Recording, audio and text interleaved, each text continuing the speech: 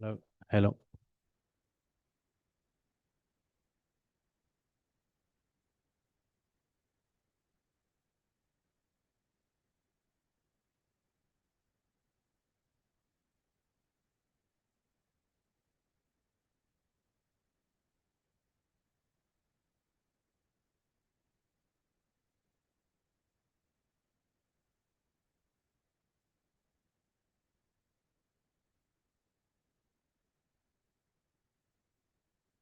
I'm just going to test the mic before the meeting starts.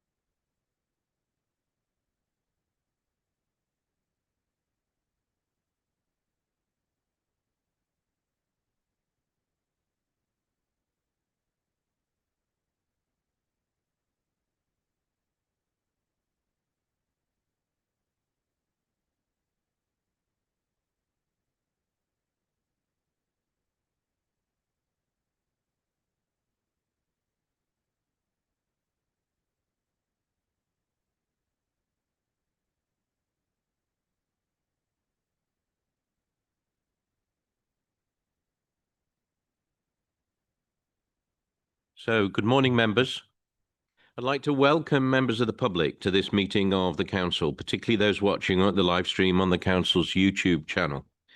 The Council supports the principle of transparency and encourages filming, recording, and taking photographs at its meetings that are open to the public. Members are advised that this meeting may therefore be filmed, recorded, or photographed. Please, can I ask all members turn their mobile phones to silent or vibrate whilst the meeting's taking place? There's no fire alarm test scheduled for today. So if the alarm sounds, I'll adjourn the meeting and we'll make our way downstairs via the fire escape in the corridor behind you. The muster point is at the far end of the building. Apologies for absence. I've received apologies from Councillors Osborne, Thornhill and Watt.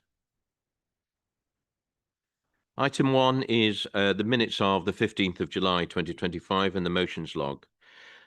So the next item on the agenda is the approval of the minutes of the meeting held on the 15th of July. The council's asked to agree that these as a correct record. If any member does not agree, would you raise your hand now? Okay.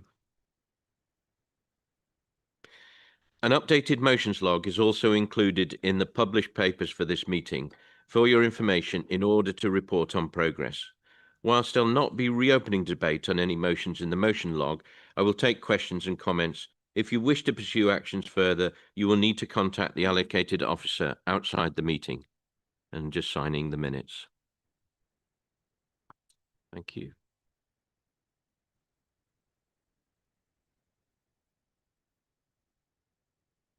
Chair's announcements.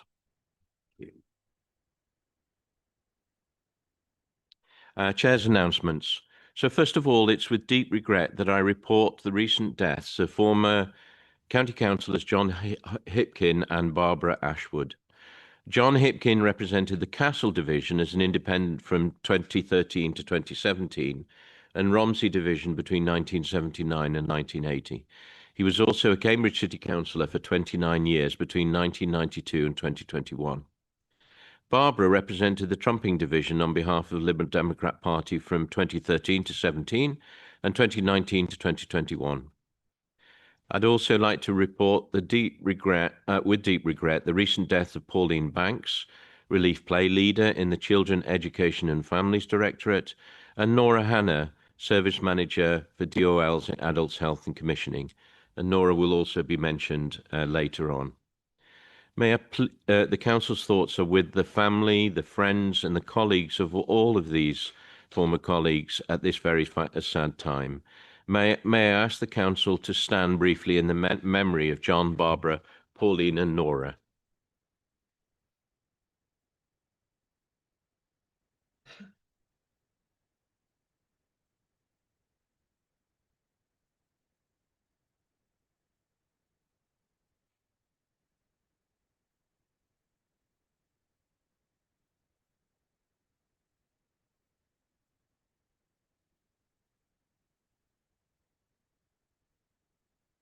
Thank you, members. At this point, I think I would like to call upon Councillor David Levine and Councillor Nessinger, who respectively would like to say something about former Councillor Ashwood and former Councillor Hipkin. Councillor Levine, please. Thank you, Chair. So Barbara Ashwood was a near neighbour of mine. She passed her seat to Honorary Councillor Philippa Slatter, who has asked me to read a tribute to her. So this is from Philippa Slatter. When Trumpington elected Barbara Ashwood in 2013, they chose well. She was clearly ideally suited for the job of a county councillor. Over 40 years as a Cambridgeshire librarian gave her detailed knowledge of the county as a whole and of the dilemmas faced by officers. It also gave her informed and sympathetic understanding of the problems faced by people from all walks of life. Although cancer had forced her early retirement, she turned it into an asset. She'd learned from personal experience how important good neighbours are, especially to someone whose working life left little time for community activities. Once retired, she got involved in local community events and was a familiar sight, dishing out bacon rolls or mulled wine. Her library background translated easily into work on the community's committee of the county council, of course. But she also relished working in new areas such as the Fire Authority, which was a particular favourite of hers. She often said how much she appreciated the challenges that came her way as a county councillor. Barbara's skills came even more into their own in her second term, in the time of the COVID pandemic. She herself was, of course, strictly shielded, but this did not prevent her from being both an efficient administrator of our Trumpington Volunteer Service and a telephone buddy to many isolated residents. Without her calm voice and listening ear, I, for one, would not have managed to deliver the practical help that people needed during those anxious and uncertain times, when we had to work out ways to help people safely. When I succeeded her as county councillor, this partnership continued, and Barbara welcomed the new professional networks that had developed during COVID. She welcomed the ways in which COSMIC Committee is breaking down some of the barriers between district and county officers and between officers and members of the public that she thought got in the way. During her long career, she recognized the changing times. This showed in her designs for new local libraries and proposals for the reorganization of Cambridge Central, and discussed my updates from the Library Working Party. She always preferred to work across party boundaries, and I know that there will be many of her former Conservative colleagues who will be sorry to hear that she is no longer with us. I shall leave you with her own words, typically on the subject of books. The day before she died, I phoned her from Waterstones to see if she had got the new Robert Galbraith, and to ask if she wanted to go halves on it. I started to suggest that if we could wait for the price to go down a bit. Well, either the line was bad or her voice was a bit weak, but she cut the conversation short and just said, "Go for it." Thank you. Levine. Councillor Singer, could you say something about former Councillor John Hipkin? Thank you. Thank you. I won't be quite as eloquent as Philippa and David. I was a councillor, a colleague of John Hipkins for a number of years, both on this council as a county councillor and also on Cambridge City Council. He represented Castle, which was the neighbouring, well, is the neighbouring division to Newnham, which I represented for many years on the city. John was an impressive speaker with strong views, and an absolute dedication and commitment to the city of Cambridge. I didn't always agree with his views, but he was always eloquent in putting them forward. We represented that part of the city at a time of enormous change for it, with the new development at Eddington, and watching that new community grow was wonderful for me. I think John found it harder at times, but he was always a strong advocate for his area of Castle.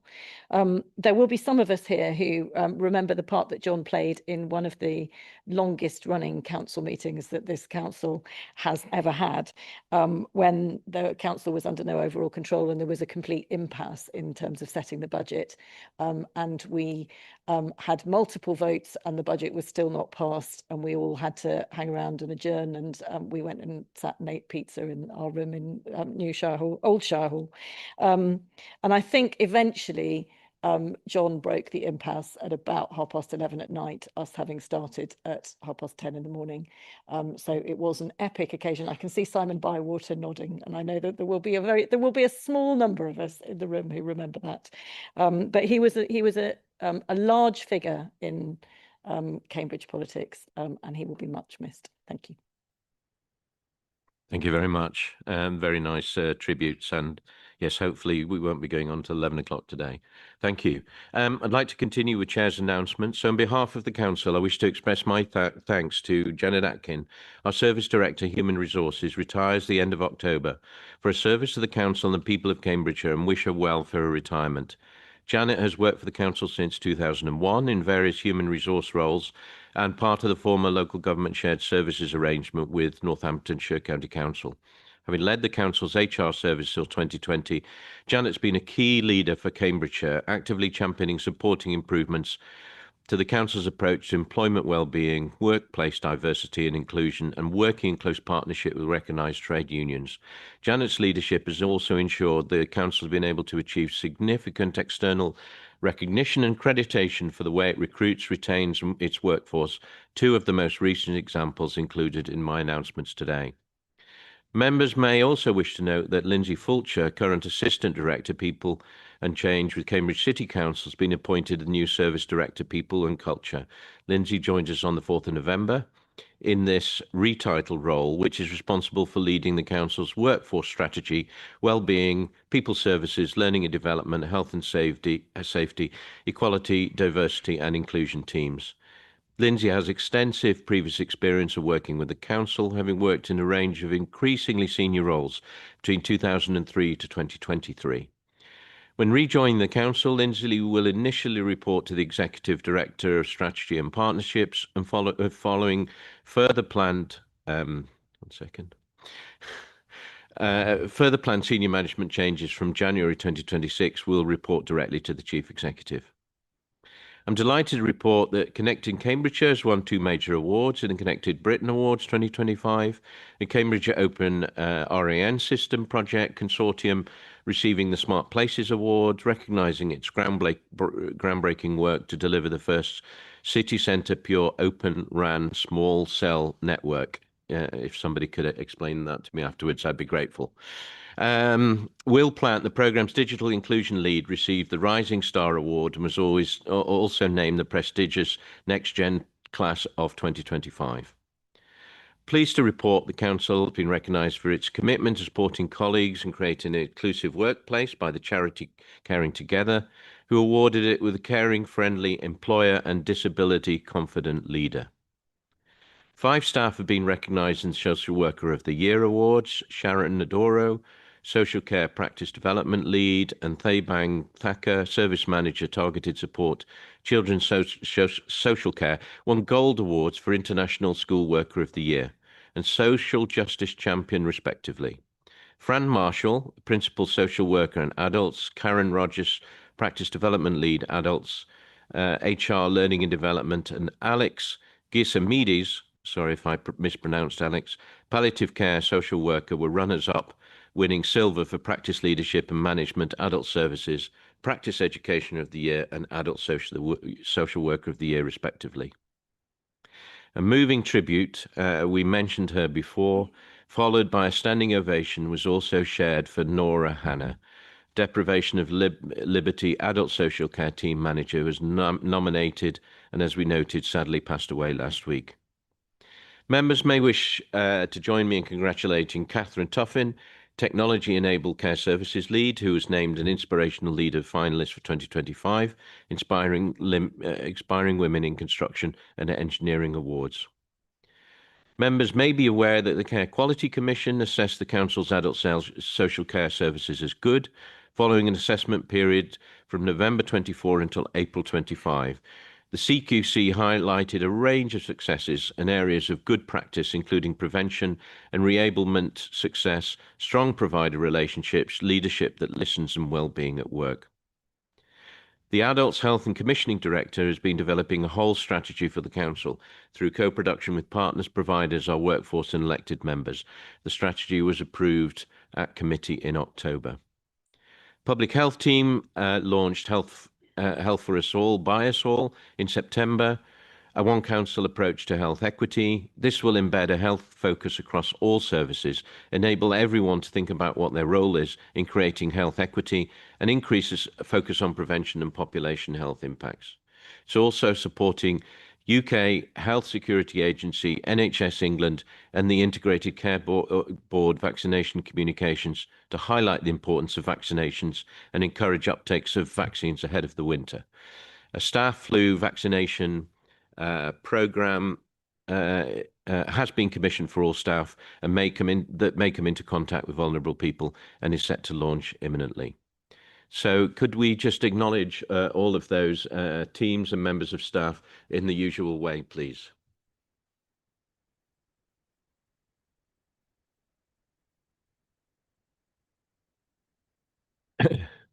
So finally from me on my announcements, as Chair of the Council, I attended the following events: the High Sheriff of Cambridgeshire's Summer Garden Party, the official opening of Insmed Innovation UK, Historic County and Emergency Services flag raising at Newshire Hall, the National Stud in Newmarket to receive Their Majesties the King and Queen, the celebration of Barnwell Verge Seeds of Hope project, Staff Day at Grafham Water Centre, the Royal Air Force Whitton annual reception, Costello Medical's King's Award presentation, Fitzwilliam Museum's opening of its new exhibition, Murray Edwards College to meet His Royal Highness the Duke of Edinburgh, the Mayor of Cambridgeshire's Chevin sermon, Cambridgeshire Acres annual general meeting, the Diwali reception at Camborne Hub, and Diwali celebrations at Orchard Park. Yes, I did have to do some Indian dancing. A dinner to commemorate the Battle of Trafalgar at Town Hall, and 12 citizenship ceremonies. my vice chair attended the following events: RAF Whitton Freedom of Entry Parade, Thrapston Civic Service, Key Leaders Day, RAF Mildenhall, Sunset Vigil at the Priory Cemetery War Graves, Merchant Navy flag raising at Newshire Hall, Proms in the Park at the Wall Garden, St Ivan's Town Council Freedom Parade, the Mayor of Huntingdon's fundraising quiz night, Rushton Civic Service, Godmanchester Civic Sunday Service, Ramsey Civic Service, and one citizenship ceremony. You'll be pleased to know that that concludes announcements for today. Thank you.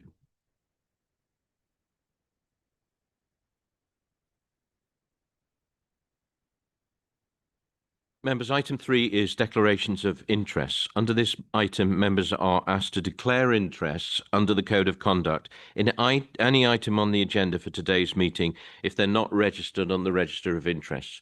I will pick up the dispensation for all members in relation to agenda item number 6 on local government reorganisation when we get to that item.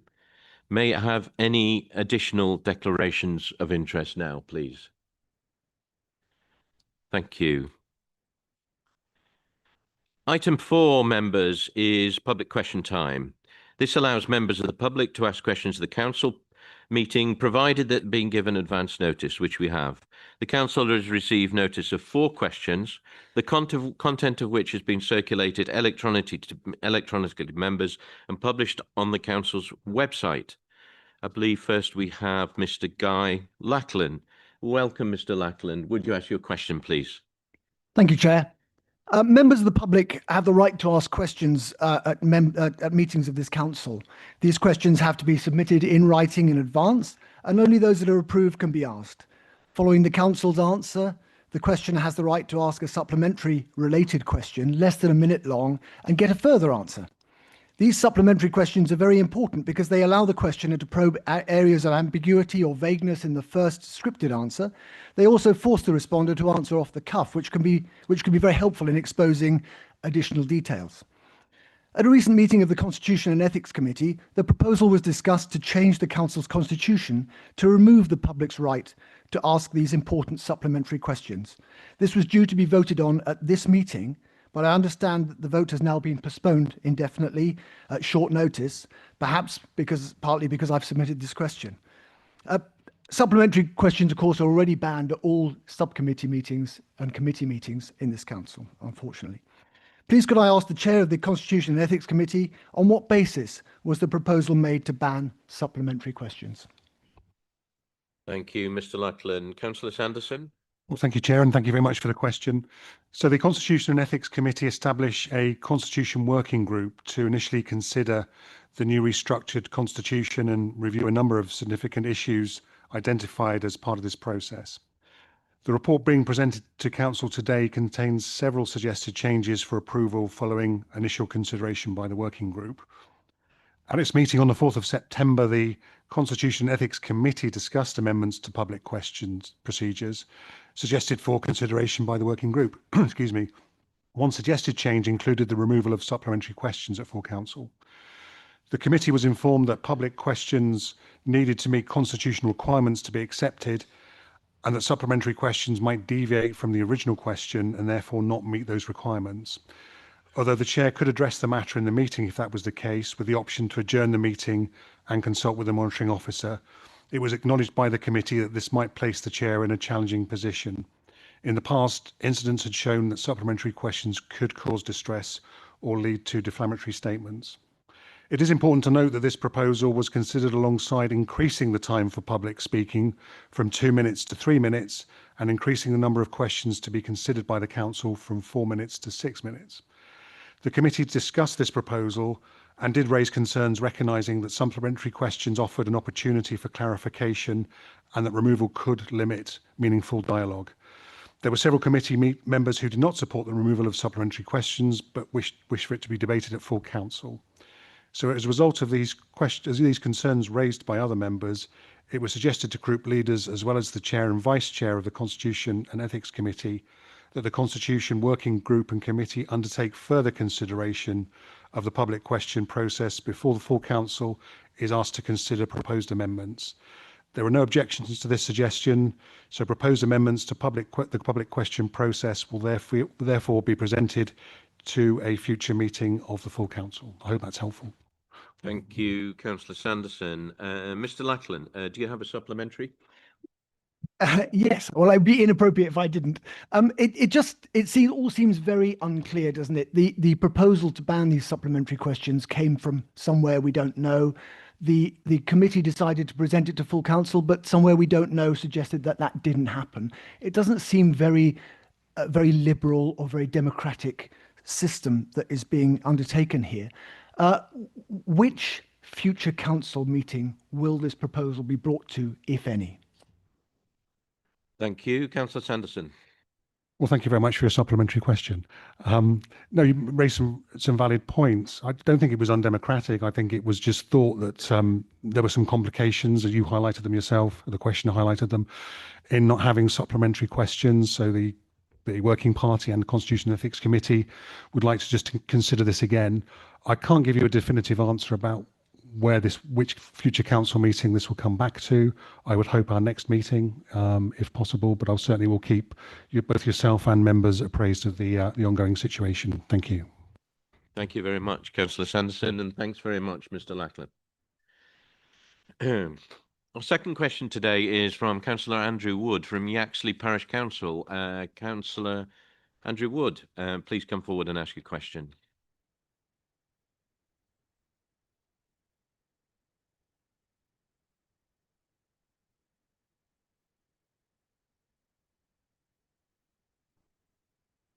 Thank you. Yaxley presently falls within Huntingdonshire district and lies directly adjacent to Peterborough, which has its own unitary authority. In recent weeks, the parish council has been quite confused as to why residents of Great Haddon call our offices in the belief that they live in Yaxley. We now know that house sales in Great Haddon are being given a Yaxley address without receiving the benefits of residing in the village, nor contributing to the village with their council tax. In the past, to quote a previous county councillor for Yaxley, Councillor Matt Maguire, Peterborough has treated Yaxley with contempt in relation to, amongst other things, drainage issues, which cause flooding, highway design resulting in residents experiencing significant delay in entering and leaving their own village. The neighbouring housing development approved by Peterborough City Council has caused increased traffic throughout the village, necessitating additional road safety infrastructure, for which Yaxley receives no SIL funding. Requests to Peterborough for assistance with this issue have been refused, as they have no obligation to help. The fact that we neighbour an authority with no responsibility for our area raises concerns over cross-border infrastructure compatibility. This is a recognised concern, and a motion to that effect was passed by this council in July of this year. We are keen to work well with our neighbours, but does the leader of Cambridgeshire County Council feel that it is important for Yaxley to be in the same authority as Peterborough to prevent future issues such as these, and would such an arrangement ensure that Yaxley's needs are seriously considered in these and any future infrastructure changes and development? Thank you. Thank you, and thank you for giving it time. Councillor Nzinga. Thank you very much for coming with your question this morning, Andrew. It's excellent that you are able to be here, and it's important that the people of Yaxley are represented at this meeting in the absence of their county councillor. I know that there have been issues for many years in Yaxley over the fact that Peterborough City Council passed the planning application for Great Haddon without Yaxley Parish Council being fully kind of involved or engaged with that process, and the inability of Yaxley Parish Council to influence that application or the details of the subsequent water management and flooding management issues have been a massive ongoing concern for residents in Yaxley for years. I think if local government reform is well implemented, it may help to prevent some similar issues from happening in a similar way in the future. And I do think that one of the advantages of option A, which we are presenting today, is that it gives both of our very rapidly growing cities both space to grow and also a good connection with their surrounding rural hinterlands. And those surrounding rural hinterlands are really important for the health and well-being of both of those cities. So I do think that this presents an opportunity to try and prevent some of the problems that have happened in the past where enormous developments have been put right on the boundaries from happening in the future. But I am also aware that some residents in Yaxley may not feel entirely well disposed towards Peterborough City Council and may have felt like that for some years. I think it's also important to be mindful that whatever succeeds this council as a result of local government reorganisation, the new councils will be different and their own entities. They will not be the same as the current councils in any of those places. So I hope that's helpful. Thank you. Councillor Wood, would you have a supplementary? Yes, thank you very much. Thank you very much for that, Councillor Netzinger. My supplementary would be based on previous experiences with Peterborough. Many Yaxley residents, as you mentioned, are extremely wary of a close relationship with the city, particularly becoming responsible for part of the debt that Peterborough carries. What can the leader say to put those residents' minds at rest? So I think residents across all of our local government region in Cambridgeshire and Peterborough are likely to be concerned about the levels of debts across different councils. There will be this is a government process. I mean, none of us chose to have this, and I think that theme is going to come back time after time during the day. At least I would be surprised if it doesn't.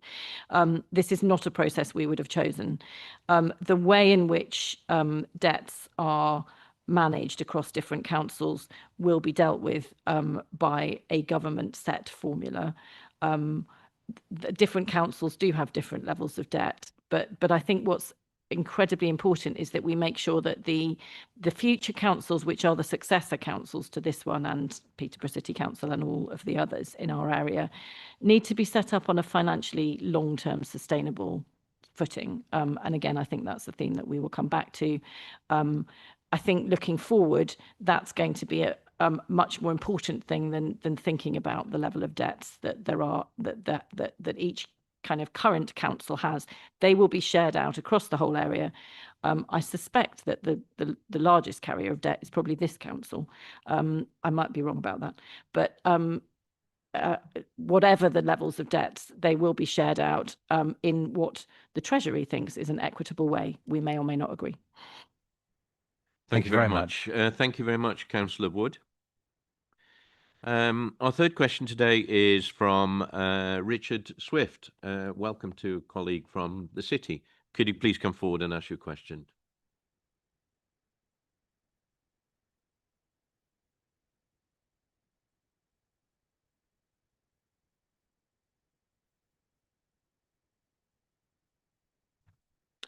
Thank you, Chair. I'm Richard Swift, a Labour Party councillor on Cambridge City Council, and my question is about Rannis Healthcare Limited, and I'd like to know when the council first became aware of the problems that led to Rannis Healthcare Limited receiving an inadequate marking from the Care Quality Commission. Just a little bit of background information. Rannis Healthcare Limited provides domiciliary care for Cambridgeshire residents, many of them funded by this city council. People rely on companies like this to enable them to continue living in their own homes rather than going into care. This is a situation I myself have with my 99-year-old father who's going through this in Sussex. There are serious consequences when visits are missed or late, and where staff have insufficient training to know what medications should be given and taken. The QCQ report said, and I've got a series of quotations, people were not safe and were at risk of avoidable harm. The provider did not make sure that medicines and treatments were safe. The provider was unable to provide a clear answer regarding the number of staff currently working for them. There were widespread and significant shortfalls in leadership. Leaders did not have the skills, knowledge, experience and credibility to lead effectively, and they did not do so with integrity, openness and honesty. And I'd like to know, how did these failures show up in the city's in the council's monitoring of its contracts with Ranis Healthcare Limited, and what actions were taken to put things right? And how many people are still receiving care that is funded by the council from Ranis Healthcare Limited?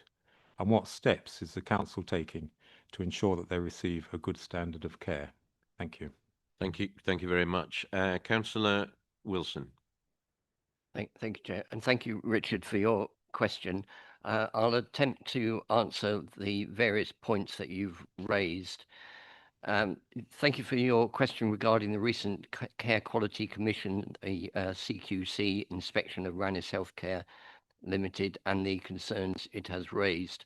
I want to assure you that Cambridgeshire County Council takes the safety and well-being of residents receiving domiciliary care extremely seriously.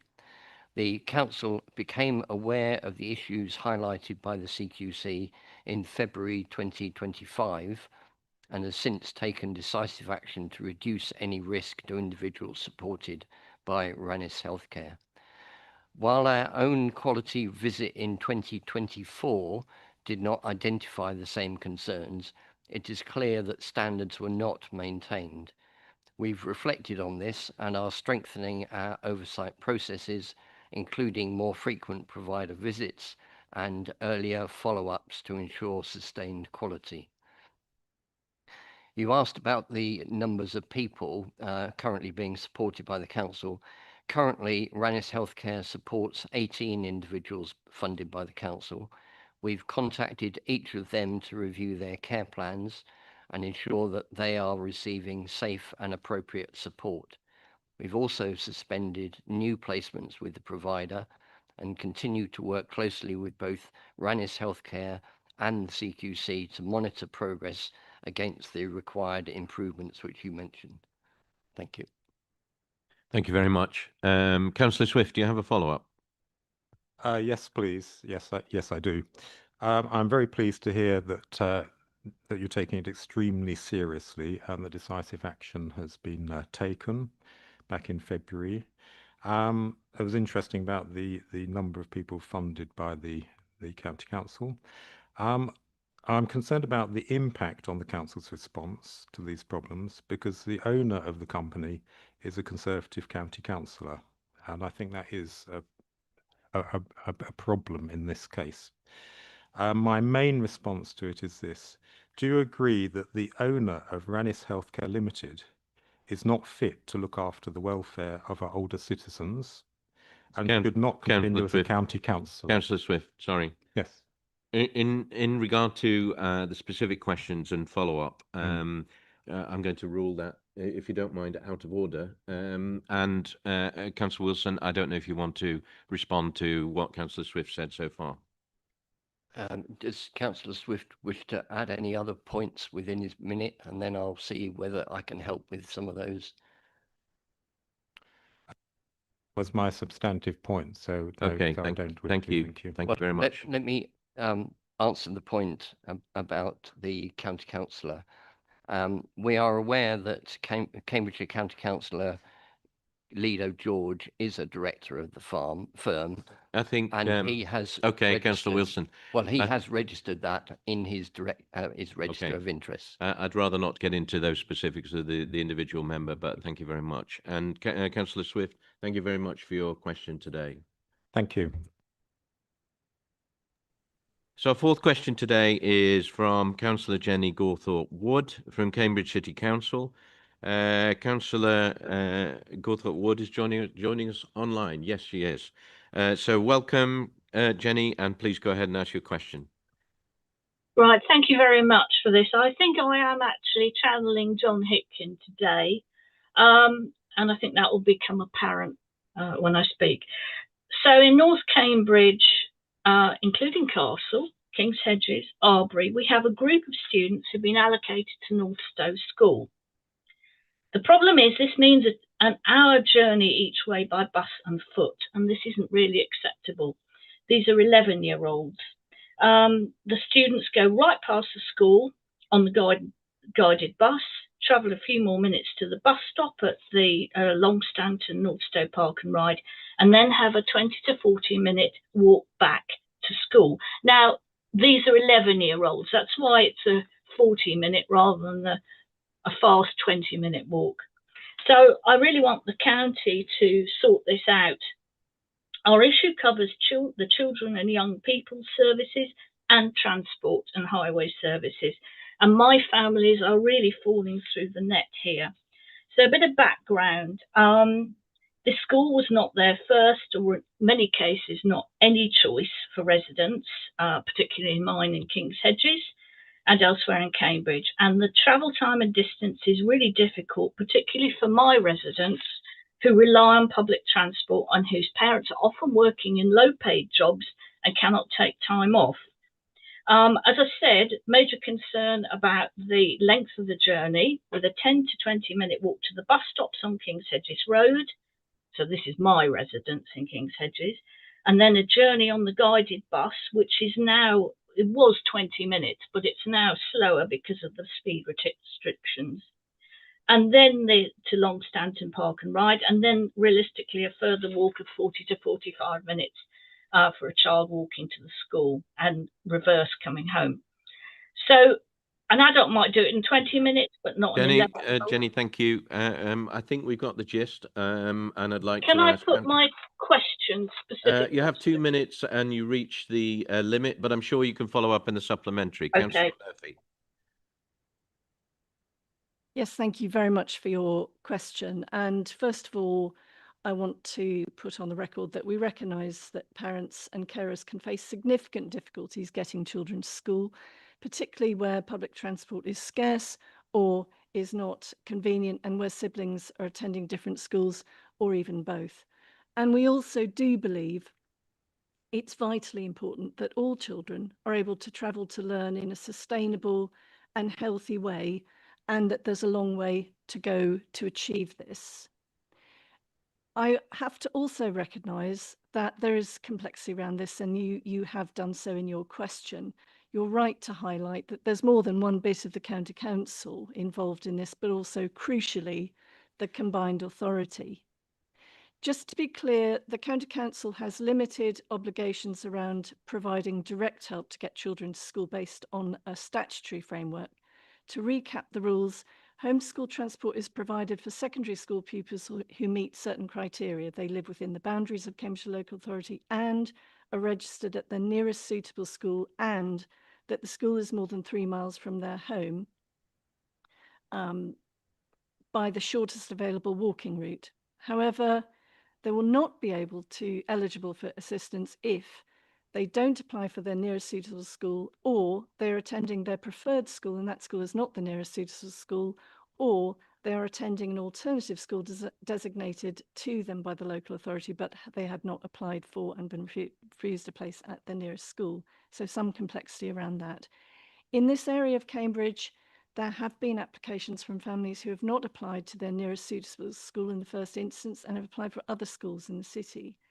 Where those schools are full, the families are offered places at the nearest school with places available, which may be Northstowe, but unfortunately, that means that the offer of support... Thank you, Councillor Murphy. Thank you very much. Jenny, would you like to follow up with a supplementary? Yes, please. Thank you for your response. I'm pleased to see that you are taking this very seriously, but this is now got really urgent. The children and the parents are often unaware that a choice for a local school had to be made. And I recognise that transport costs are not covered. So at the moment, I mean, a taxi fare is like 24 to 29 pounds each way. That's impossible for my parents. As the most deprived ward in Cambridge and South Cambridge, these families and children are being doubly penalised with long journey times and poor public transport options.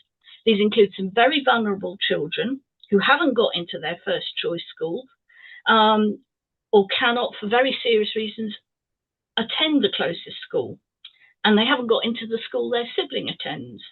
In one case, it's a police matter. Thank you. Thank you, Jenny. I think that's clear. I'd like to ask Councillor Murphy to cover some of those points. Thanks. Yes, thank you.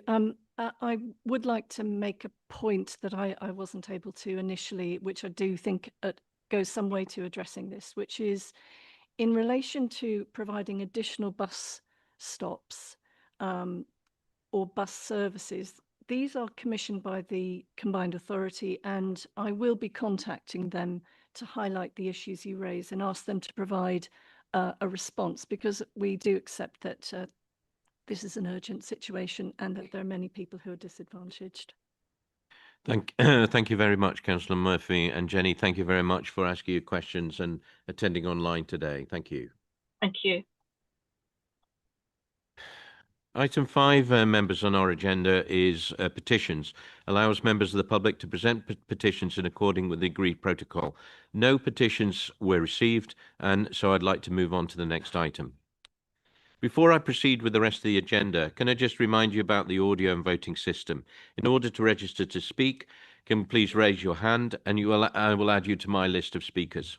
When I invite you to speak, please press your mic button. If you wish to raise a point of order or personal explanation, you'll need to raise your hand, so do not press your button.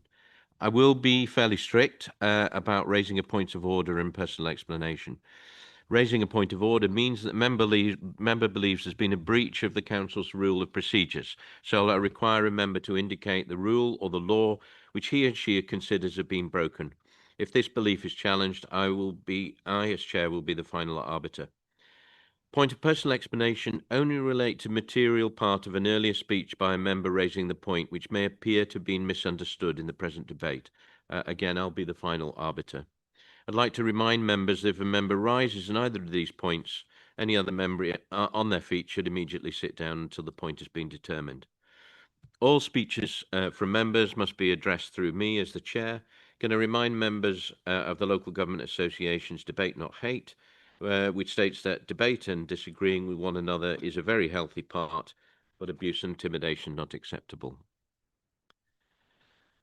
So, members, we move on to item 6, which is local government reorganisation in Cambridgeshire. This is included in your agenda papers from pages 3 to 120. I'd remind members that an addendum was circulated to members and published on the council's website on Friday, the 17th of October. Can I also remind members that in order to avoid the need for each of you to individually declare an interest, the monitoring officer has issued a dispensation relieving all members from their requirement to disclose interest and the restrictions on participating in the debate. Mrs. Duncan, would you like to make a comment on that? Thank you, Chair. I think that explains it perfectly. Thank you. So, can I ask the Leader of the Council, Councillor Nessinger, to move the recommendation set out on page 31 of the agenda to be adopted, and ask the Deputy Leader, Councillor Dupre, to second, and there is also an amendment on this motion. Thank you. Thank you. Do you want me to move and speak? Okay, I'm going to stand up for this one because it's quite long. I'm sorry about that. So the first thing I want to do in moving these recommendations is to thank the officers at Cambridgeshire and our other councils in our area for the enormous amount of work that they have done to provide the information for councils across Cambridgeshire to make informed decisions on which options to present to government. At this council, I want to give particular thanks to Joe Lacey-Holland and his team, to Tom Kelly, Stephen Howarth and their team in finance, and to members of our comms team who have worked incredibly hard to get our surveys out and turned around and the responses summarised back for us to have as part of our appendices for the decisions we're making today. And I particularly want to say that the work that's been done by Joe and Tom and Stephen and the finance teams and at this council has not only been incredibly important for this council in making this decision, but has been important for officers at other councils. The data that they are using is being used right across our local government system, across Cambridgeshire and Peterborough. And it's important to recognise that the work that all of these members of staff have been doing, both in this council and in other councils, They're having to do all of that work on top of incredibly busy day jobs. The massive task of assessing reorganisation options has been undertaken while also running all of our usual council services which are already under extreme pressure. So my thanks to all those involved, and I hope that that reflects the view of this whole council and can be reflected throughout this meeting. Secondly, I want to reflect on the process here in Cambridgeshire. It's not a process that we at Cambridgeshire County Council, nor any of our partner councils across Cambridgeshire and Peterborough wanted. It's a process we have been forced to undertake by central government and forced to undertake with very short timescales and very restrictive criteria. I know that others in this meeting are going to say quite a lot more about the impact of those government rules, but the thing I particularly want to focus on in this part of my speech is how much across Cambridgeshire and Peterborough councils have actually succeeded in working together and collaborating on this process very constructively. There are going to be discussions at this council and at other councils about where we disagree, but I think it's important to emphasise that actually there has been a huge amount of collaborative working. Cambridgeshire's 7 councils have met frequently, and those meetings have been friendly, open and cooperative. We do not all agree on what the future geographies for new councils should look like, and I'm sure some of the debate today will cover some of the reasons and topics on, where we differ. But it's important to be clear that we are disagreeing respectfully, that we continue to work together in a friendly and collaborative way through those differences, and we are sharing our data and the work across our councils. And this civilised and collaborative way of working has served us well, and it has saved a considerable amount of money across the Cambridgeshire and Peterborough area over the last year. Because councils are being expected to pay for the whole of the reorganisation costs themselves. So the fact that we have shared the costs of data gathering and analysing data collaboratively has been very, very helpful, and it will be even more important as we move forward to different phases of this process. We do need, as councils, to continue to work together in a friendly way, and for our officers to continue to do that, because that will be an important legacy for the councils that follow us. During the first stages of the process of assessing options, all of the councils across Cambridgeshire, the Cambridgeshire and Peterborough area, came to the conclusion that the financial information which we had been presented with and which all councils had accepted indicated that having more than 2 unitary councils covering the Cambridgeshire and Peterborough area would be financially unsustainable in the short, the medium and the longer term. And I think it's really important today to emphasise that that was a conclusion that all council leaders recognised back in the early summer when the financial information was presented to us. And I don't think anything has changed in that information. And I think it's really important that councillors in this chamber recognise that all council leaders recognised that having more than 2 unitary councils would leave small councils that were unsustainable in the longer term. The implications for setting up new unitary councils, which the data has already shown would be unsustainable, are serious. It would mean both higher levels of taxation for our residents and So, lower Nathinka, levels. could you draw your remarks to a close? Yeah, gosh, I've got loads more to say. Sorry. So I think it is really important that we recognise that the finances are important and that the level of service that residents get from those councils is also important. We would have poorer services if those councils are not financially Thank sustainable. you. I'll sit down. I'll carry on later. Thank you, Peter. Thank you very much. Councillor Dupre, I believe you are seconding the recommendation. Do you wish to speak now or reserve your right? To reserve my right, thank you. All right, thank you. So, members, we have an amendment from Councillor Kane, and I believe Councillor Wyatt is to second that. Councillor Kane, would you like to propose your amendment? Chair, I'm pleased to bring forward this amendment today, and I do so because I believe we've got a responsibility not only to follow the local government reorganisation process, but to speak clearly and truthfully about its limitations. This amendment does not reject the principle of unitary authorities. I think many of us can see the case for change, reducing duplication, simplifying structures, and bringing services closer to the people who use them. But what this amendment recognises, and I hope colleagues will also recognise, is the way that this reorganisation is being carried out is deeply flawed. We are being asked to make fundamental changes about the future shape of our local government for Cambridgeshire and Peterborough, decisions that will last decades under an approach that is too fast, too narrow, and in many cases simply doesn't reflect the reality of people's lives. And that's why I'm asking the Council to formally put on record our concern. We may be submitting an option in line with government guidance, but that does not mean we believe the current criteria are right or serving the best interests of our communities. Let me speak about a community I represent and the real issue this process creates for Great Granston. Great Granston is a vibrant village in the eastern edge of Huntingdonshire, but it has strong everyday ties to Cambridgeshire, not Peterborough. Residents in Great Granston commute to Cambridgeshire for work. They rely on Cambridgeshire hospitals and they participate in Cambridge's economy and cultural life. Transport routes run south to east, not north towards Peterborough. In fact, Great Granston even has a Bedfordshire SG postcode, which says a lot about how disconnected it is from Peterborough area administratively, economically, and socially. And yet, under this proposal, based entirely on existing district boundaries, Great Granston would be placed in a Peterborough-based unitary authority. There's no logic for this other than bureaucratic convenience. It doesn't reflect how people live, and it doesn't reflect where they turn for services and support. What makes it even more concerning is the new boundary would split Great Granston from Little Granston, two villages with long shared history, community ties, and many interdependencies. These aren't just neighbouring villages, they function as one community, and yet this process would put them into two different unitary councils. And this has real consequences. Take schooling, for example.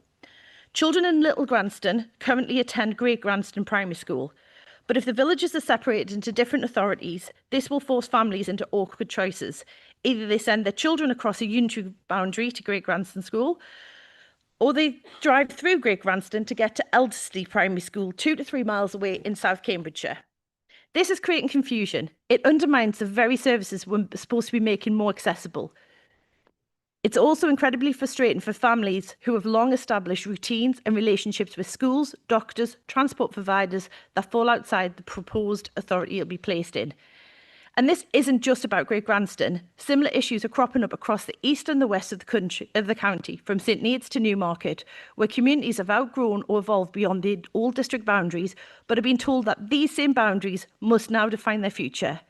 In theory, this process could have been used as a moment to fix historic anomalies like this, to redraw the map in a way that truly works for the 21st century. Instead, we've been handed a set of rigorous, centralised criteria that lock in these existing problems rather than solving them. Let's be honest, this is an administrative exercise driven by speed, not substance. There'll be no meaningful consultation with parish councils nor local communities when the government decides which option it wants to pursue, and no opportunity to redraw or revisit boundaries to reflect the real lived geography of Cambridgeshire today. And that's why I've brought this amendment forward. It allows us to comply with government process.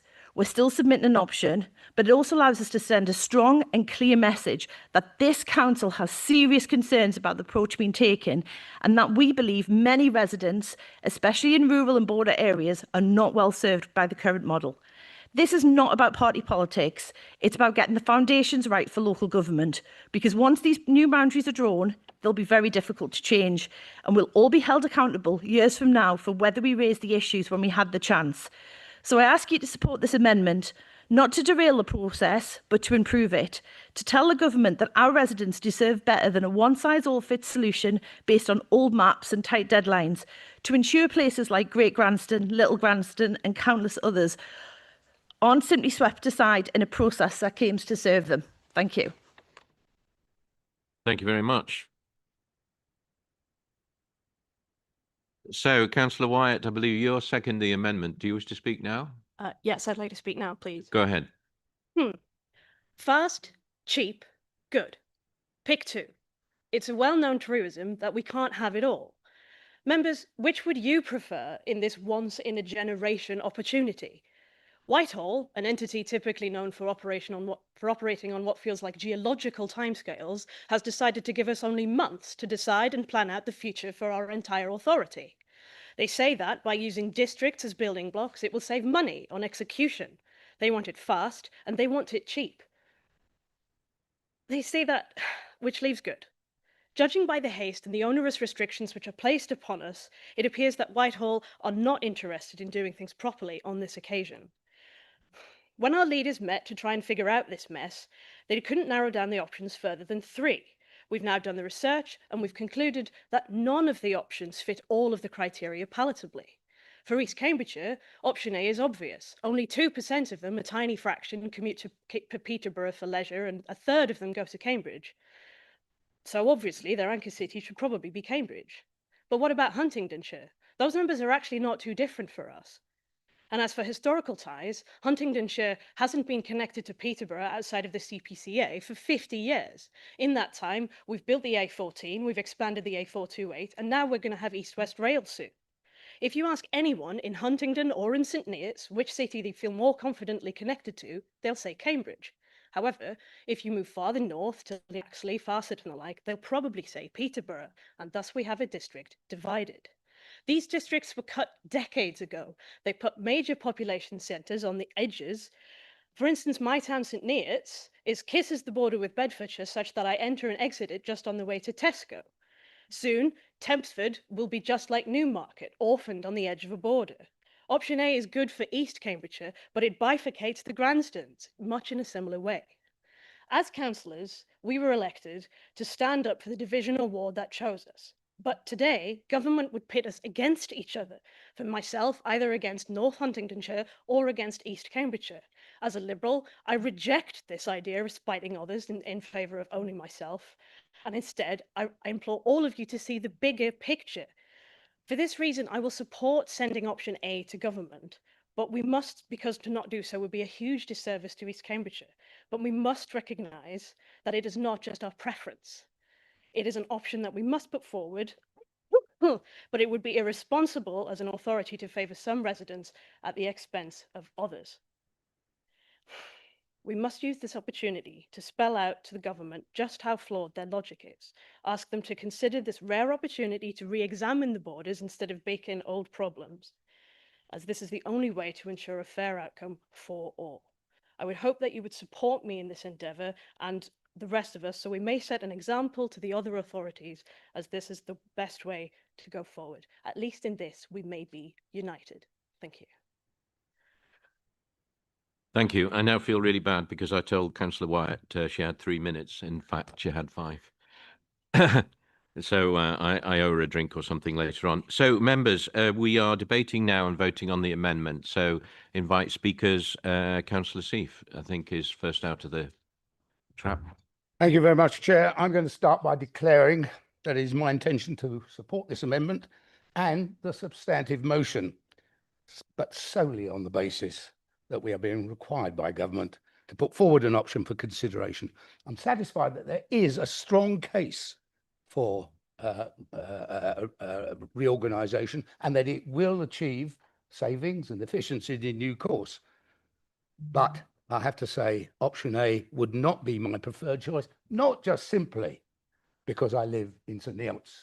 We feel that we might not be a match with Peterborough, but for a particular reason.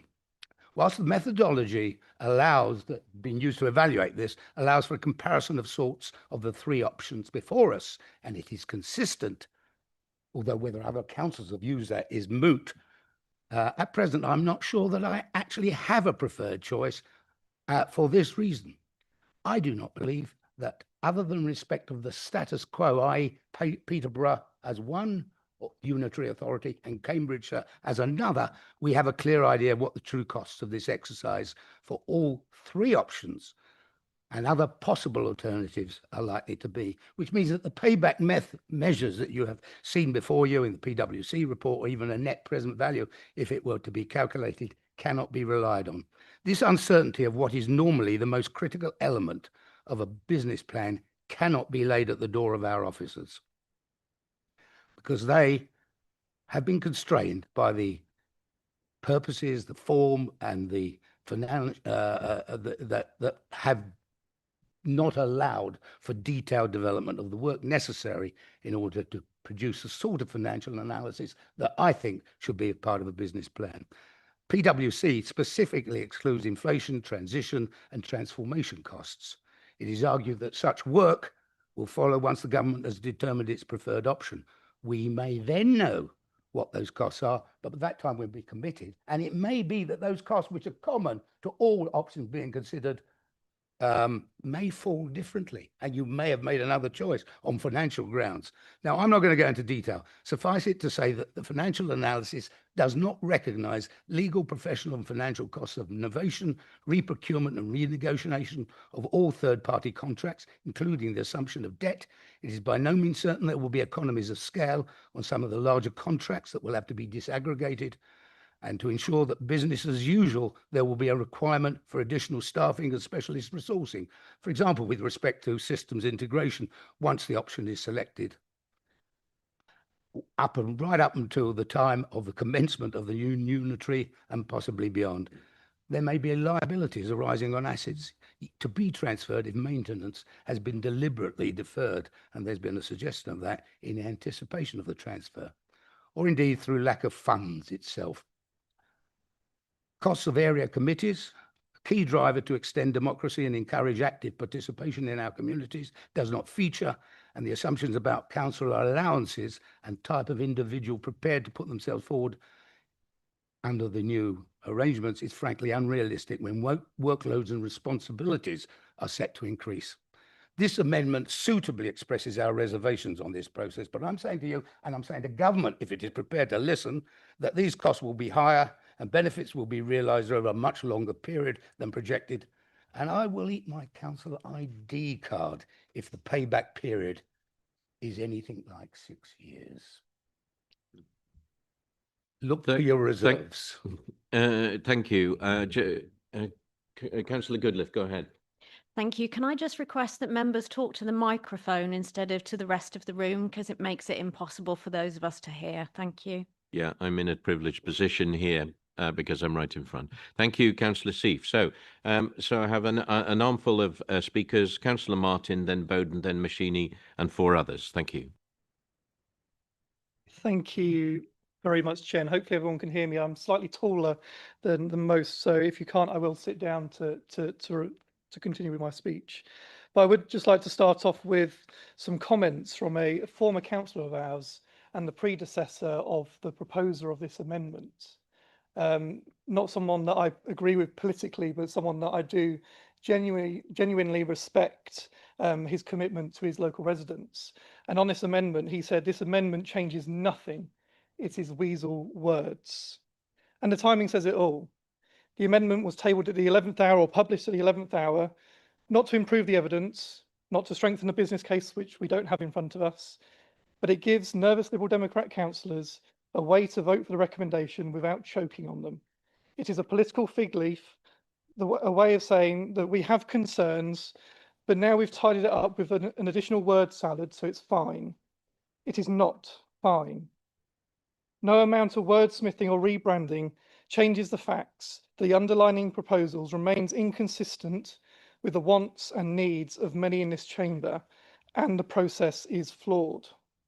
Let's be honest, the leadership, if the leadership were confident in their case, they wouldn't need to rewrite it at the last minute to keep their own councillors on side. This is not leadership, it is political management masquerading as improving recommendations. Liberal Democrats may think that they're mending the internal rifts, but the reality is they're widening the public mistrust. Residents can see straight through this. They can tell when a council's energy is going into papering over party splits instead of producing solid evidence of major structural change. This is not policy making, it is survival politics. This amendment is just weak, and quite frankly, it is dishonest. It asks us to pretend that splitting districts isn't possible. Tell that to the 2 Labour Peterborough MPs who obviously didn't read that imaginary memo. Chair, I must say to the Lib Dem backbenchers, through you, this is your moment of truth. You know why this amendment exists. It's to give you cover, to let you say you supported progress whilst avoiding the embarrassment of voting against your own group. But the residents who sent you here didn't elect you to manage party optics. They elected you to make decisions in the open, based on facts, not fictional compromise. If you believe this process has been flawed, or you or your residents do not support option A, many of you have said that privately and publicly at your town and parish council meetings, then have the courage to vote accordingly. Because hiding behind this amendment fools no one. This is not about improving the recommendations. It is about a party trying to hold itself together long enough to get through today's meeting without another public split. It's politics at its most cynical. Chair, we all see what this amendment really is. A desperate last-minute manoeuvre to mask divisions, not serious improvements to the proposal. It fixes nothing. It explains nothing. It only exposes the weakness of the leadership behind it. So let's call it for what it is, a political fudge, not a policy fix. And let's have the courage, whatever our colours, to vote it down, because if we can't stand up for honesty and integrity in this chamber, then we can hardly claim to represent those outside it. Thank you very much, Councillor Martin. Councillor Bowden, then Councillor Machini. Thank you very much indeed, Chair. I agree, Chair, with the vast majority of what is written in this amendment and with the vast majority of what Councillor Kane said in her speech. And if you look back in history, local government reform has been a nightmare for governments year after year, decade after decade. Since the major local government reforms of the 1870s, there were 7 major attempts by governments to fundamentally reform local government in England. And only 2 of those fundamental changes actually came through, the 1963 change for most of Greater London and the 1972 Local Government Act, which we've got now. It is a very difficult process, which is why in the past this process hasn't been rushed, and this amendment quite correctly says that this is a rushed process, but they've used royal commissions, multiple royal commissions, in order to reach a conclusion which has tended to last for some considerable time. Our current arrangements have lasted for more than 50 years in most of England and more than 60 years in Greater London. I have to say, I don't think the results that we're going to get out of this local government rearrangement, if it goes ahead, and it's still not certain that the government will manage to do it, but if it does go ahead, I'm not confident it will last 50 or 60 years. I think within 10 years, the system will fall apart and will have to be reorganized all over again. Because it's difficult enough to reorganize local government in England anyway, but this isn't even the main purpose of what government is currently doing. This is subsidiary to their attempts to create mayoral combined authorities in the non-metropolitan areas of England. So it's not even the main purpose, it's subsidiary to another purpose, and it's almost doomed to fail as a result. And I really do regret to hear the Councillor Sieff saying that even if this amendment is passed, that he will still support option A, because it actually is within the power of this authority, of this meeting, to stop option A from going ahead, to stop Greater Peterborough being established, which will swallow up Fenland and which will swallow up Huntingdonshire all the way down to St Neots. And the reason that it's going to be possible to stop it is the government has said that if no local authority proposes a particular set of boundaries within their area, then that will not be considered by central government. And as it stands at the moment, option A is only supported potentially by Cambridgeshire County Council. If Cambridgeshire County Council doesn't approve option A, then no council, it appears, will approve option A. And I'll talk about this more when talking about the main motion. And if that's the case, then option A will not take place. So it's in the hands of members here today to stop Fenland and to stop Huntingdonshire from being swallowed up inside a new unitary authority which would be dominated by Peterborough. And that's one of the reasons why I can't really support this amendment. While I do support the wording of it, and I do support almost all of the comments made by Councillor Kane, it is a fig leaf. It fails to amend the motion, it merely adds to the motion. What we really would need is an amendment which took away option A and put a different option in its place. Unfortunately, that would have been a negating amendment, the way in which this has all been set out. So this amendment isn't really an amendment at all. And that's why I won't be able to support it, even though I do support much of the content. Because, to use the old phrase, talking about the relationship between this amendment and the main motion, you can put a lipstick on a pig, but it's still a pig. Thank you, Councillor Bowden. I just want to remind members, so I know that with the amendment, inevitably you get into items of the main motion, but this is about the amendment, okay? And so if there are any members who want to reserve to speak later on the main motion, just let me know as I come to them. The next speaker is Councillor Messini on the amendment. Thank you. Thank you very much, Mr. Chairman. And I think it would probably surprise the previous holder of this particular chair how much I'm going to agree with the person who now has his job, unless he's got something else to do and isn't watching this. But Mr. Chairman, this amendment is pathetic, absolutely pathetic, and I utterly deplore that it was allowed at all, to be honest.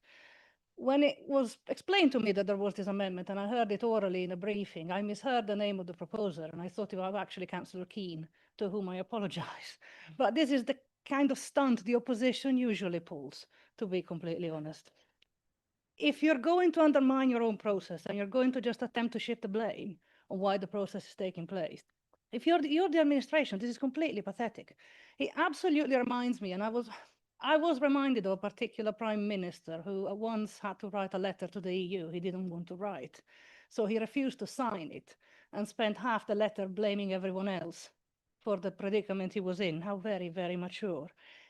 If you didn't think that the process as set out offered the best opportunity for residents, you didn't have to take part. It was never mandatory.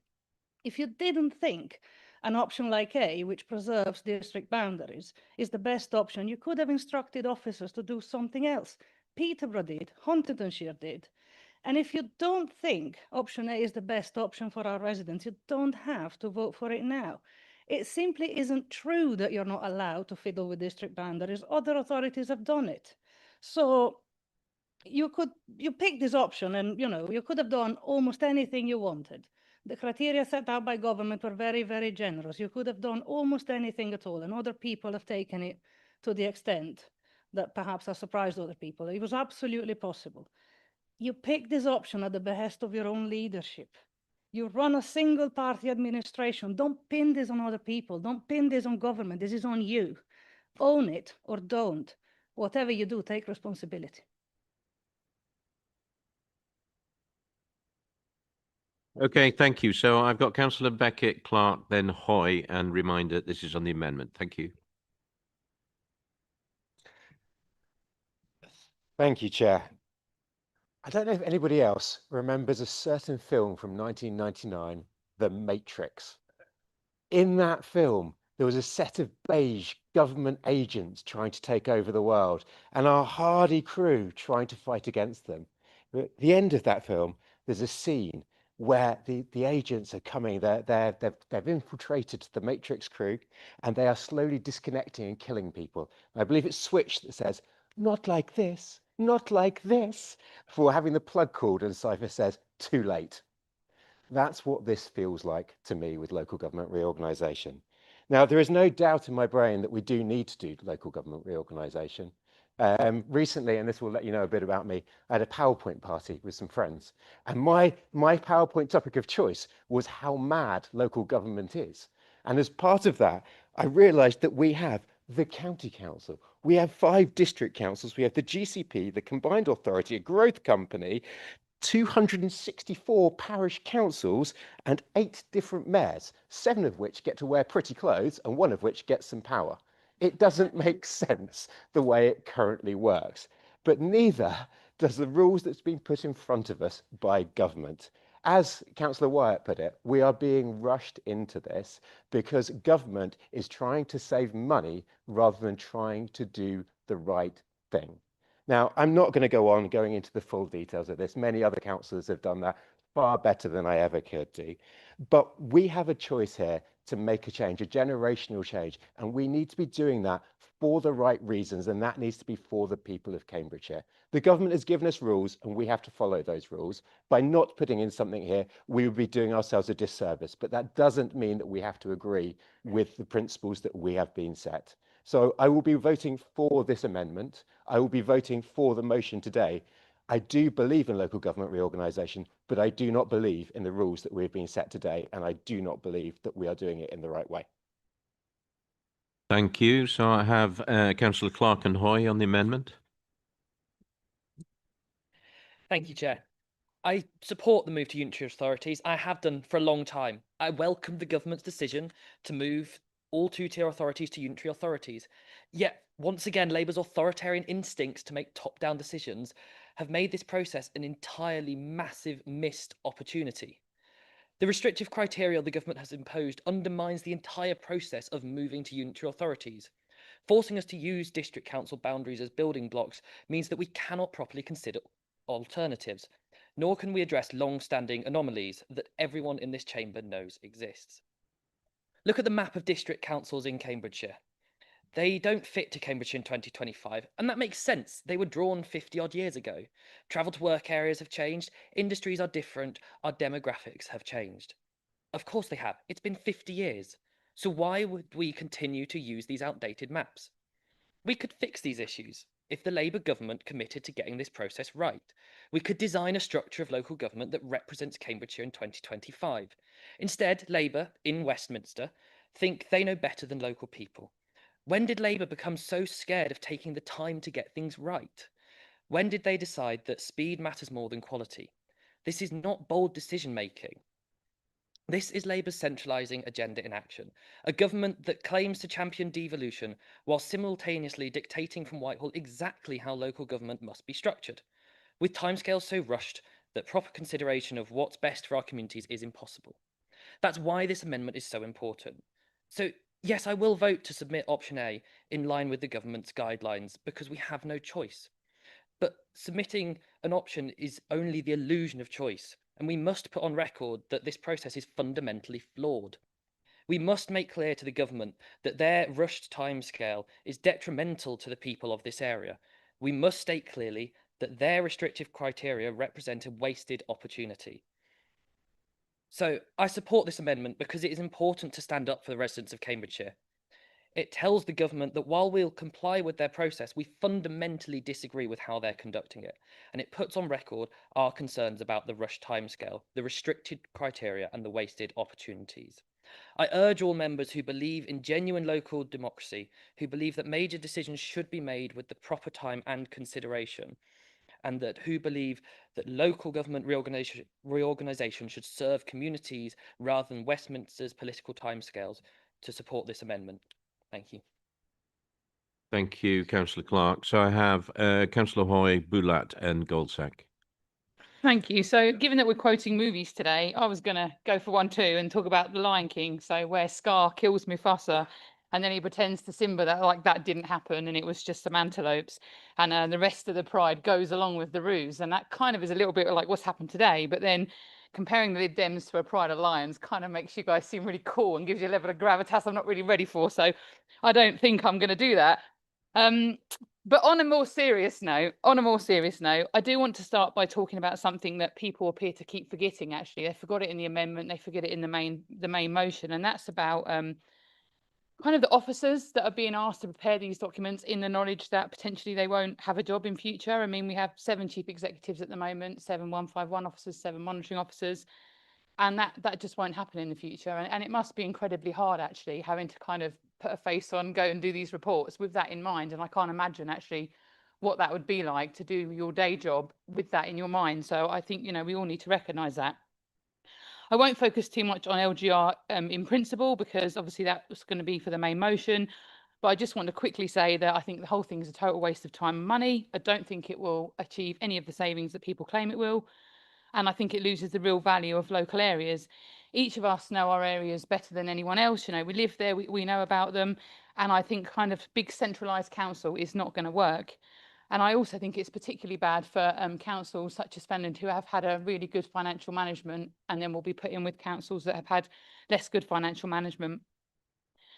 But focusing on the amendment, let's be honest, we knew option A would go through today. The Liberal Democrats, they have the numbers, that's democracy, let's be realistic. And the amendment's clearly going to go through as well. But what was disappointing was seeing an amendment which clearly spoke about option C. And when you were listening to what the words of the speaker were saying, they were speaking about option C. And so I had to kind of check my papers again because I thought maybe I'd misread it or misunderstood.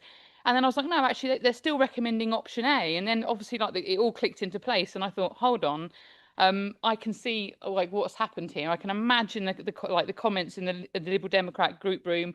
I can imagine being whipped to vote for it and saying, look, we need to push option A. We need to keep the East Cams Libs Dems happy. We'll give you this slight olive branch. You know, you can write an angry letter. We'll take a couple of photos of you that we can put out on our focus leaflets, and that'll be okay because I'm sure they won't care in St Neots. But I think they will care because maybe at the moment it doesn't seem like anyone's particularly engaged with LGR because I think people don't really understand it. You know, council isn't exciting to people, and so I don't think that they're going to really understand what's going on, but people will understand in the future. And I just don't think you should sell your soul for a few bags of silver, really.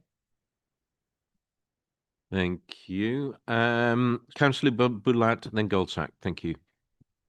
Thank you, Chair. I do support the concerns raised about Huntingdonshire and will address some of those from the perspective of my residents in St. Ives South and Needingworth in the main debate.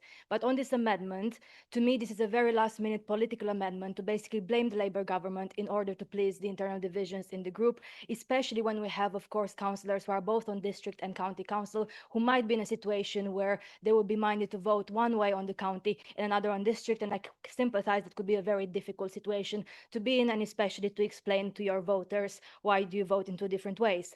I simply cannot vote for this amendment because it's simply untrue. It does blame on the government requirement to use district boundaries when it is clear to everyone who actually reads the papers today or has noticed that option D even exists, that this is clearly possible when a case is made, and that's what I would have preferred to see all the business cases for all the options today. Yes, there was a recommendation to use district boundaries to simplify the process if it's possible, but nothing prevented the case to be made for the boundaries to be split if the case was there. And surely a strong case could have been made to split perhaps North Huntingdonshire and South Huntingdonshire in a maybe option F version, but let's face it, there was no political will to do so in the previous discussions. And unfortunately, for me, I just can't support something that is demonstrably untrue and just seeks to blame the government instead of taking responsibility. And I would like to request a recorded vote on both this amendment and the main debate. Thank you. Thank you. I think it will be automatically recorded. I'll check on that. Thank you. Councillor Goldsack, then Tierney, then Bywater. Thank you. Thank you, Chair. I think what we're witnessing today, quite frankly, is the best use of a whip since Frankie Dettori won 7 out of 7 at Ascot.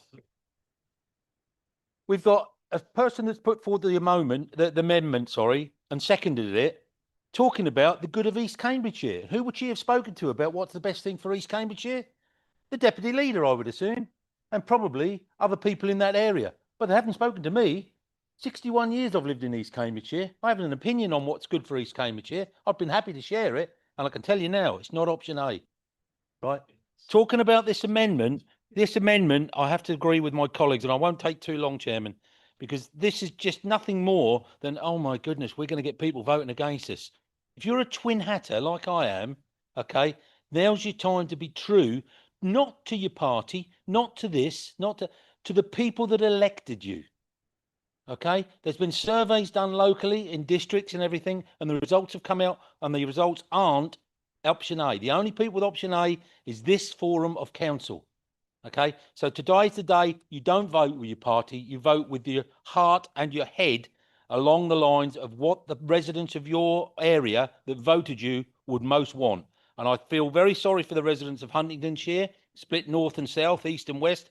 I feel very sorry for the residents of Cambridgeshire going through this process. But I have to agree with the leader of the Labour Party who said, this is your mess, what you've brought forward, own it or don't. Because at the moment, you've got a half-baked idea with half-baked following, forced by more whip than Lanfranco Dettori. Thank you.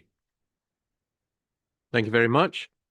So please don't hold back on any movie or horse racing analogies.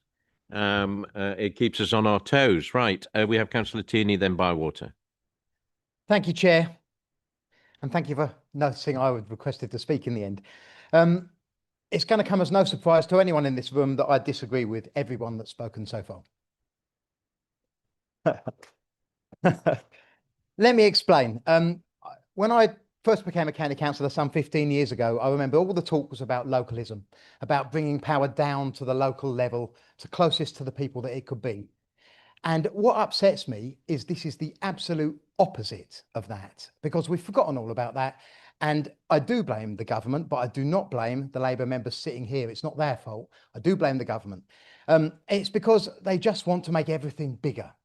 Now, when you vote in favour of any of these changes, you're saying your councils are rubbish, that none of you have been doing a good job in your local councils. None of that is true. I don't agree with what all the local councils are doing. Of course I don't, because they're all different political parties, but they were elected by the people and deliver a flavour of government that is local to the area.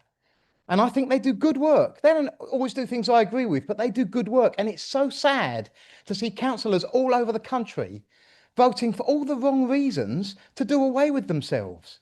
What are you saying to people? What does this mean? Do you want a great big glut of a council, a gigantic, far from the people bureaucracy that will make no savings? I suggest that we will end up having spent vastly more money than we will ever save on this whole project for many decades to come. It is a disaster for local people. It will cost us in every single way. And when I say us, I mean the residents of Cambridgeshire. It will cost us in every way. It will be horrible.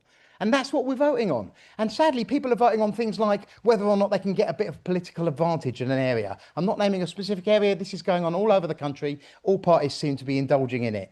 We should be thinking about the local people. We give them a great service as local councils. We don't get everything right. I know there's lots of problems we could address. They are not going to be addressed by a new unitary council. There is another option. The other option is that we can say we will not comply. When the government says you must comply, we say, no, we will not comply. I won't choose option A or B or C or Z or X. No options. Go away, leave us alone. We do fine. Do not comply. Thank you. Thank you very much. Good reminder on localism. Right. Councillor Bywater.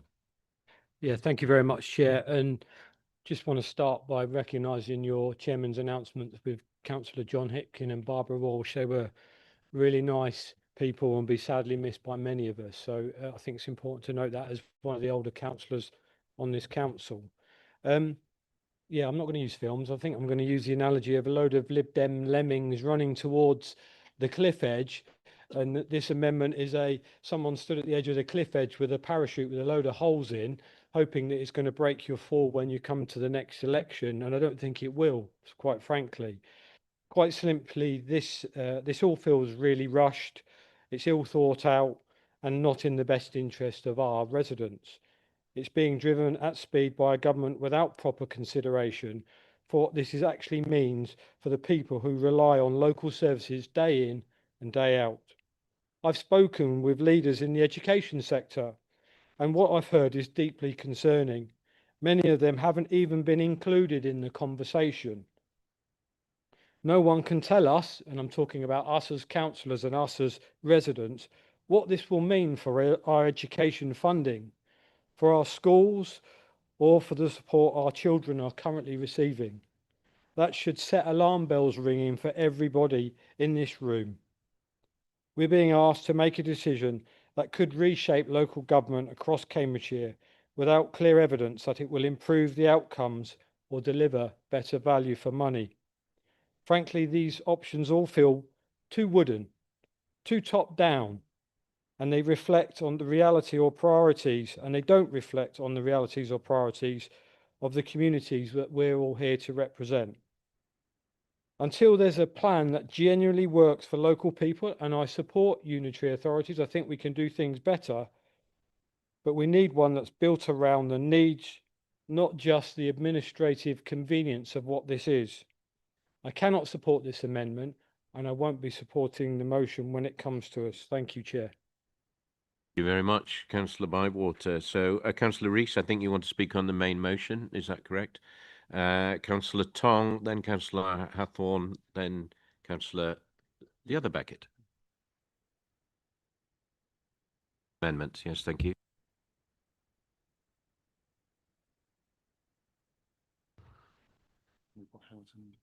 And that's main. So, Councillor Tong, I think you want to speak still on the amendment. Amazing, thank you.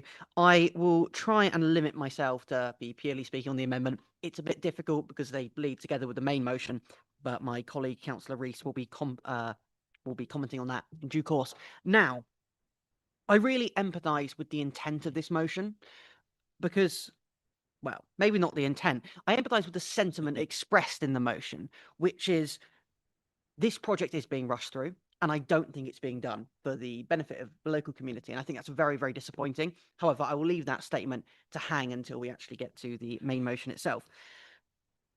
I think officers have done a fantastic job with trying to compile this report. But the issue is fundamentally, they've been given not enough time and resources to do so. They've been put in an incredibly tough situation. And I don't think the motion addresses the primary problem. It's expressing regret at the fact that we have to make a decision, or we should make a decision, but it's not addressing the primary issue that we are going forward with a decision blindly without enough evidence. And we're not here to be a rubber stamp. We are here to stand up for our communities and to provide scrutiny on proposals put in front of us. And my question for members is, do you think you have the information to make a decision that you are confident with? And I think it's evidently just not the case. I don't think we should be held hostage by national government to make a decision when we cannot be sure of a decision. And we can't wash our hands of responsibility for putting forward a proposal just because national government are making us. We should take the firm stance of we don't have the information yet, and we should let national government know that. We shouldn't be putting forward a proposal for what will be a massive undertaking when we cannot be confident that it will provide the best services for the community. I'll leave it there until the main motion. Thank you very much. We'll have Councillor Hathorn, then Councillor Liam Beckett. Thank you, Chair. I wanted to come back to something that has been said in this debate, which is that there was a secret memo from government. It was not a secret memo. It is written and published on the council pages of this meeting. If you look at page 113, there is a letter from the Minister of State for Local Government and English Devolution. When you go through to the Annex A, which lists effectively the rules of the game, it is very clear. Each authority gets to submit a proposal, and then there is specification of what that proposal must be, and in every single possibility states that it must follow district council boundaries. So it is not the case that there's a secret memo. It's not the case that this has come out of a secret memo, secret conversations. We have this proposal because the rules of the game have been set extremely clearly by government.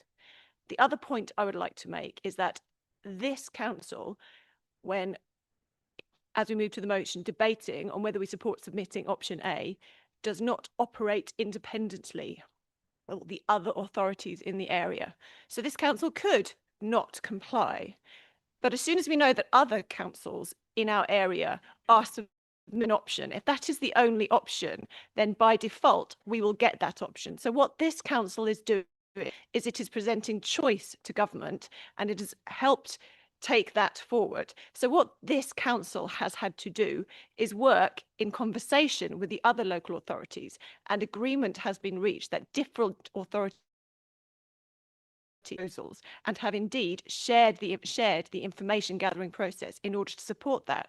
So I object the notion that this is some secret and clandestine way that we've been operating. This council has followed the rules of the game, and I also think I will be supporting this amendment because I do think in an ideal world you would rip up the district council boundaries, because if you're going to do this once, you want to do it properly, because it's not going to happen again for another 50 years, I would imagine. Thank you very much. So I have Councillor Liam Beckett, and then I'm just checking Councillor Howard and Manning both want to speak on the amendment. Okay. Councillor Liam Beckett. Thank you, Chair. The opportunity to reorganise local government should be conducted in a way which fundamentally does what is best long-term for residents in our region. When writing business cases in business, options are usually drawn up based on what is best for the future business, and will therefore purposefully disregard arbitrary rules or boundaries that have previously held it back to improve future business. Members have not had the opportunity to review all business cases being put forward by councils across Cambridgeshire before today's vote. Even if they had, I'm certain that every single one of those business cases will say that their council is the council that is naturally paired with Cambridge City. The timelines imposed on us by the government are far too hasty and naively ambitious. The process has meant that only one business case has been put forward to us. However, that business case appears viable and financially sustainable. And if it is submitted as an option, it becomes one of multiple options that the government could choose. Therefore, I fully support the amendment put forward by Councillor Kane. Thank you very much. So our last two speakers, Councillor Howitt and Councillor Manning, on the amendment. I had a request for a recorded vote, and we will come to that shortly.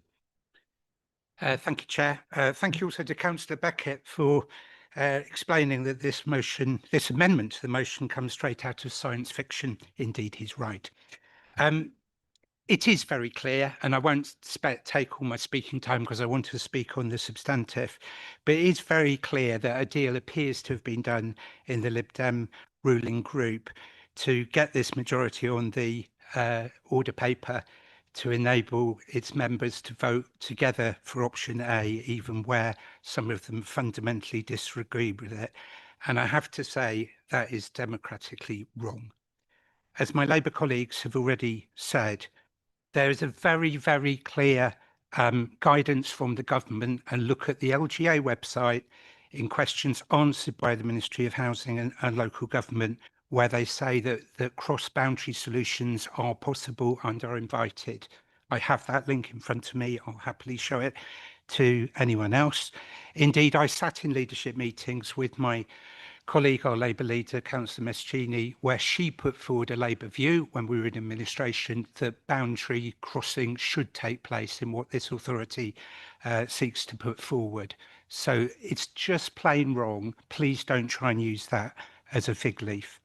To those Lib Dems who serve on district authorities, if the whole raison d'etre of what we're going to vote on today is what is the best future solution for public services through local government for the residents that we represent, if you don't think that is true for option A, you can't then also vote and speak here differently from how you do within your district authority. If there isn't a majority in this council today, the Lib Dems will have to reach out to the rest of the council to seek to find a new consensus. And if you're consistent with, I know how you're going to speak and vote on the later resolution on electoral reform, your politics suggest that you should do that. For each and every Lib Dem district member here today, you should vote for what you really think. There will be a recorded vote. You will be held to account for how you vote on this amendment and this on the substantive, and this amendment will not change that by one iota. Thank you very much, Councillor Howitt. Councillor Manning. Thank you, Chair. I just wanted to speak in support of this amendment and just respond in that through you, Chair, to a couple of the points that other members have made. Councillor Martin, I believe, mentioned some sort of former councillor. I presume there's a reason they're a former councillor. As I stand it, they didn't stand again. And I'm really glad we've got a much more intelligent and mature councillor in their place who's willing to bridge the gap between having to make amendments and also standing up for their residents, but also recognising that we're in administration. Councillor Manning, maybe you would like to on a point withdraw that. I think it's not a Conservative, I have to say. It was, you know who it was. It was ex-Councillor Ferguson. I think it's unfair to say that about ex-Councillor Ferguson. Yeah, I do tend to agree. Councillor Manning, would you like to withdraw that? I wasn't aware I actually insulted that councillor. I just said this councillor is... I'll change it to we have a mature and intelligent councillor in place. Is that acceptable, Chair? Thank you. And then I think the other comment that Councillor Martin made, and I think sort of partly by extension, Councillor Meschini was making, that this amendment fixes nothing. So what I would really want to see from the opposition groups is their amendments to this process, how they would fix this, and I didn't see that being put forward.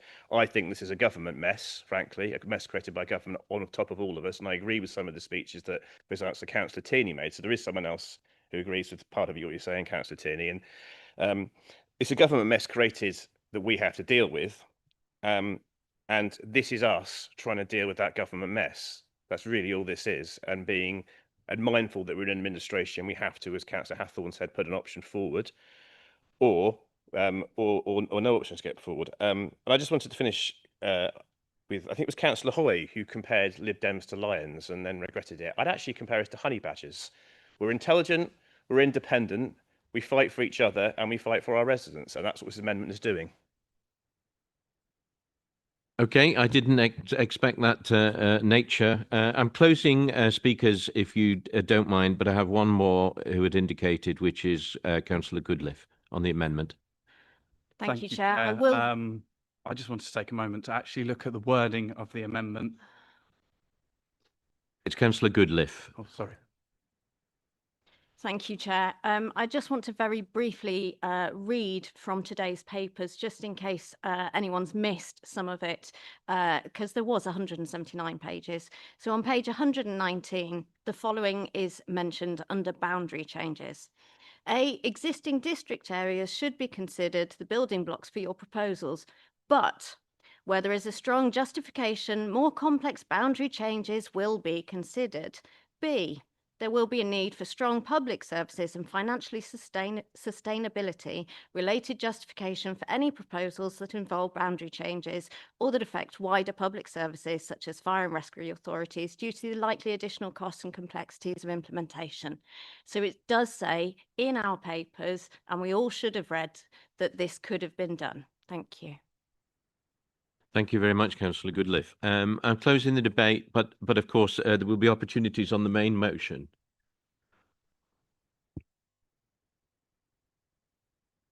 Councillor Lawrence de Murray Homan, go ahead. It's okay. I will yield. Thank you. Trying to crack on with the main motion as well. So, Councillor Nzinga, I think you get to sum up. Yes, thank you. I will be brief. So I'm delighted that Robin and Sarah have brought this amendment. They and others, including Councillor Tierney, who I was surprised to find myself in agreement with on a number of issues, have spoken eloquently about the problems with the government process. And we have heard from some of our Labour colleagues that it is possible to bring in proposals that may cross boundaries, but that is in exceptional circumstances. And some of the places where it would have been helpful to look at cross-boundary working in a process which was less rushed would also have looked at boundaries outside our combined authority area. So the fact that we haven't been able to look at Newmarket in particular is completely crazy, and that would not have been possible under this process. Councillor Martin asked me early on whether I would be happy to talk to some of the Peterborough MPs about the cross-boundary options that they were putting forward. I would be delighted to talk to some of the Peterborough MPs about the cross-boundary options that they're putting forward, which I think ignore the government criteria, ignore the financial data, and therefore are a phenomenal waste of the time and money of their council that they are putting it forward for. There is no point in putting forward foolish options to government, which where the finances don't add up, as we've seen for more than 2 unitaries, and which have kind of almost no justification other than political convenience. I'm not surprised that Labour are against this amendment. It criticises their government, a government which is rushing this process through because they may well be rightly concerned they may not get a second chance to do it during a second term. So I ask that people do support this amendment. It's a helpful contribution to the debate. It makes it clear that we do not agree with the process, but we will perform our role in it to the best, in the best interests of our residents. And that is about putting forward the best options that there are. This council is responsible for option A. I absolutely respect that other councils will be responsible for putting forward other options. That's been something that has been discussed in those discussions with groups across different councils, and I think that's a very sensible way forward. Thank you. Thank you very much. So I have a request for a recorded vote. I understand I need a show of hands from 14 members who can count quickly, but that looks like it's probably 14. Okay, so we will therefore, I'll ask Democratic Services, please, for a recorded vote on the amendment. Thank you.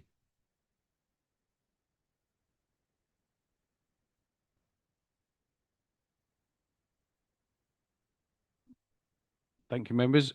Members in favour of the motion, please press the button underneath the word yes. Members against the motion, please press the button underneath the word no. The amendment. Sorry. Of the amendment. Right. Members in favour of the amendment, please press the button underneath the word yes. Members against the amendment, please press the button underneath the word no. And members wishing to abstain, please press the button underneath the word abstain.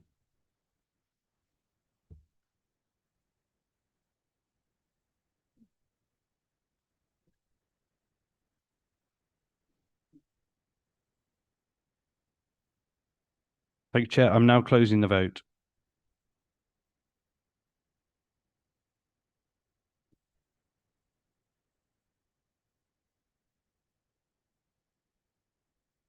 Chair, the result of the vote was 33 votes for, 25 votes against, and no abstentions. The amendment is therefore carried.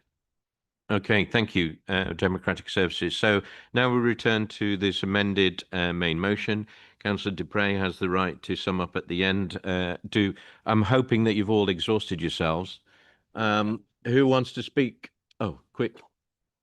Go ahead, Councillor Hawker Dawson. Go ahead. Thank you, Chair. So today's vote isn't about which option we prefer.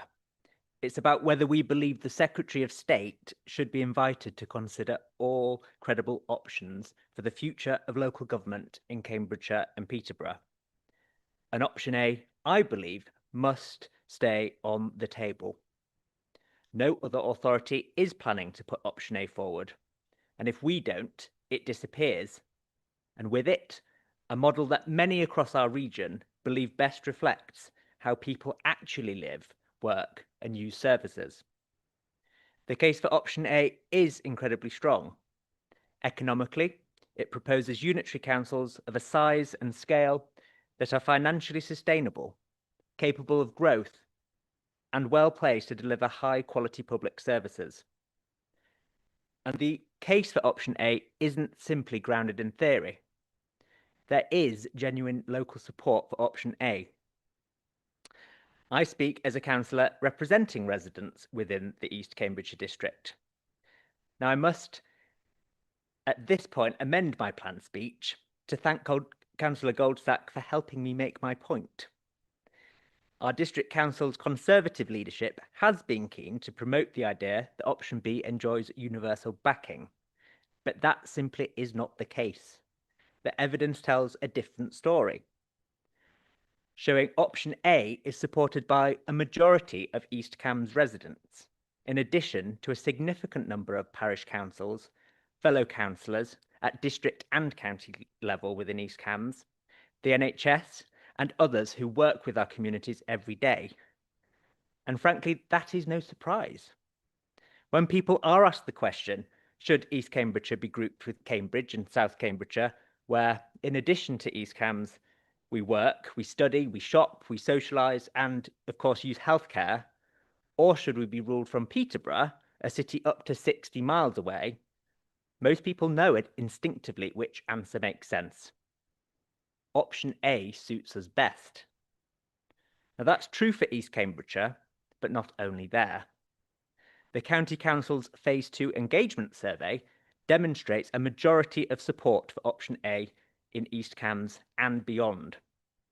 67% of respondents in East Cambs prefer option A, 62% in Cambridge City, and 61% in South Cambridgeshire.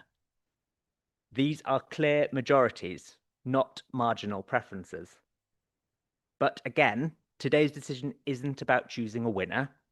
That is not our role. Option B will almost certainly be on the Secretary of State's desk come 28th of November. Our question is whether option A should also be there, whether we give government the full picture of what this region could become. Whatever our personal leanings, the evidence for option A's suitability is overwhelming. So let's do the responsible thing and use our votes today to keep option A on the table. Thank you. Very much. Councillor Mary Homan, I'm sorry I missed you in the amendment. Go ahead. No, thank you, Chair.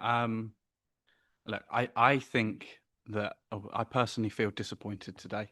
I think there's been a lot of political point scoring over what is an issue that affects all our residents.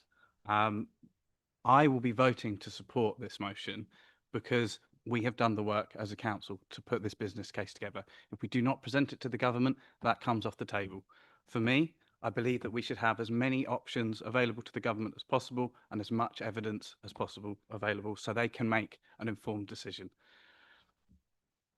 I think it's been easy for me because I represent a ward in central South Cambridgeshire. At the end of the day, we know that we are going to be with the city. For those who represent wards that have ties to Cambridge but may well not fall with Cambridge and the new unitaries, it is very difficult. And I really think it's a shame that across all colours in this room, we have seen, I think some pejorative terms have been used. We've been trying to score points on each other when really what we should be doing is just doing our best to make sure that the government has as much information as possible to make a decision that is as palatable to as many as possible. Not everyone will be satisfied by LGR, but by submitting option A, we are doing our bit. We are making the hard work of our officers be worthwhile. I'll leave my comments there. Thank you, Chair. Very much. Councillor Rees, I think I missed you and you chose to speak in the main to the main motion. Thank you. Thank you, Chair. When I read this motion, I am feeling the gravity of a decision that is going to last for decades. And we've heard that already. So in such long-term important decisions, I feel it's really important that we have a full picture of the evidence. We've heard in the last hour or so some deep concerns and misgivings, all sorts of concerns about this motion from across this entire chamber. I just wanted to draw our attention again to some of the uncertainties, the lack of information about these reports. So first, we're told by the government white paper, this whole process is going to save £8 billion. Now, PwC, 2.4 billion. The early estimate on the cost to local government to reorganize was, I think, 18 million from our CEO. But now that's almost doubled to 34 million. This does make me feel a little bit unsettled. Do we have the evidence, the numbers, have the studies been conducted that we need to make a reliable and informed decision here? Specifically, I think the ministry says it's local government who's going to have to pay for this by cutting assets. So that means that the 6 years that we're told it's going to take, at least 6 years, assets are going to be cut. We don't know what those assets are. Could it be libraries, swimming pools? These are the services that people in our communities rely on. And I think that if all these services are going to be cut, then it will be the most vulnerable people likely to be hardest hit over the next 6 years. So I'm minded to think that the ministry, if it's so keen on this, should be providing more funding for these changes. And I'm left wondering, why is there so much concern, especially from the right side, but also actually from the left side who've proposed this motion? We've had lots of deep concerns. I've heard several times that, this is awful. We just don't agree with this. And yet we have to vote in favor. I just don't accept that. I think we need to stand up for ourselves. We need to be more confident, and we need to vote truthfully with what we think is best in interests of our residents. So I think we do have a choice here, and I will be voting no. And partly that's because we don't have the evidence, and it looks like it's going to negatively impact the most vulnerable people in our communities. Thank you. Thank you very much. Just as a reminder, so we are due to break at 12:30. I want to take, let's say, 2 speakers anyway before we break at that point. So Councillor Martin and Councillor Machini. Thank you very much, Chair. So talking now on the recommendations in front of us, I'm deeply concerned about what we have in front of us, because what we're being asked, what we're being asked is nothing short of signing a blank cheque on the future of local government in Cambridgeshire and Peterborough. We are being told to back this so-called North-South proposal, option A, but the paper before us simply doesn't justify that leap. It is incomplete, inconsistent, and parts of it are frankly misleading. We are being treated by the leadership with absolute contempt. We are not being asked to scrutinise a full evidence-based business plan. We are being asked to rubber stamp a political project. That is not good governance. A decision of this scale should come only after a complete business case has been published, challenged, and compared to the other 4 options on the table, not left in the hands of a leadership intent on shaping the outcome that suits their own agenda. And to those councillors sitting on the back, to those new councillors sitting on the back benches, I say this is not how local democracy should work. We are here to serve our residents, not to nod through a half-baked proposal, not a business plan, being prepared behind closed doors. We should expect better. We must demand better. Because if we don't, we allow this to pass without proper scrutiny, then what is the exact point of us all being elected? Chair, there are many points I could raise at this stage. I could raise some of the inaccuracies, to the biases, to the bad governance, to the plain falsehoods, but I'll try and use my time to talk on some of the most salient points. The report claims option A is the most equitable, most aligned, most balanced. They're fine words, but where are the facts that prove it? Our own consultants provide hundreds of pages of data, modelling and warnings, yet this report fails to present it. There's no single clear reconciliation of their findings, no side-by-side comparison of the numbers, no explanation of how the consultants' caveats change the picture, just the recommendation, trust us, this is the best option. We need more, we need better. Chair, this is not evidence, this is spin, and spin is not a sound basis for dismantling 2-tier government. PwC explicitly warns that their figures exclude huge potential costs, pension strains, local care disaggregation, and uncertainty of the Fair Funding Review. Newton flags volatility in demand on care and SEND services, saying different options come with different, equally concerning risks. But in this paper, those caveats have vanished. We're shown polished headlines, stripped of the footnotes that tell the real story. We should send this straight back and demand a full risk register and a business case before even considering a vote. The proposal is being hurried through under the banner of readiness, but readiness without rigour is just recklessness in disguise. We have no qualified sensitivities, no transparency in scoring, no assertions on the true cost of disaggregation, and no clear plan of protecting our residents through this structural upheaval. This is not readiness, this is desperation to send something, anything that means East Cambridgeshire joins Cambridge City Council and South Cambridgeshire District Council to Whitehall. And Chair, it's important to talk about the real people behind these charts and the models, the adults receiving care, the children in SEND provisions. Both Newton and Pixel make the same point. Break up the current care system into smaller pieces and you magnify the risks. You duplicate management, you lose purchasing power, and you expose the fragile system to local volatilities. The agenda acknowledges these risks and then unbelievably stops there. No numbers, no stress test, no what if demand rises above 3% or costs above 5%. We're voting today without knowing what happens to our most vulnerable residents if assumptions are proved wrong. This is reckless. Here's what a responsible council should have done. Published a full reconciled table of all the consultants' figures for every option. Release the scoring matrix and the weightings so every member and resident can see how this decision is made.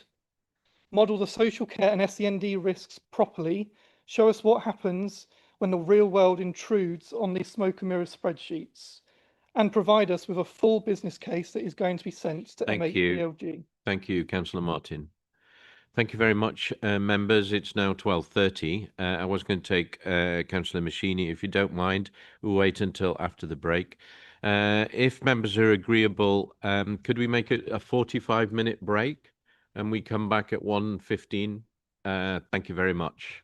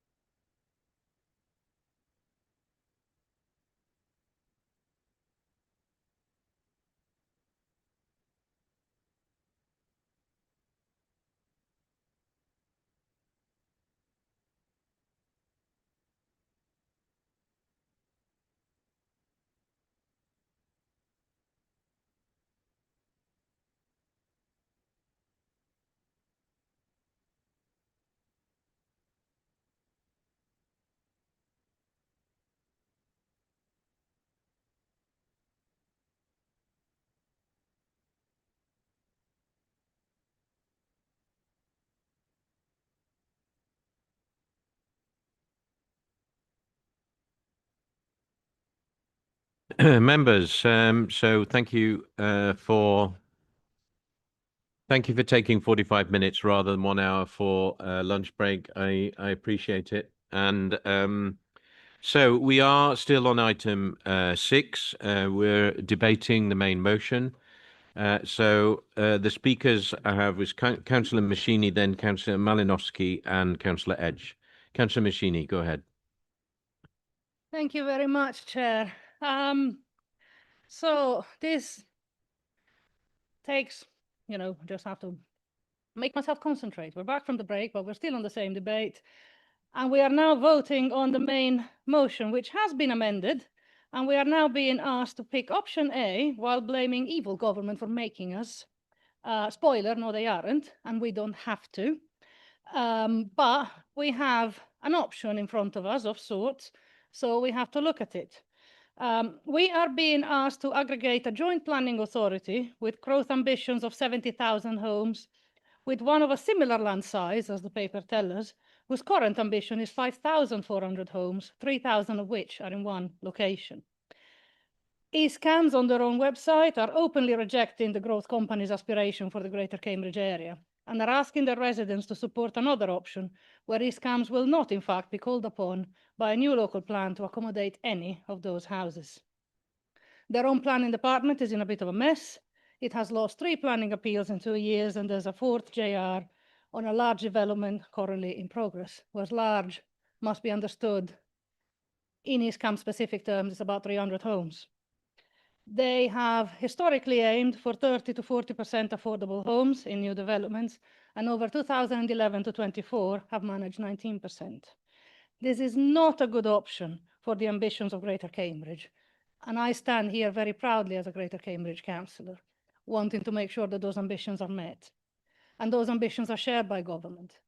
And this option, if indeed it makes it onto the Secretary of State's desk, is not going to help.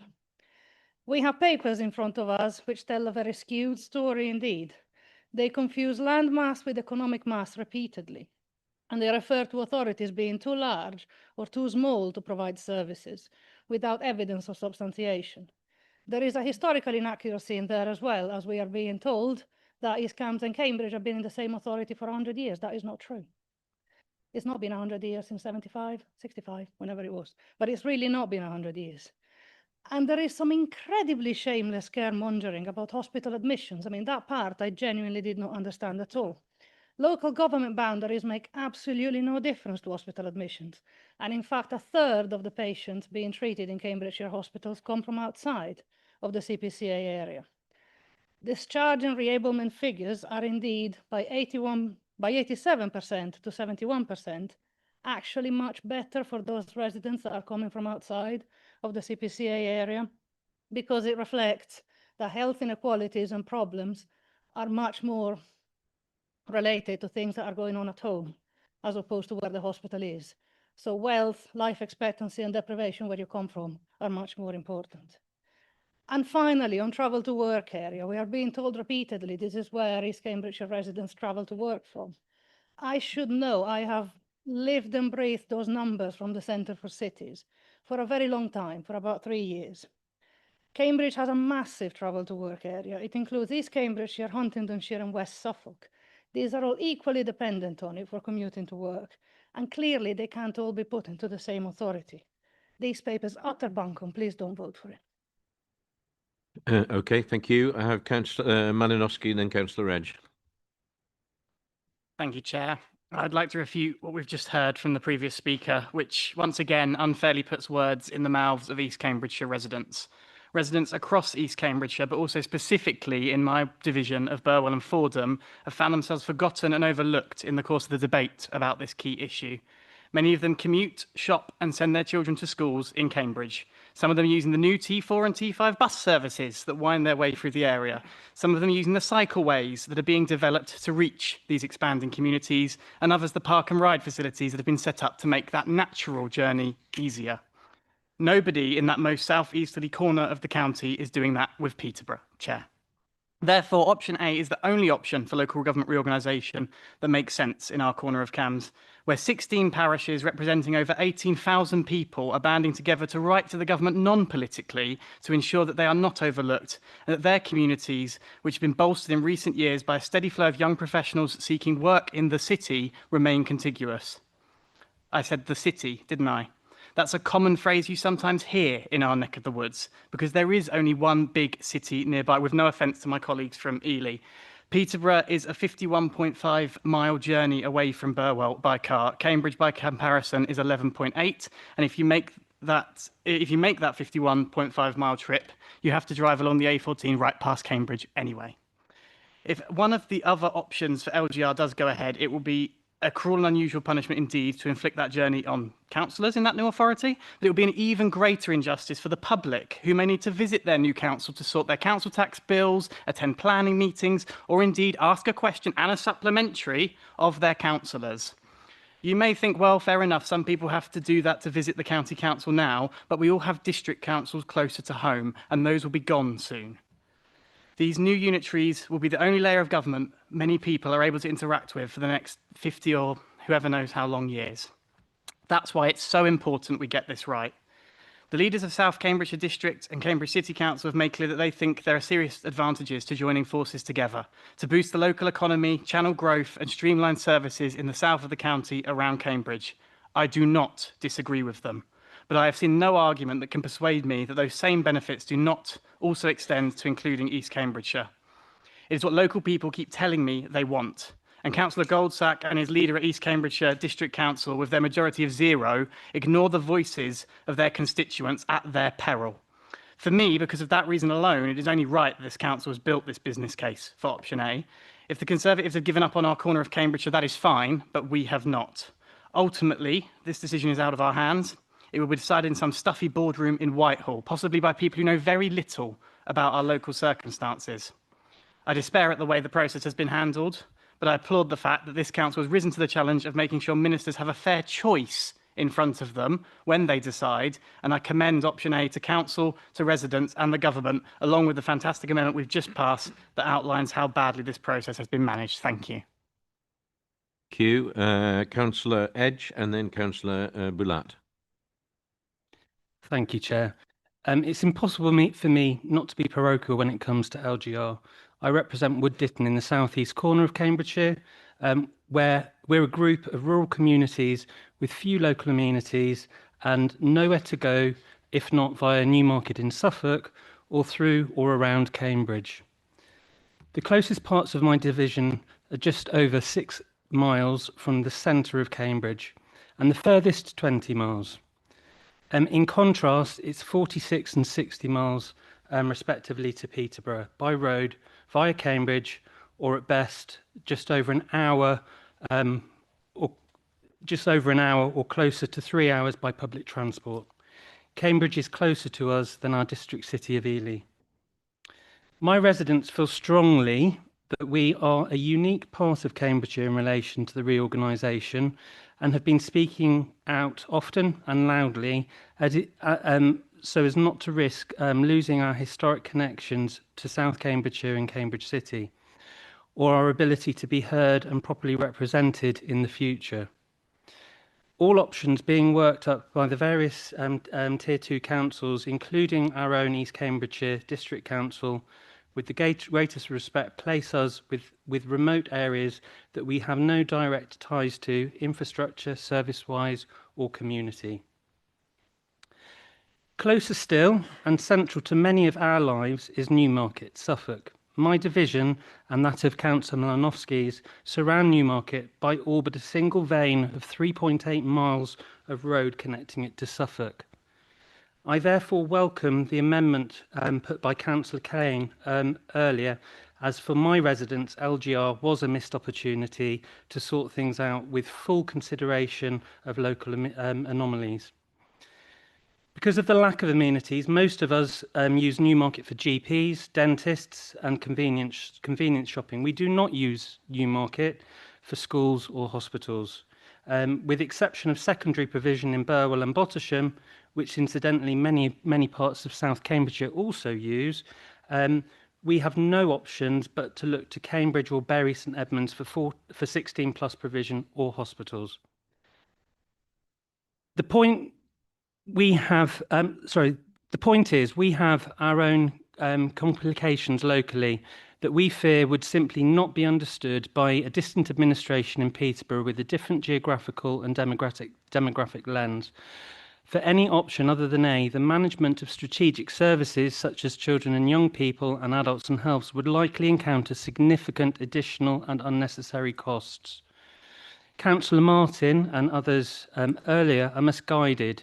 It is democratic to look beyond what is your own interests, recognising a majority opinion shared by the public is democratic.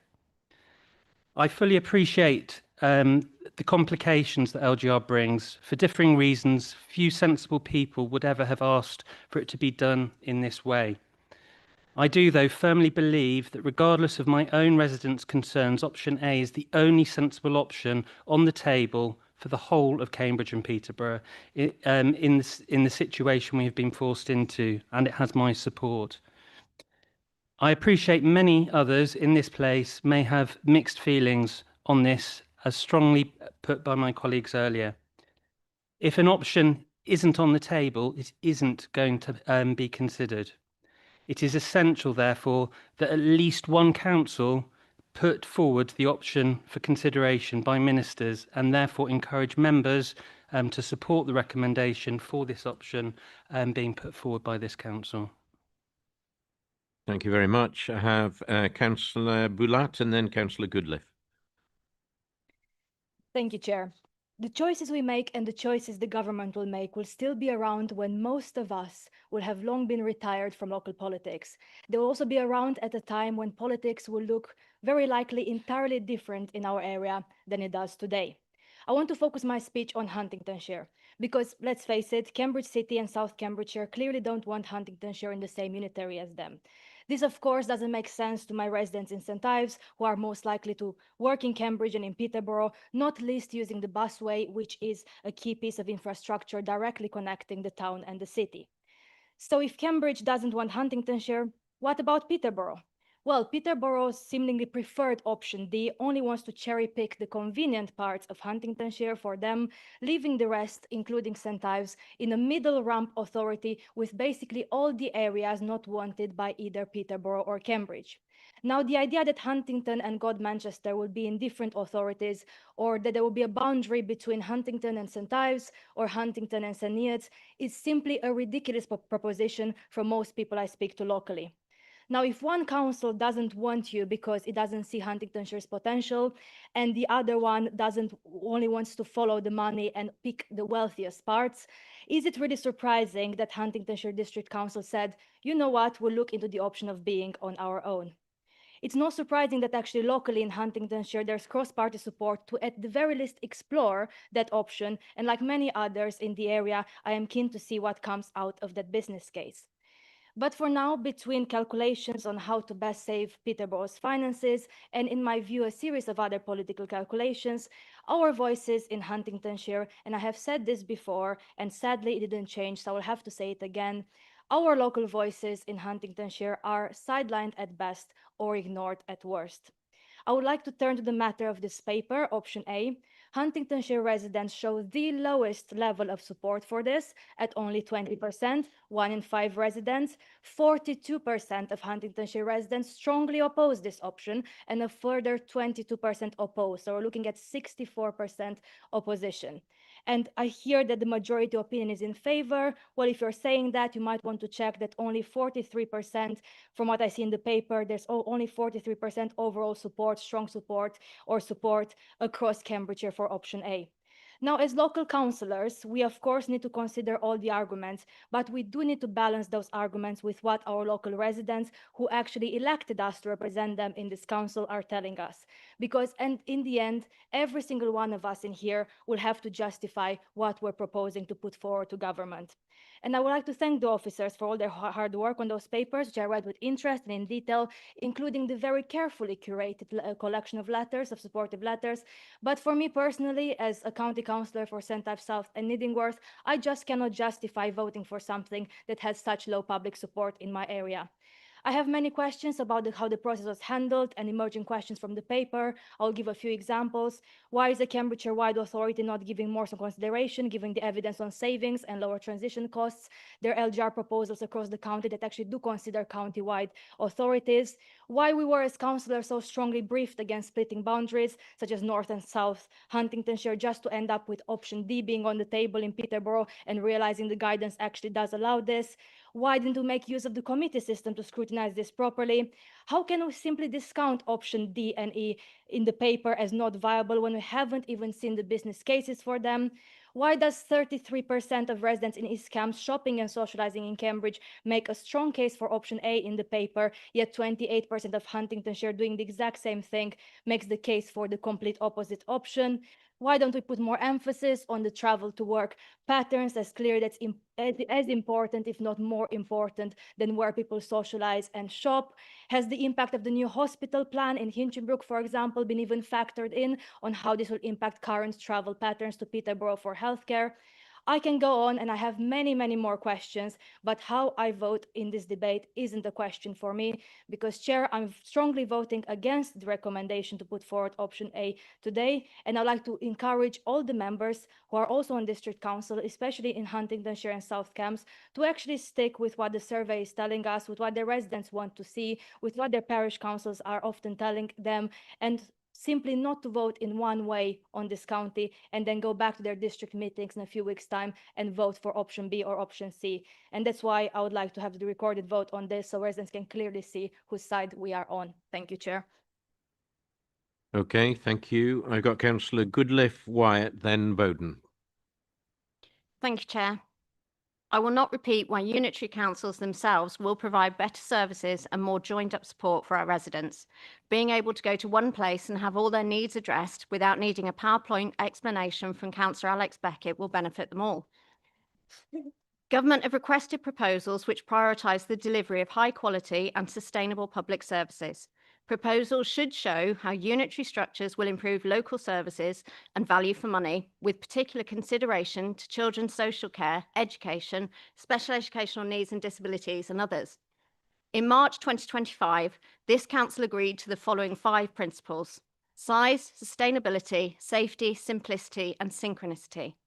I want to focus on safety, particularly limiting disruption for vulnerable residents, specifically children's social care, education, and SEND. The work in these papers, referred to many here today as business case, has been detailed in some aspects. It focuses on size and saving money. There is nothing in all of these pages which tells us about the ability of any of these options to be able to support our children in care, our care experienced, our vulnerable families, and those with SEND. There is nothing in these papers about the workforce and their ability to provide these services and the impact any of these options would have on that. Nothing is mentioned about the potential impact of new boundaries, children's access to schools, their education, residential capacity, location of foster carers and their support systems, and the impact that this may have. Any option is supposed to have consideration for the impact on crucial services such as these. Aside from a brief mention of option C having a balance of EHCP, education and healthcare plans, demand, and children's residential demand, I cannot be satisfied that any work has shown the impact on the most vulnerable. And therefore I can only see that political choice and preference is what's driving behind today's recommendation. There is no equality impact assessment. Let me say that again. There is no equality impact assessment on this entire paper. Apparently, this is not needed until option A is chosen, and only then will this council under the Liberal Democrats need to look at the impact this option would have on vulnerable residents. Unless evidence shows that vulnerable residents across the county would be best supported, that there is sufficient capacity to support these residents in any option, and that the priority is residents rather than political choice, I shall not be supporting any option and ask that the leader of the council goes back to the 5 principles passed in this room in March and looks at residents' needs, priorities, vulnerabilities, and how any option can deliver for them rather than political gain. Thank you. Councillor Wyatt, then Councillor Bowden. Thank you, Chair. At the outset of this process, it was clear cross-party that there would not be enough time on this rush time frame to build a full case for splitting boundaries. As I understand it, at the beginning of the process, which was before my election, a cross-party working group was convened, and the outcome of that group was that it was acknowledged that short timescale meant that there wouldn't be time to develop a case that would redraw the boundaries robustly. That would require careful and long consideration and a lot of back and forth, which was unlikely to be achieved in just a few months. Instead, we agreed to split up the work on 3 options, A, B, and C, that used the district blocks. It was clear even then that no option would be ideal, so we decided to try and find the best route. That way, all the options, with their pros and cons, would be presented to Whitehall, who would make the final decision. CCC officers have dutifully held up their end of that bargain. To be clear, the Liberal Democrats did not write this business case. Our officers wrote this business case, and it is disingenuous of opposition councillors to suggest otherwise. Councillor Martin asserts that this case is invisible and clandestine and that there are no side-by-side comparisons. I would guide him to pages 81 through 85, 93 through 106, and 109 of the agenda pack, which show all of those comparison tables that he's asked for. He also requests that everything be considered first. The government asked for all of the proposals to be submitted by November the 28th. Our next full council is after that. The government was clear that each council can only submit 1 option, so I'm not sure how else we could do this cohesively. Someone has to go first. And while I applaud Councillor Tierney's earlier confidence that if we were all on all councils to throw all of our toys out the pram and say no, that it would not just be a case of the government saying, no, okay, and then just drawing a line of their own agenda. It's Earlier in the discussion, Councillor Goldsack also asserted that we Huntingdonshire Liberal Democrats were only voting for this because of a whip. I would like to take the opportunity to refute that assertion and say that I am making this decision of my own will.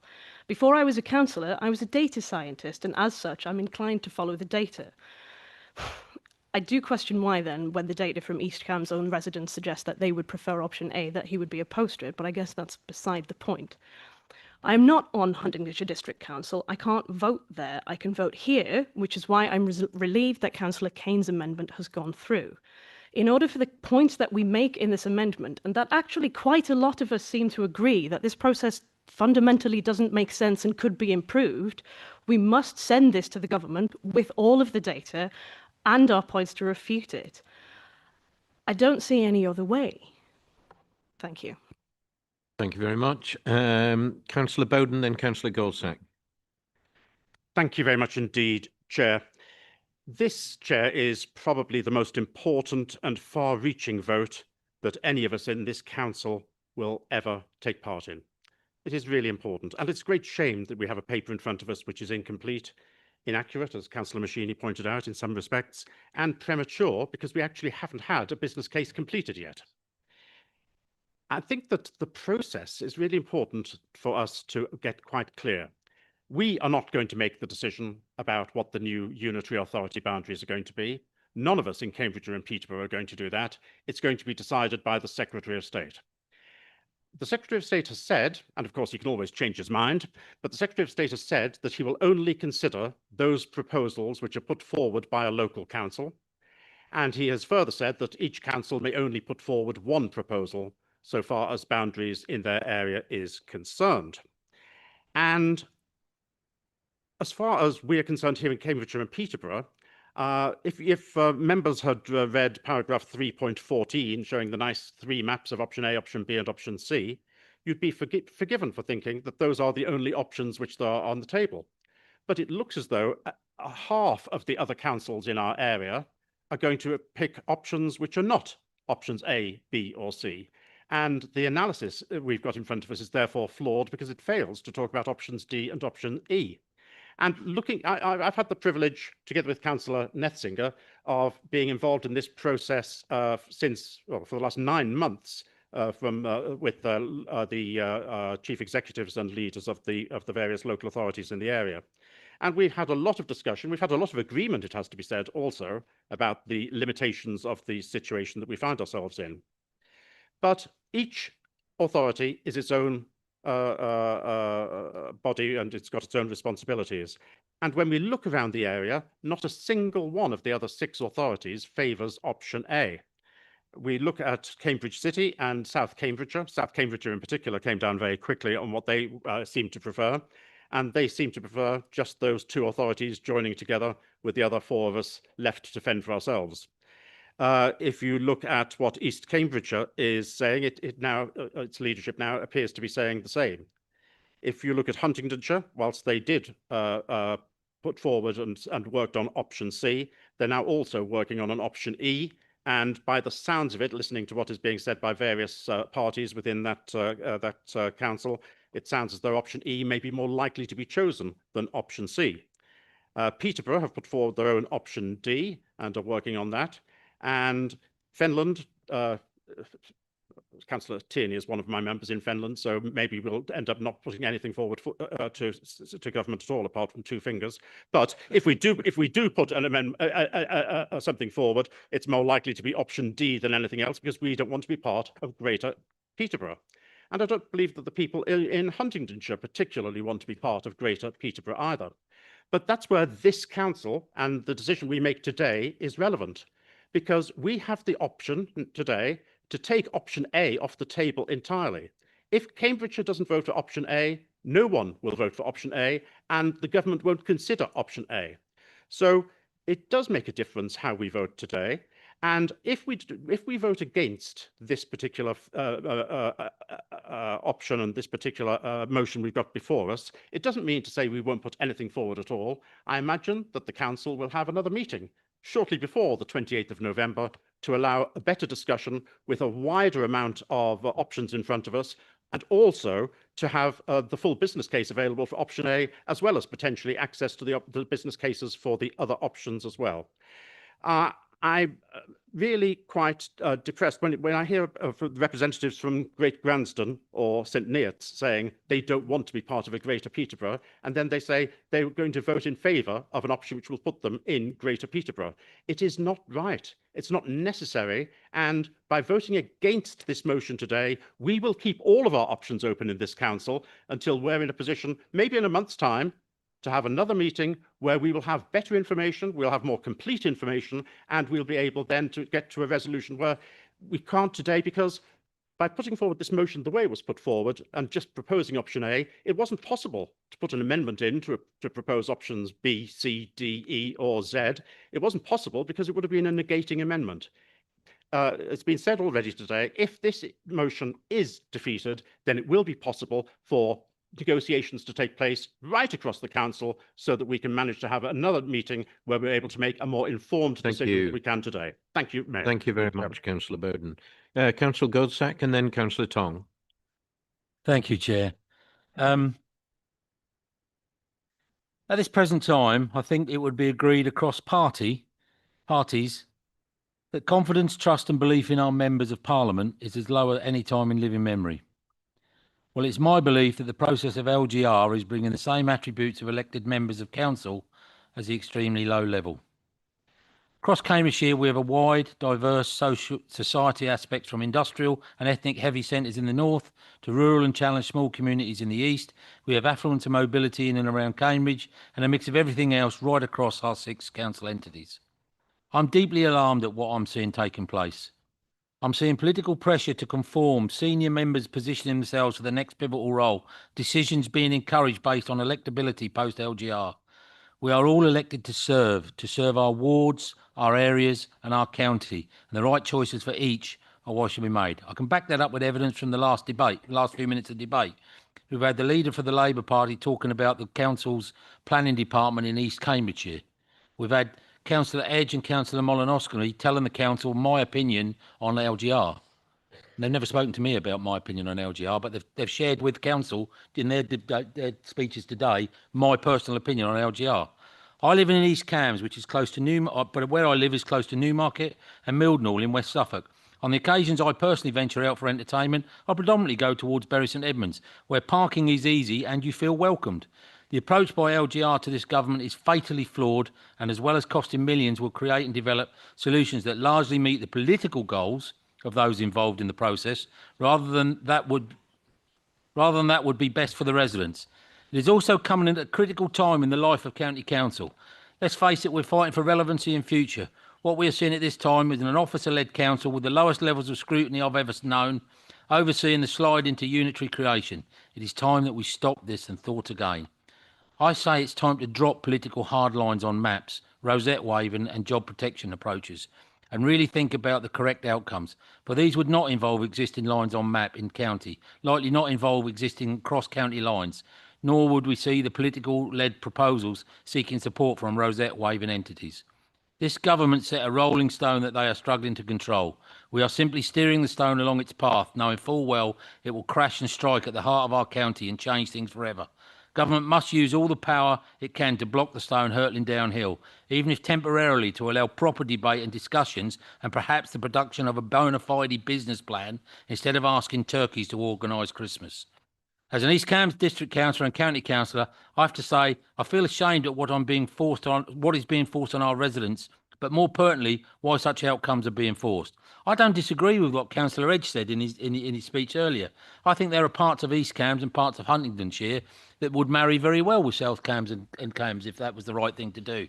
But we were told that you can't go across maps. Then you read you can go across maps. So why are we presenting today a solution in the best interest of our residents that isn't in the best interest of our residents? I just don't see it coming through. Finally, I'd make the point out, twin hatters in the room. I said this earlier. At best, what's the best option for your district? I think you would agree it's not option A. And I think having done that, you've got a double vote here. How are you going to look your residents in the eye and double vote? How are you going to be able to say, I voted for option A for county, but today I'm going to option C or whatever it is for where you reside? I think it's a bad, flawed process, and I'm afraid I cannot support option A. And it's not because I'm an East Cambs resident. I just don't think it's justified in what I've seen with the lack of a bona fide business case. That said, I think the officers have worked diligently to produce what we've seen today and have done a fair job with what they've been led to do. But they haven't actually given us a business case on which we need to decide. Thank you. Thank you very much. So we've got Councillor Tong, Councillor Howitt, Councillor Bradnam. Hello. Now, I have already commented on the amendment itself, but now I'm going to try and focus specifically on the portion covered by the main body of the report. LGR could be a fantastic thing. I don't think many people would deny that local government and local democracy in general isn't in the best state. And I would love a system that was designed to streamline and empower communities, giving residents that authority they need and the resources they need to make decisions about their own future. But overall, I don't think these plans by national government are designed to facilitate that. They're designed to save money in a hypothetical world and also to try and push forward national government's vision for the country. Despite this, officers have worked really, really, really hard on these reports and tried to come to a decision over the best option for our area. And I would like to thank them for that, as I already have.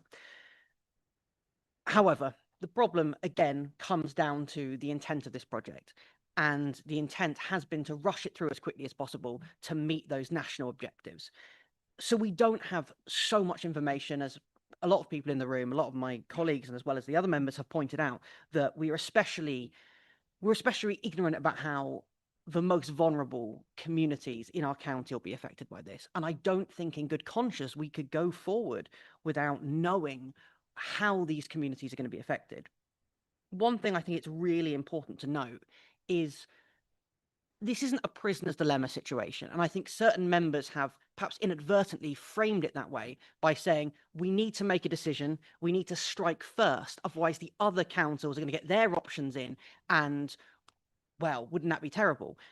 And to me, that seems very antagonistic rather than collaborative. We need to be working with the other councils. We can't be assuming a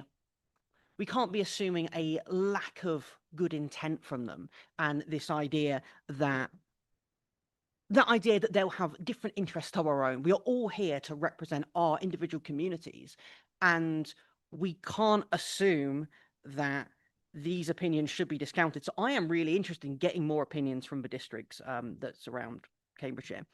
And I think it's really important that we wait for more information from the different district councils. And I think it's really important that we wait for more information from officers, because this report can be fleshed out if given more time. And has been rightly pointed out, we do have time to organise another meeting before a final decision is made. And I think if we gave this another month in the oven with the feedback we've given today, because quite a number of people have highlighted very specific things that we believe we are missing, this report can be revised, brought back, and we can make a decision that we can be confident of and we can be proud of. And that's how I'd like to leave this room today, knowing that I have made the decision that puts the best interests of the communities around Cambridgeshire first. Thank you. Thank you very much. I have Councillor Howitt, Councillor Bragnan, then Councillor Young. Thank you, Chair. As I've told one or two people in this room, I was a district council leader in Essex 35 years ago when we went through the last round of local government reform. And it was so vicious at the time that I still have the scars on my back. I remember that the polling we did not only showed that people could not distinguish between district and county councils, but saw a majority of our local population thinking we ran the health service too. And ever since then, I've supported the idea of unitary councils in principle, which I believe will give greater transparency and accountability to local government when achieved. I accept the criticism that this is being rushed through fast, and in particular, I join in thanks to our officers who've been given incredibly short timescales to do their work. But I think the experience of 35 years ago is that if you give it too long, the forces of inertia and opposition will always win, and you end up with the status quo. Indeed, that lesson was learned when local government reform took place in Scotland in a relatively quick format. There was as much fire and ire over that at the time as there is in this council chamber today. But in the end, looking back, that's been seen to be a success for local government within Scotland, as I hope and believe it will be here. I want to place on record that I agree with the paper when it says that place will be the focus for future delivery of government services, whichever option is chosen. I respectfully disagree with Councillor Tierney when he says this is a centralising objective. What we're seeing here from the government is the biggest devolution to elected mayors and strategic authorities that has ever taken place in this country. And I appeal to colleagues, whichever options are finally chosen, for us to work together, including with our health partners, to ensure that idea of neighbourhood working at the most local level is advanced through this process. But I do have concerns about the process, although I accept that what the leader of the council has said, it's certainly not been as internecine as the ones in my own memory. But I think there could have been greater efforts towards finding a consensual position with our districts within the county. The paper says a shared evidence base. But in reality, that was true at the start, but now we've seen councils employing their own consultants to put forward competing cases. So there isn't a totally shared evidence base. And if there was, why were we warned in an email from the Chief Executive not to share the consultants' reports and that they were highly confidential? I think the second round of public engagement wasn't consensual. I don't criticise our officers for bias in any way, but the only way that that's been presented to us in the papers is through a scoring system by our own officers, and I think the optics of that are poor, and we should have been given an independent assessment of that and seen the quality of what the public is saying to us. And I disagree in the paper with the idea that we should simply exclude the proposals from Peterborough City Council or Huntingdonshire as in 3.38 as they're not professionally supported. I think it's churlish for us to dismiss what our fellow councils. I think we should be respectful for them as we ask them to be respectful for us, and ask the leader of the council in her reply to say that she's open to including all of the options from councils in the letter which goes. That is the position that Hertfordshire has taken, and they also did succeed in having a common evidence base. And so I think we have fallen short of that, and we should be prepared to be self-critical about that. Next, on finances, I've gone through the adult and social care part of the Newton report very carefully and with officer support, which I thank. It is very clear that the challenge in terms of future demand for adult social care far outstrips any of the difference between the different options, which becomes negligible in its face. And therefore, I am not satisfied that the final case has been made. Finally, this county council was established in 1889. In practice, in the vote we will be voting to abolish it. I take pride in all the achievements of the council in those years and give no detriment towards the many elected members and officers who have served us.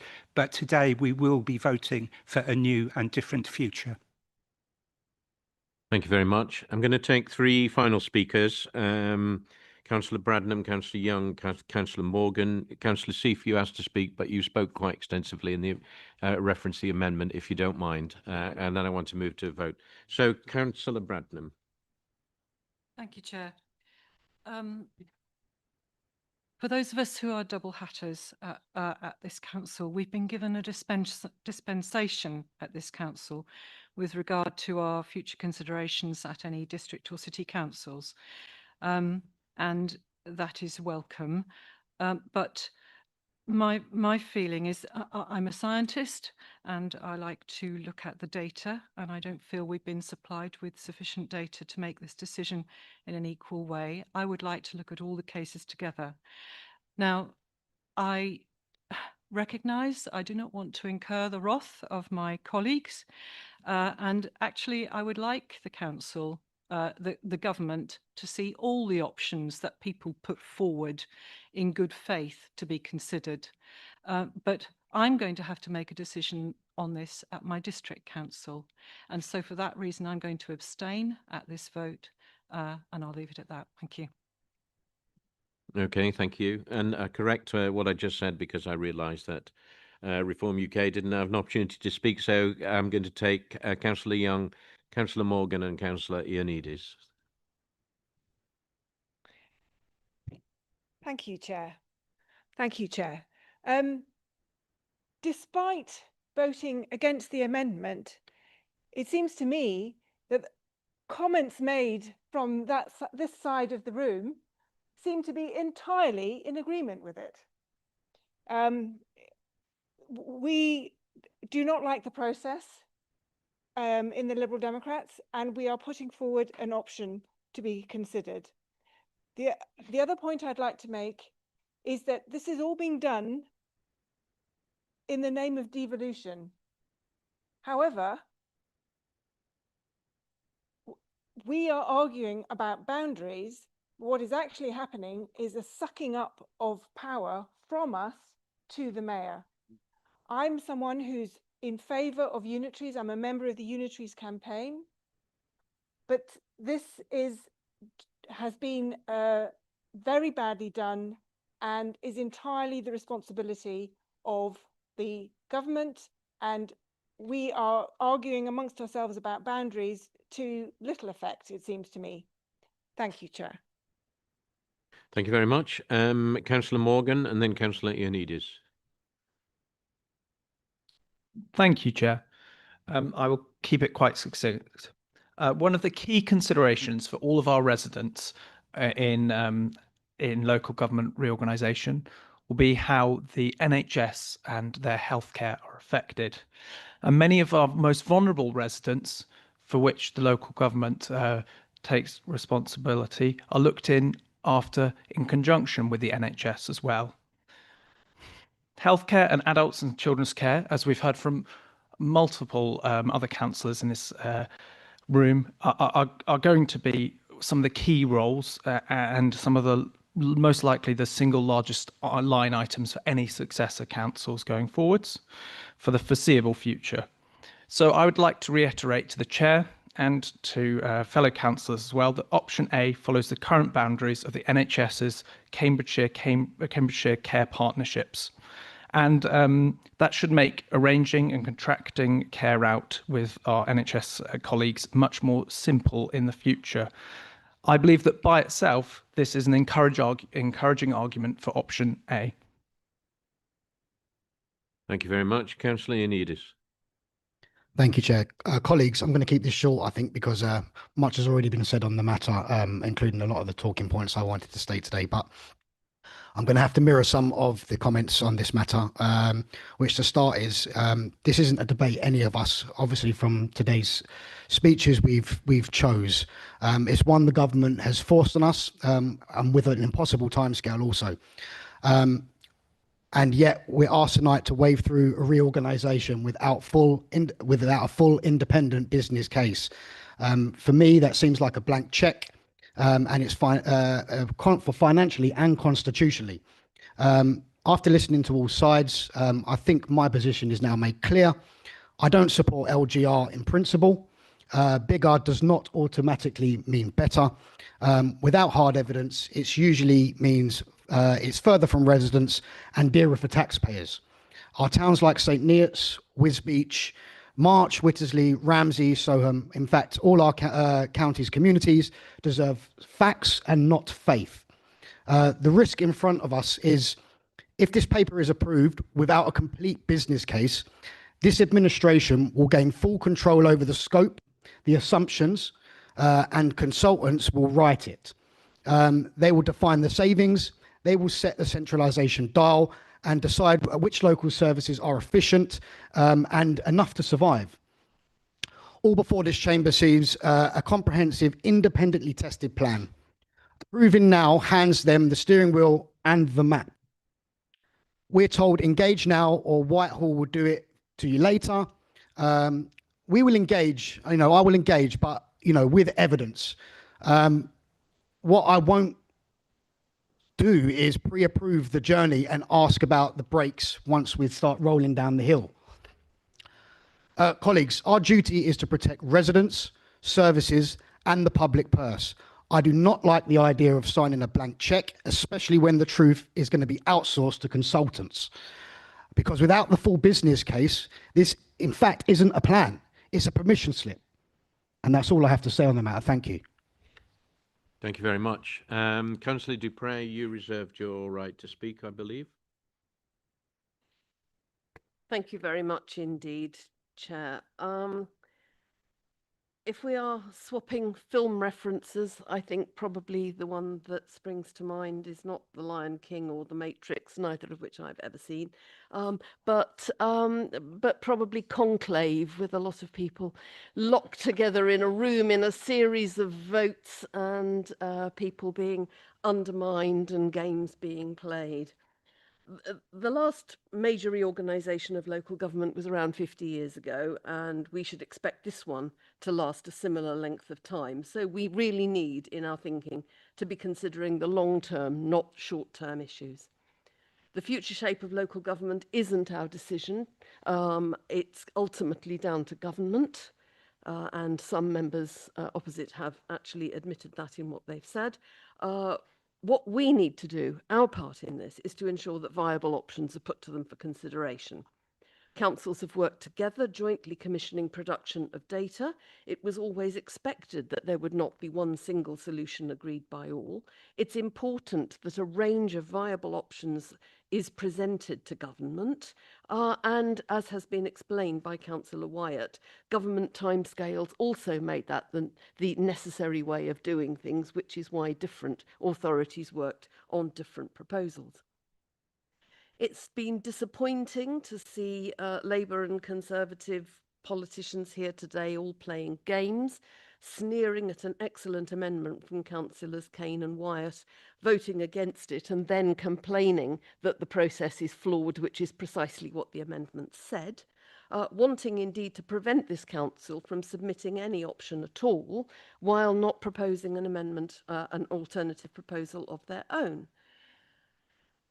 I welcome the amendment from Councillors Kane and Wyatt. This process has been and is being badly executed by the government, and it is important that we say so. Councillor Bowden was talking about why wasn't there analysis of options D and E. The fact that options D, E, F, Q, whatever, have been scrambled in haste and have not been considered on the same footing as part of the process which considered options A, B, C is further evidence of how bad this process is and how last minute some of this consideration is for something that is going to potentially last half a century and be very hard for staff and have long-term impacts on the careers of many hard-working and dedicated local staff who have had to put time and effort and public money into making those arrangements. And I'm glad that Councillor Hoy made that point about the effect on staff, but I'm disappointed at her general cynicism further on in the speech that she made. The government's process missed opportunities to address obvious anomalies, such as Newmarket or Royston or Haverhill, because they were outside the combined authority boundary. The government made rules that prevented the development of some sensible solutions, have created real uncertainty for East Cambs and for Huntingdonshire in particular. The other four districts know where they're going to be broadly. They know that Peterborough and Fenland know they're going to be together. Cambridge and South Cambridgeshire know they're going to be together. It's East Cambs and Huntingdonshire where the uncertainty lies. And option A is difficult for Huntingdonshire, and I hear that. I've heard that from Councillor Kane today and the difficulties for residents wanting to access services. I've heard that from Councillor Wyatt about the St Neots and Huntingdon connections with Cambridge. I've heard from Councillor Boulat that she's happy, but option B is going to be submitted anyway if she wants that to be considered, and Huntingdonshire are able to submit option C or E or whatever they like. In addition, we heard from Parish Councillor Andrew Wood about Yaxley and about the importance of connecting Yaxley with Peterborough. Option A is viable and popular. There are strong arguments for it. There's huge support. It's not perfect, but we've got over 50%, over 60% of all of the councils in the proposed Southern Unitary. Over 50% of district councillors in East Cambridgeshire and at least 75% of county councillors in East Cambridgeshire behind it. East Cambridgeshire District Council does not speak for the people of East Cambridgeshire, and we need them to remember that.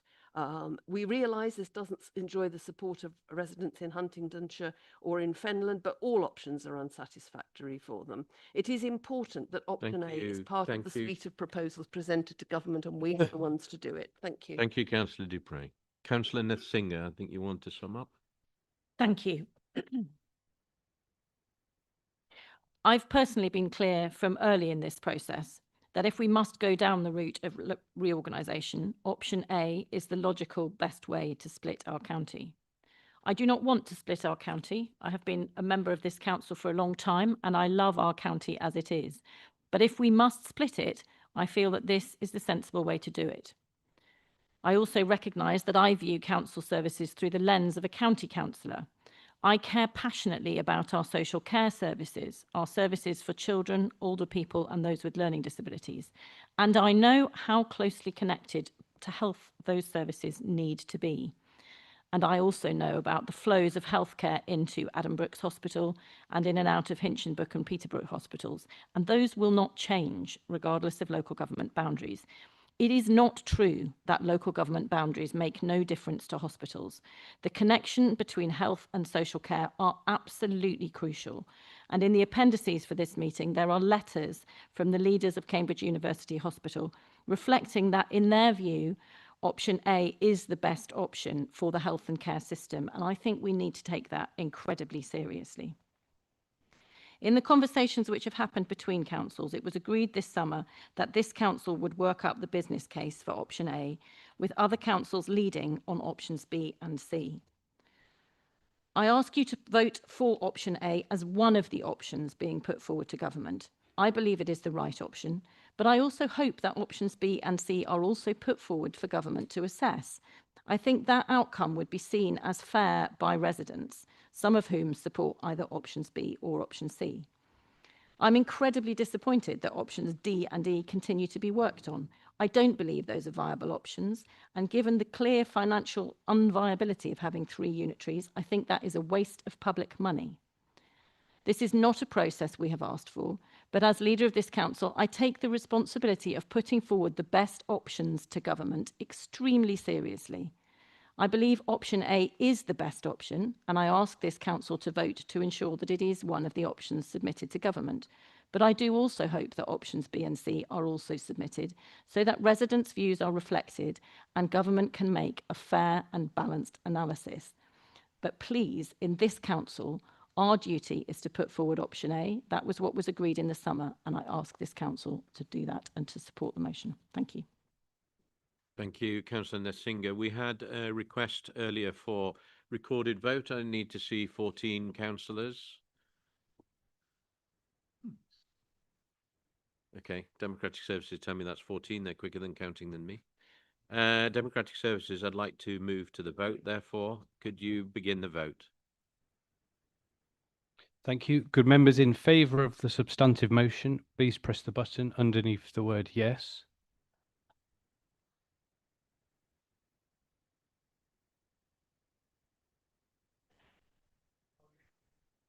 We will.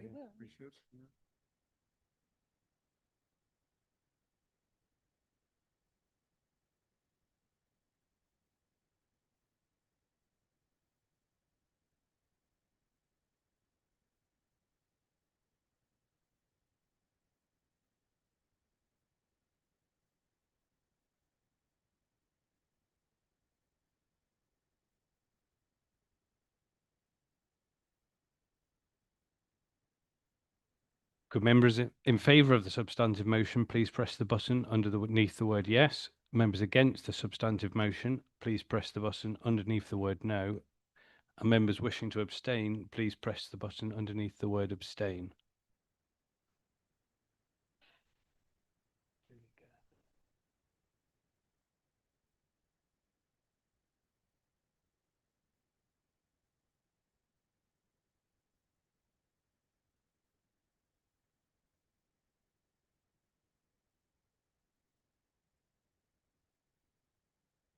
Just waiting for Councillor Kerr's machine to work, I think.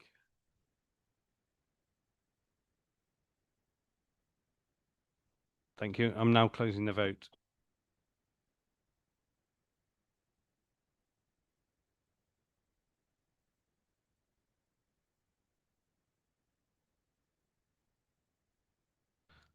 Chair, the result of the vote is 31 votes for, 25 votes against and 2 abstentions. The substantive motion is therefore carried. Thank you very much, and thank you very much all members for participation on a very, very important item. Members, can I move forward to item 7? I was going to say this is light relief, but I'm not sure it's light relief. But anyway, Councillor Sanderson will do his best. It's obviously very important. So item 7 is recommendations to full council from the Constitution and Ethics Committee. It's on page 121. I'd like to ask the Chair of Constitution and Ethics, Councillor Sanderson, to move the recommendations set out in the report to be adopted, and the Vice Chair, Councillor Dupre, to second. Thank you, Chair. I'd like to move the recommendation. Councillor Dupre. Thank you. I'm happy to second and reserve my right if that's relevant.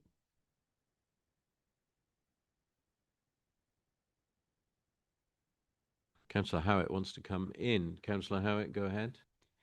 Thanks, I appreciate that you want brevity. Labour Group is pleased to support these recommendations. Indeed, the consensual way that the Constitution and Ethics Committee has sought to listen to the different groups, I want to praise, including the answer from Councillor Sanderson earlier about the differences that do exist around public question time. Our amendments were accepted where they could be well argued. So, for example, on rescheduling of meetings, we insisted a justification should be given. And on petitioning, we said that the numbers should apply to Cambridgeshire residents. Both seem sensible.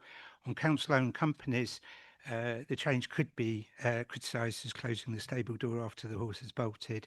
But I put the view that it was a sensible change because you never know what's going to happen in the future.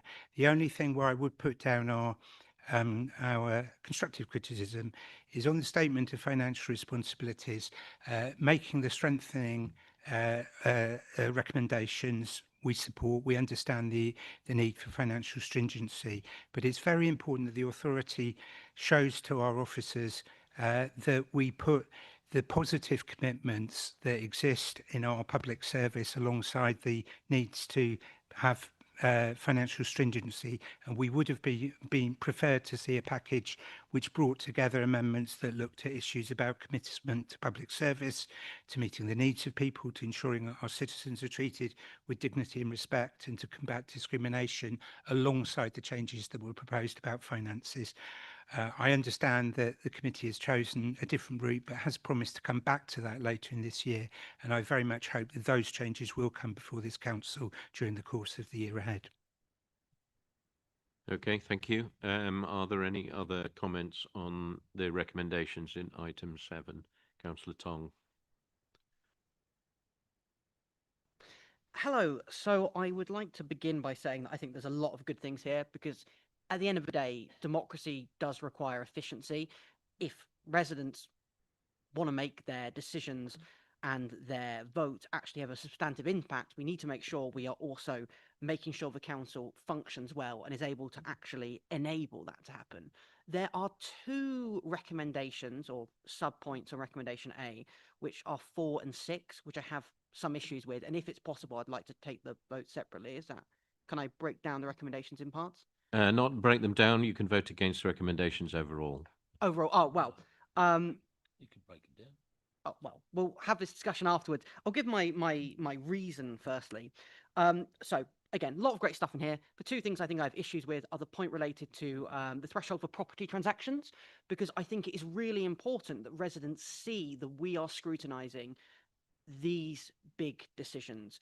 Residents already at the moment are a little bit distrustful in local councils and democracy in general, and they want to make sure they're having the power and the responsibility for these public assets. So I think the more we allow these decisions to be scrutinised and councillors' key decisions and brought to committees and discussed further, I think that's a very positive thing.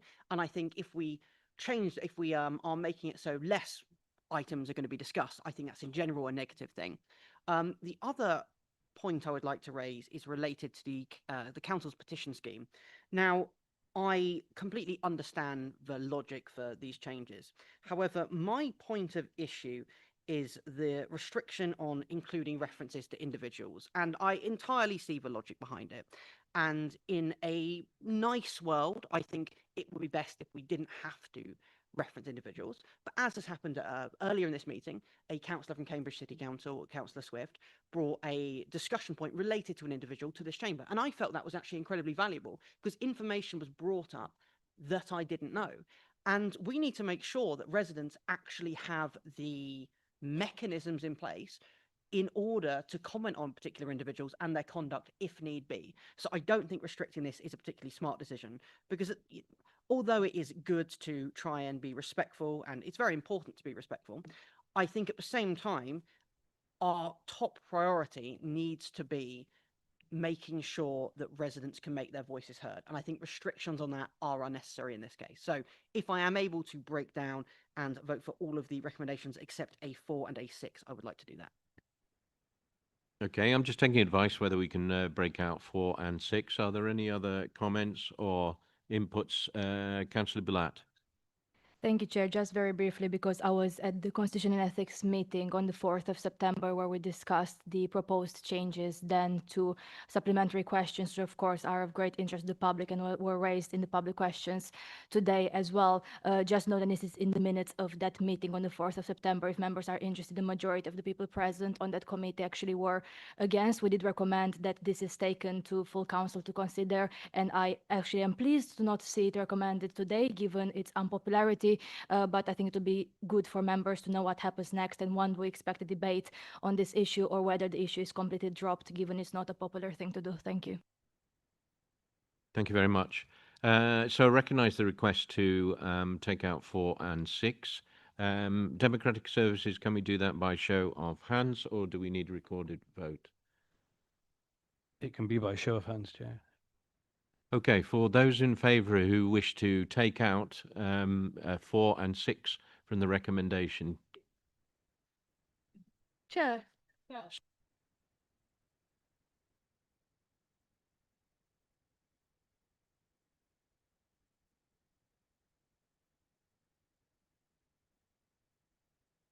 All right, thank you, Democratic Services. So in that case, we take I take 2 separate votes for 1, 2, 3, and 5. Chair, I thought I reserved my right to speak. Councillor Dupre, go ahead. Thank you. I will be brief. I jotted my notes down and I said I hope these recommendations would be uncontentious, but then how wrong am I? They have been thoroughly discussed by the Constitution Working Group. The rescheduling of meetings, there's obvious reasons why we would not want to interrupt people's long-made plans, and I know how many people work their holidays, their work around the meetings that are set for months ahead in the calendar, and we need a good reason to move those, and that needs to be more consultative. Other things, the pension fund, that arises from government expectations and decisions. The council-owned companies, horses and stable doors, absolutely, but we are continuing to do what we can to strengthen governance over a really important and really financially important set of decisions that were taken before 2021, and that's still happening. Other things are fairly straightforward, and the petition scheme aligns a number of processes and removes an unenforceable, in practical terms, a restriction on signatories to being local residents. There are outstanding issues which will be considered at another time and in another way, and I'm not sure how that happens, because changes to the Constitution have to be, as I understand it, agreed by the full council, and therefore, even if we remit these things back to the Constitution and Ethics Committee, they have to come back here anyway, so we'll have to send them round that loop. Public questions is one, and the arrangements around motions is another, so those things will be back if there is to be any change at all, and you will see them all again. Thank you. And not to deprive him, Councillor Sanderson would like to say something. Thank you very much, Chair, and I appreciate members' comments. I think Councillor Dupre has summed up the situation extremely well. But Councillor Bulad is correct. When we talked about the supplementary questions discussed at Constitution and Ethics, actually, a majority, I think, of members expressed severe reservations about not having continuing that process, which I understand. And in fact, this morning I thought supplementary questions were working quite well until they didn't, and then we did have quite an awkward situation which you, Chair, had to rule on. So there's still some more work to be done on that.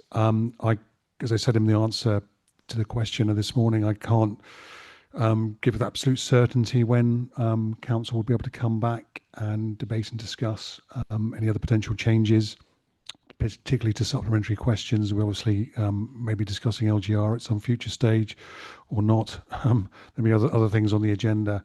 But I have appreciated people's contributions.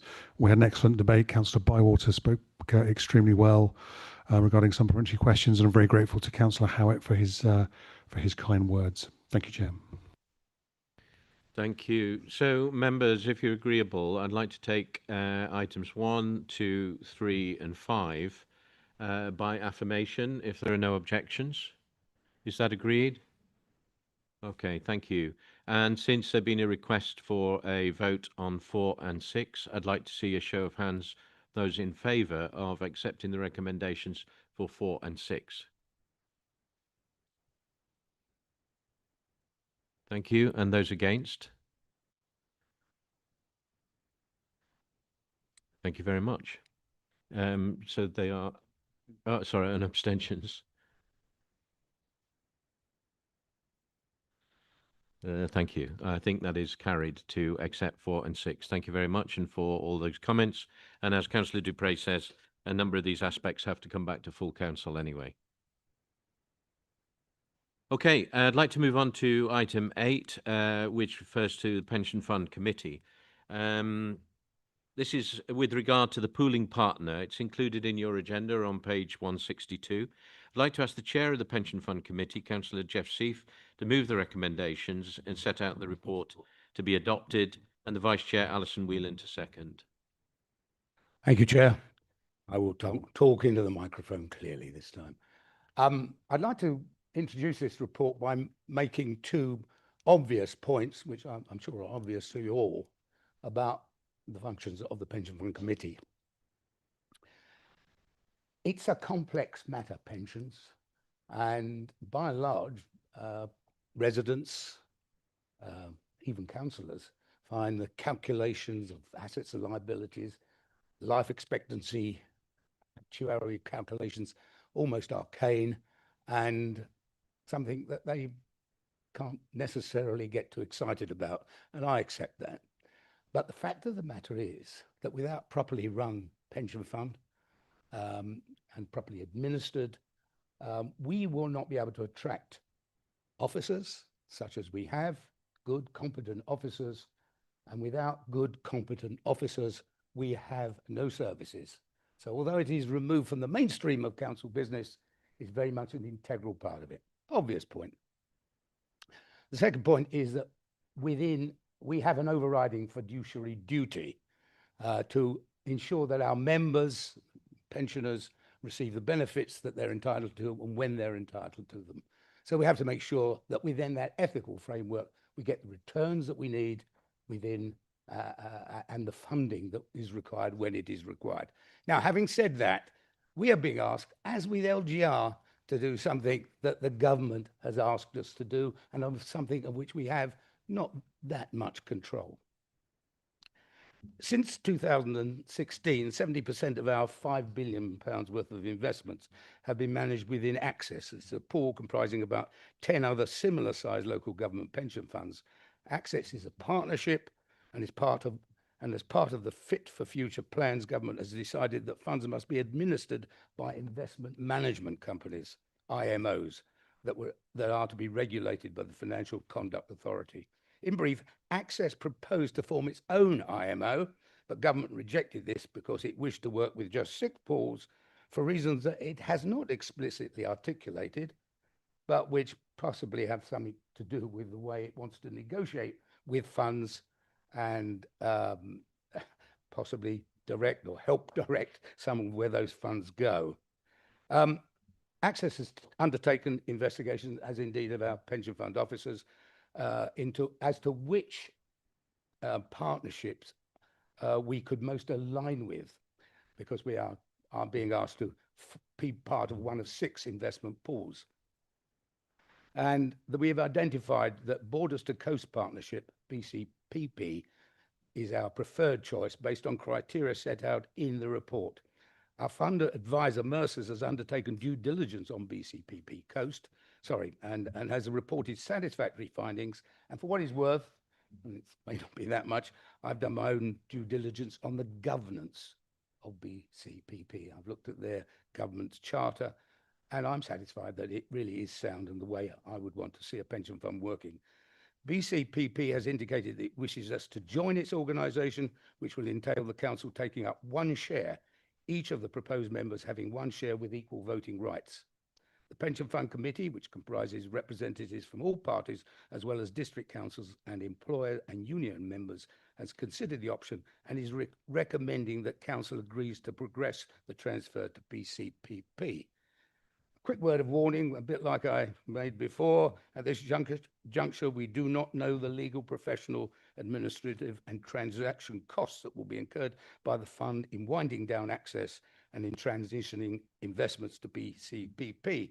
And that would depend on many factors, including where the investments are actually held and whether other members of the funds coming into BCPP hold similar investments. So that further investigations are going to be taking place during the course of the next few months. The closure date is the 31st of March, and I hope by that time we'll have a little bit more certainty than we do now. But nevertheless, this is something we have no choice over. We've picked the best option, and we recommend that we go forward on this basis. Thank you. Thank you very much. Councillor Alison Whelan. Happy to second that. I have nothing to add at this stage. Thank you. Do we have any questions or anybody who wishes to disagree on the recommendations as set out? Sorry, oh, Michael. Yes, Councillor Black, go ahead. Thank you, Chair. Yeah, I'd just like to add to that. I was the vice chair of the pensions committee up until the election. I agree that this is the way we should go, and I'd like to say that I think it's now a much, well, beg pardon. I'd like to say that I do feel this is now, I feel more comfortable with this than I did when we were with Access. I mean, the Access pool was set up by a number of somewhat unprogressive southern county councils of a certain political persuasion. And I have to say, in my involvement with them, I felt there was an air of unreality about it, where they felt that they were getting everything right and everybody else was wrong. And in particular, they did not have an investment management company. They were relying entirely on outside consultants to a much greater extent than most of the other pools. And I was saying, well, why can't we have some more stuff done in-house like these other pools? And they were saying, well, yes, but we're right on this. So when the government said you've got to have an investment management company, they were a bit caught out and didn't really want to do it. And I'd like to say, to explicitly articulate what perhaps Jeff was reluctant to, I think the reason the government has pulled the plug on Access is because they thought that Access were pretty useless. And I think we're probably looking at, I hope, at something that's rather better now, because I like the fact that we're doing those things in-house. And so, yes, I think we should go with the propositions that we have here. Thank you. Thank you. Councillor Tong.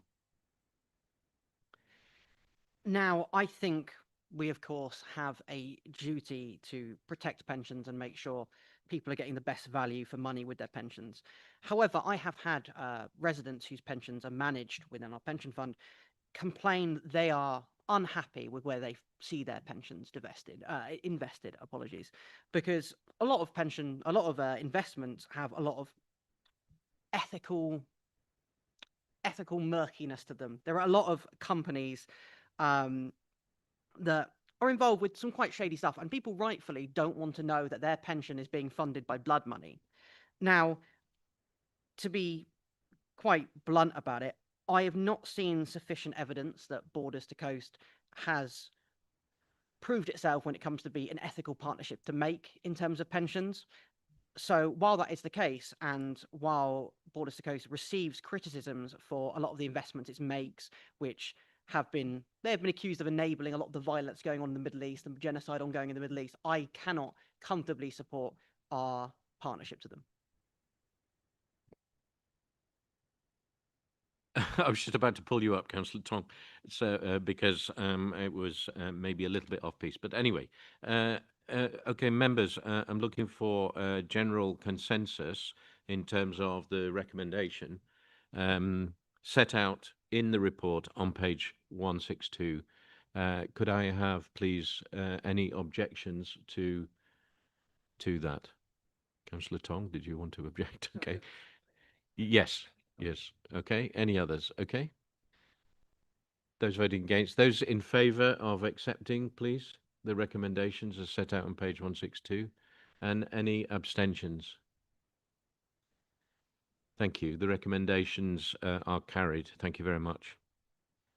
We move on to item 9. Item 9 is allocation of seats and substitutes and political groups in accordance with political balance rules. So I move that the allocation of seats and the substitutes on the committees to political groups in accordance with the political balance rules set out on the report published to members and published on the Council's website on the 20th of October be approved. So please note that the Council has been asked to approve the proportionality. Any changes to the membership can be picked up after the meeting.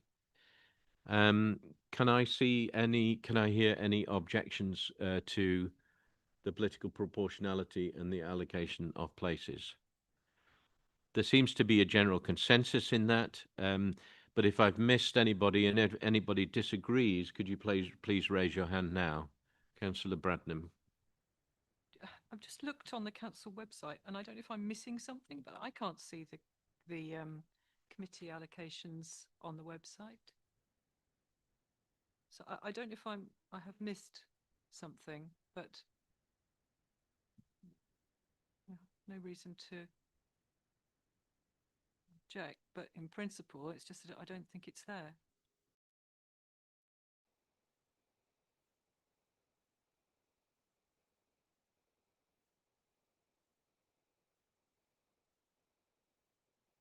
So, Councillor Brandon, you're right. So it needs to be circulated to members, and it will be done immediately after this meeting. Sorry. It was. Oh, it was circulated to members, apparently, Councillor Brandon. Monday at 16:22.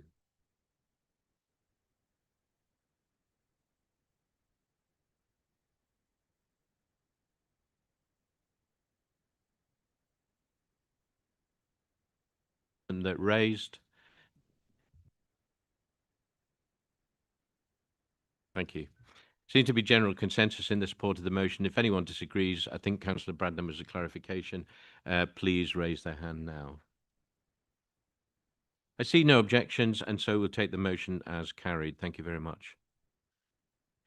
So, members, we move on to item 10, which is written motions. 5 motions have been submitted. I understand that one may be, with the consent of the meeting, be withdrawn, but we will come to that. Before I ask Councillor Boulat to move the first motion, I understand, Councillor Boulat, that you're proposing alterations to your motion, which have been circulated to members and published on the Council's website. I need to ask the meeting for its consent. And I understand that maybe the Liberal Democrat group do not give the consent. Councillor Nethsingha. That's correct. We do not consent to the alteration. Do I need to get a show of hands for that? Sure. Okay, so therefore I need to see a show of hands that the meeting does not consent to those changes.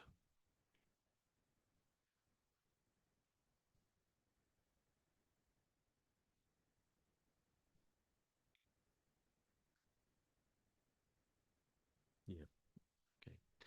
Okay, so thank you. So what I'm seeing is because the meeting does not consent to the changes, then the procedure is that I'll ask Councillor Boulat to move your original motion, I also believe that there's an amendment from Councillor Keane. So, Councillor Boulat, go ahead. Thank you, Chair. And indeed, I was proposing to accept the amendment to shorten a bit the debate, given we had many hours on LGR. So hopefully this debate will be a little bit shorter. But I will speak to my original motion and we'll see how this goes. I would like to start as well by congratulating the 5 social workers from Cambridgeshire mentioned by the Chair earlier today in his announcements, who have been recognized at the Social Worker of the Year Awards 2025. I wrote this motion some months ago in response to the government's white paper on immigration, which, amongst other measures, proposed ending overseas recruitment for social care visas. The route's already closed to new applications, but of course there's a transition period until 2028 where workers can switch to this visa route. Now, 2 years and a bit might seem a very long time in politics, but it's actually not a long time to ensure that as a council, we are prepared for those changes and can actually mitigate the impacts those changes will have locally. Since I submitted this motion, there have been also a number of changes, other relevant announcements nationally, notably the government moving away from the target of 50% of young people going to university and a move towards a more renewed focus on apprenticeships and vocational training, which could support more recruitment and retention in social care as well. Now, when residents asked me, why do I pay so much in council tax? I usually speak about the costs of adult social care as well as children's social care, because the highways budget, I have to say, pales in comparison. And I think it's really important to explain to our residents that we have not only fast population growth in Cambridgeshire, but we also have an aging demographic and increasingly complex needs in social care. Demand is increasing, the cost of providing the services is increasing, and unfortunately, the central government frameworks allow actually very few options for local councils to reduce costs without impacting standards. Social care has been extremely reliant on the international workforce, 1 in 5 in Cambridgeshire, and we really welcome those international workers. But this has reduced vacancies. However, social care vacancies are still at about 3 times higher than in other sectors.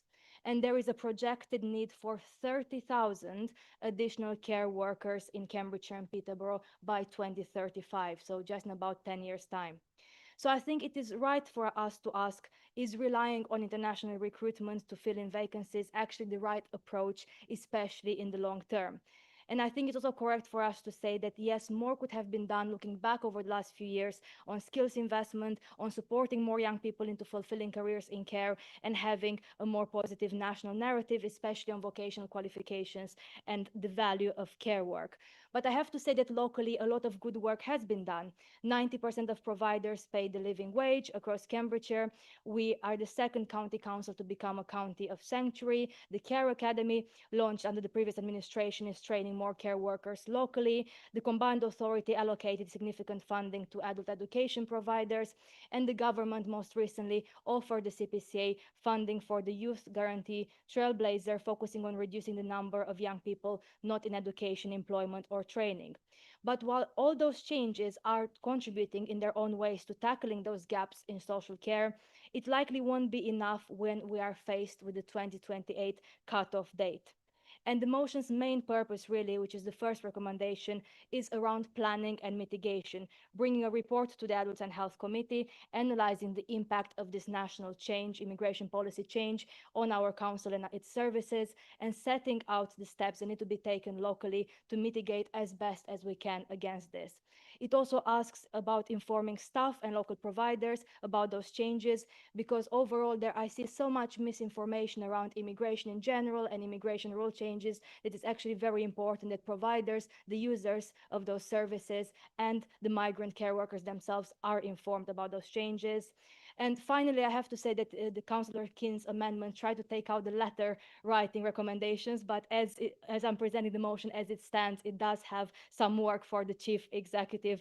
Again, I'll try my best next time not to create more letter writing work, but it does ask for a letter to the Home Secretary highlighting those changes, requesting meaningful consultation with local authorities, and perhaps most importantly, seeking assurances on funding to support the implementation of fair pay agreements in care.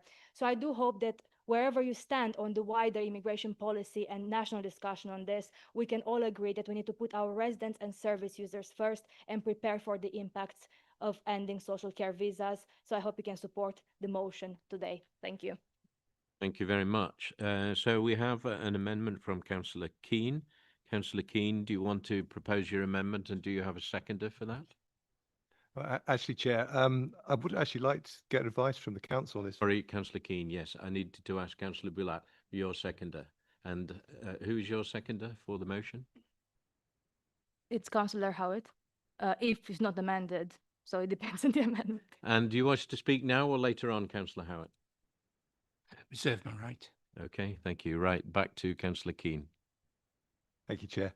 I'd probably like some guidance here, because obviously the alteration that was put in, the council has seen, but nobody's seen my amendment, as it were, because obviously it's been a fusion of the original motion and some thoughts that I had working with Councillor Bulat. So I can try and orally, shall we say, unbake the cake that we baked together, but I want to get some advice on that, please. I think essentially the alteration is the amendment. In that case, I'll withdraw the amendment. It's too difficult to unpick. All right. Do I have any other speakers with regard to the main motion, please? Yes, Councillor Green. Thank you, Chair. So this motion makes clear the difficulties of the recruitment of care workers that will be caused by the government's white paper on immigration.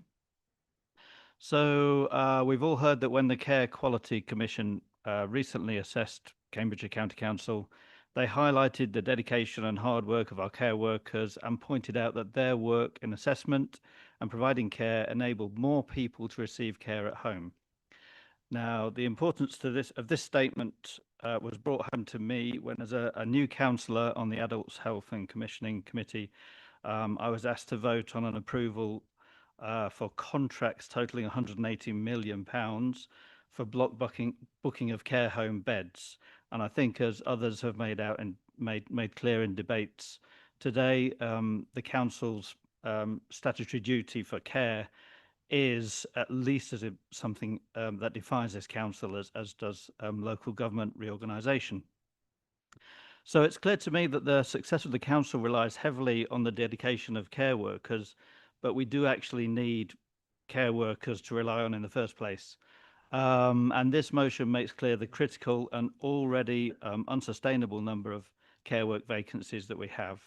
So it's crucial that there's an awareness in this council and the wider community that's vital. It is vital to us for us to continue with international recruitment of care workers, and I support this motion. Thank you very much. Councillor Martin. Thank you very much, Chair. Start off with it. Yeah, it's very disappointing to have only heard that the Liberal Democrat group was not going to support this, the change to the motion, which was agreed cross-party, as we were berated for the last full council for not doing last time, just before this meeting restarted after lunch. Didn't give a huge amount of time for discussions to be made to see if any other changes could have made, because we would have quite happily have worked across party even further to find a better solution to what is in front of us, because there are most of the issues that Councillor Bulat raises in her motion I absolutely support, and I think this is the right thing to be bringing forward to this council. But again, this motion, like the motions from last full council, predominantly asks others to act and not necessarily asks us to act. Where the amendment that was agreed between Councillor Keane and Councillor Bulat would have added that extra line of the action that this council could have taken and that the leadership could have taken. Because one of the things that I believe that is missing in this amendment, in this motion, apologies, Chair, is the education side and the skills side.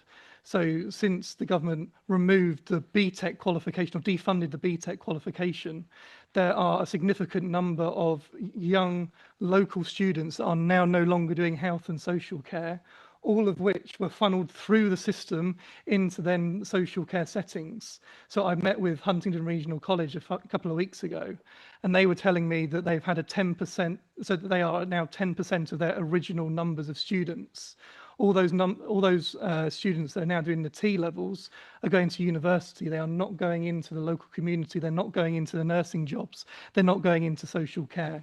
So there's a big issue with skills, and that is something that this council could have acted on.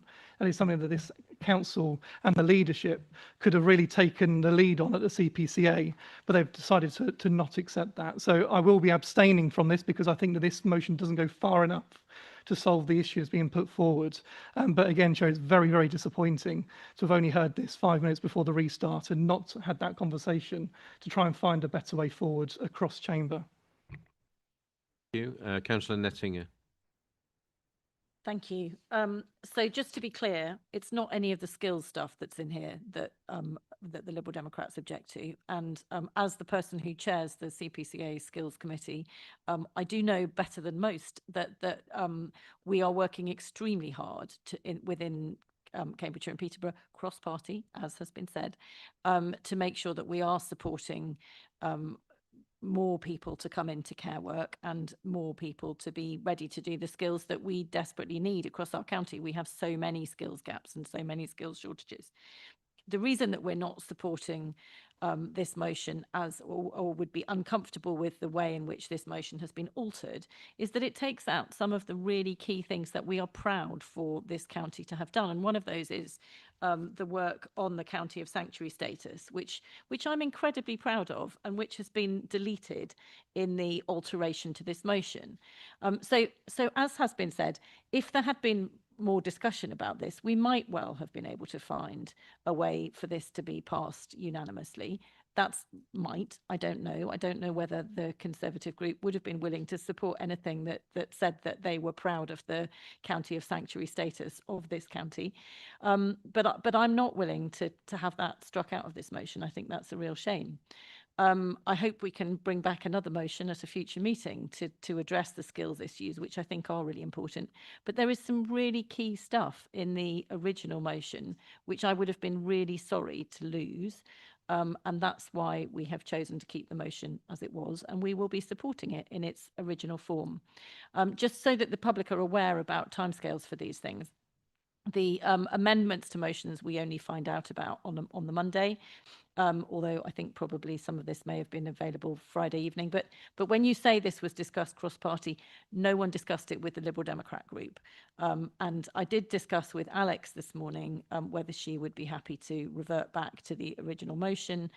There was a certain amount of confusion about who had control over that and the way in which it gets passed at the meeting. So there were some discussions, but actually, if you want things to be passed in this county cross-party, might be useful to discuss it with the administration. Thanks. Do I have other speakers? Yes, Councillor Wilson. Thank you, Chair. I just want to reinforce some of the things which Councillor Nettinger has said. As the chair of the Adults and Social Care Committee, it would have been extremely helpful if both the proposer and any amender stroke changes to the motions were discussed with me in advance. Then we could have agreed a cross-party motion that would have been approved. The motion correctly recognises the importance of international care workers, and we've heard from the question today about Rannis Healthcare, and we are aware of how important it is for them and for other providers to have healthcare from overseas. The briefing note describes a number of initiatives which the council has introduced, including paying a real living wage, with over 90% of providers of social care now paying the real living wage to their workforce, the development of the Care Academy, and the deployment of the government's Market Sustainability and Improvement Fund. So there's an awful lot of things which we are doing already, and we will want to do more things in the future. But the way in which we can do that is by working together rather than in isolation. Thank you. Thank you very much. I have Councillor Manning. Just briefly, Chair, just to back up the points Councillor Nettinger has made. I mean, I could quibble about the bits of the hacking up of the wording and the way that internationalism sort of is taking a back foot in this. But the key point is, when I was on this council before, and I had a Conservative ruling group, we were in a minority, there were a number of cross-party motions we did. And the first thing I did was I went to the group leader of the Conservatives, or my opposite number, and I said, we'd like to do a motion on this. What can we do? And I think one of the best examples where something went cross-party was actually doing a Black Lives Matter motion, which was probably not one you would think a party of multiple colours would get through unanimously, but it did. So can I encourage the Conservative group to take up that offer? Any of us are really happy to work with you and get something that we really can pass cross-party. Thank you very much. Do I have any other speakers? Otherwise, I return to the second, Councillor Howitt.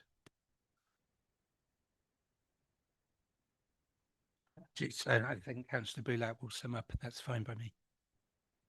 Councillor Boulat, would you like to sum up? Thank you, Chair. Maybe please no one take the full 5 minutes because I think everyone is quite tired after the whole LGR debate.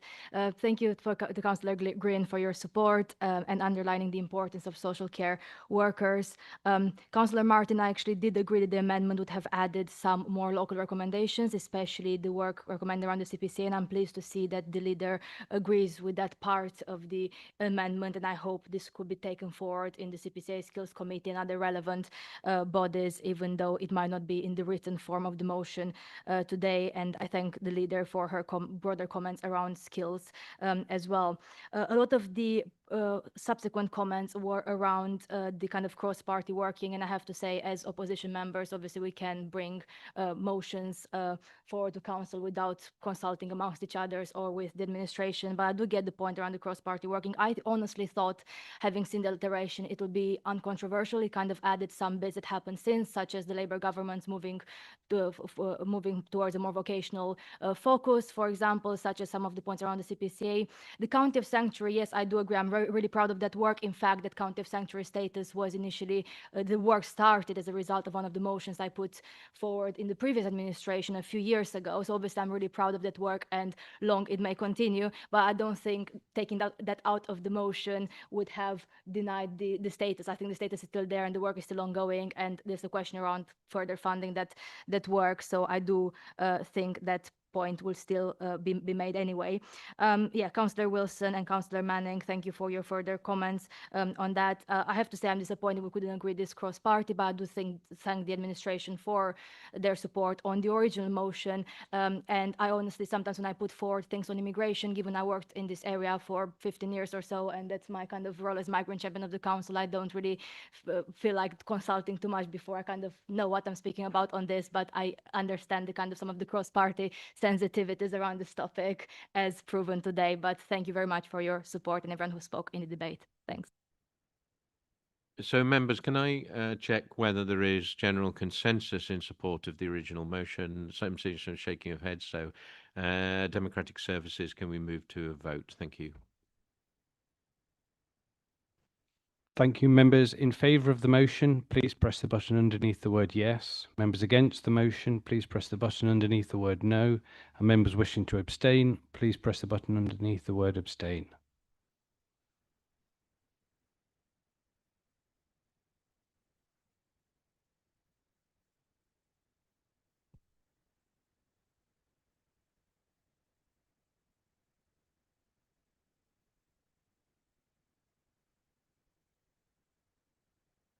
Thank you. I'm now closing the vote.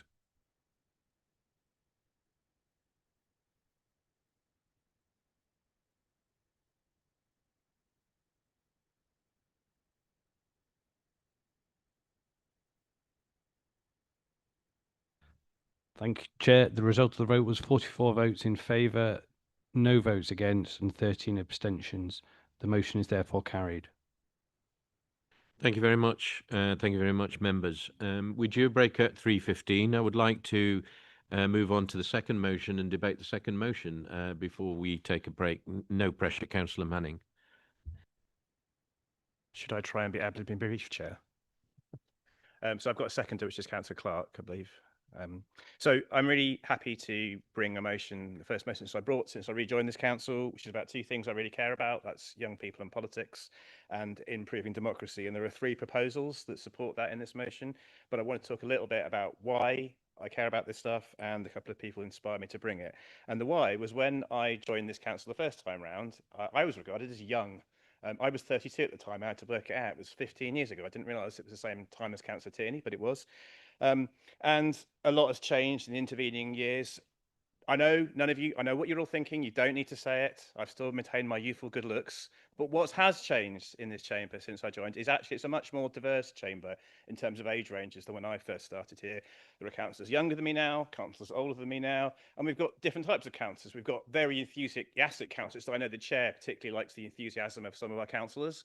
And we've got councillors who take their time around motions. I particularly admire the way Councillor Dupre approaches her speeches, for example. But there are two young people who I met during the campaign who really inspired this. One was a young lad called Mackenzie. He came all the way from Ipswich. I don't think it was just for me. I think it was for the party, if I'm willing to admit that. And he put in, I think, a record 54,000 steps on polling day. But he was every sort of young person you want in politics. He was modest, he was kind, he put the effort in, he knew lots about specific areas that I didn't necessarily know about.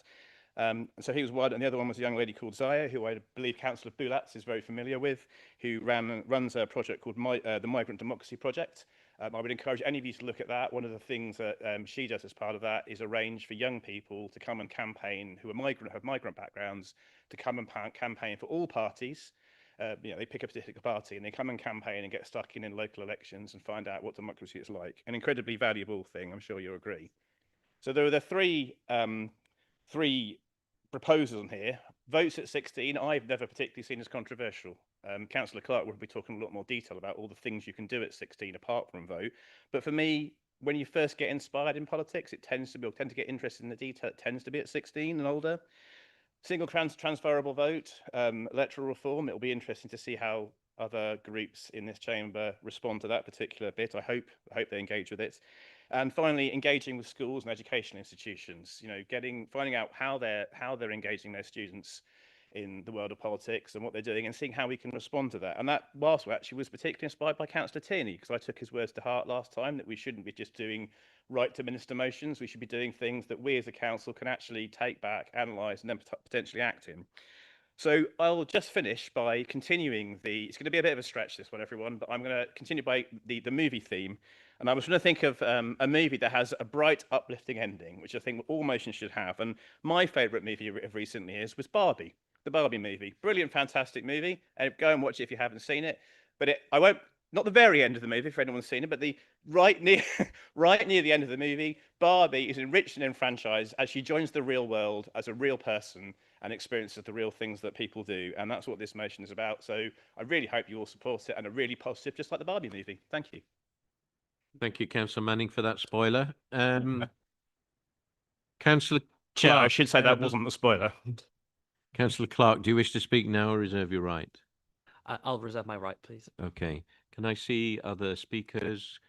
Councillor Hoy, Councillor Seif were there more or less at the same time. Councillor Tong and Councillor Tierney. Councillor Hoy. Yeah, I'll keep this very brief. I don't think you took as much from the Barbie movie as I did. I won't bore people with that, but I don't think that's the message that was received from it.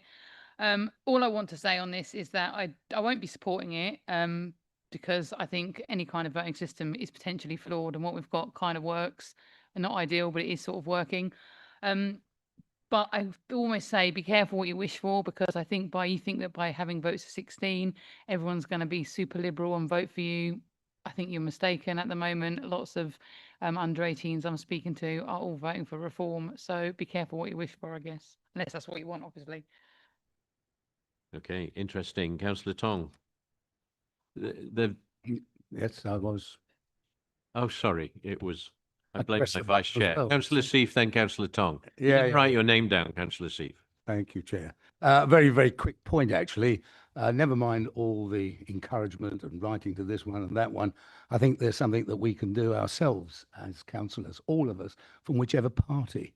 We have lots of schools in each of our divisions, and we should write to head teachers in those divisions, and sometimes they write to us as well, and invite us to speak to their students and tell them not about our party, but how local government operates and our role as councillors in it, just as an example. I have to say that I did not understand local government until I left school. I had no idea of where things came from and how things were done. And some people may say, you still don't, but I won't leave myself open to that. I just didn't I? But I think that it's something we have a responsibility as elected councillors to take the idea of democracy forward in schools. And I think that that's one of the things that, I don't know whether it's implied, of course, in this motion. Thank you. Thank you. Councillor Tong, apparently the youngsters are all voting reform.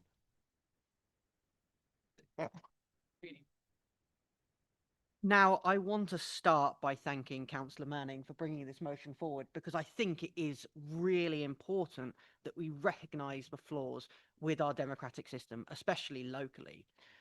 Because I strongly believe, or strongly don't believe, we are actually seeing councils that are representative of what people want.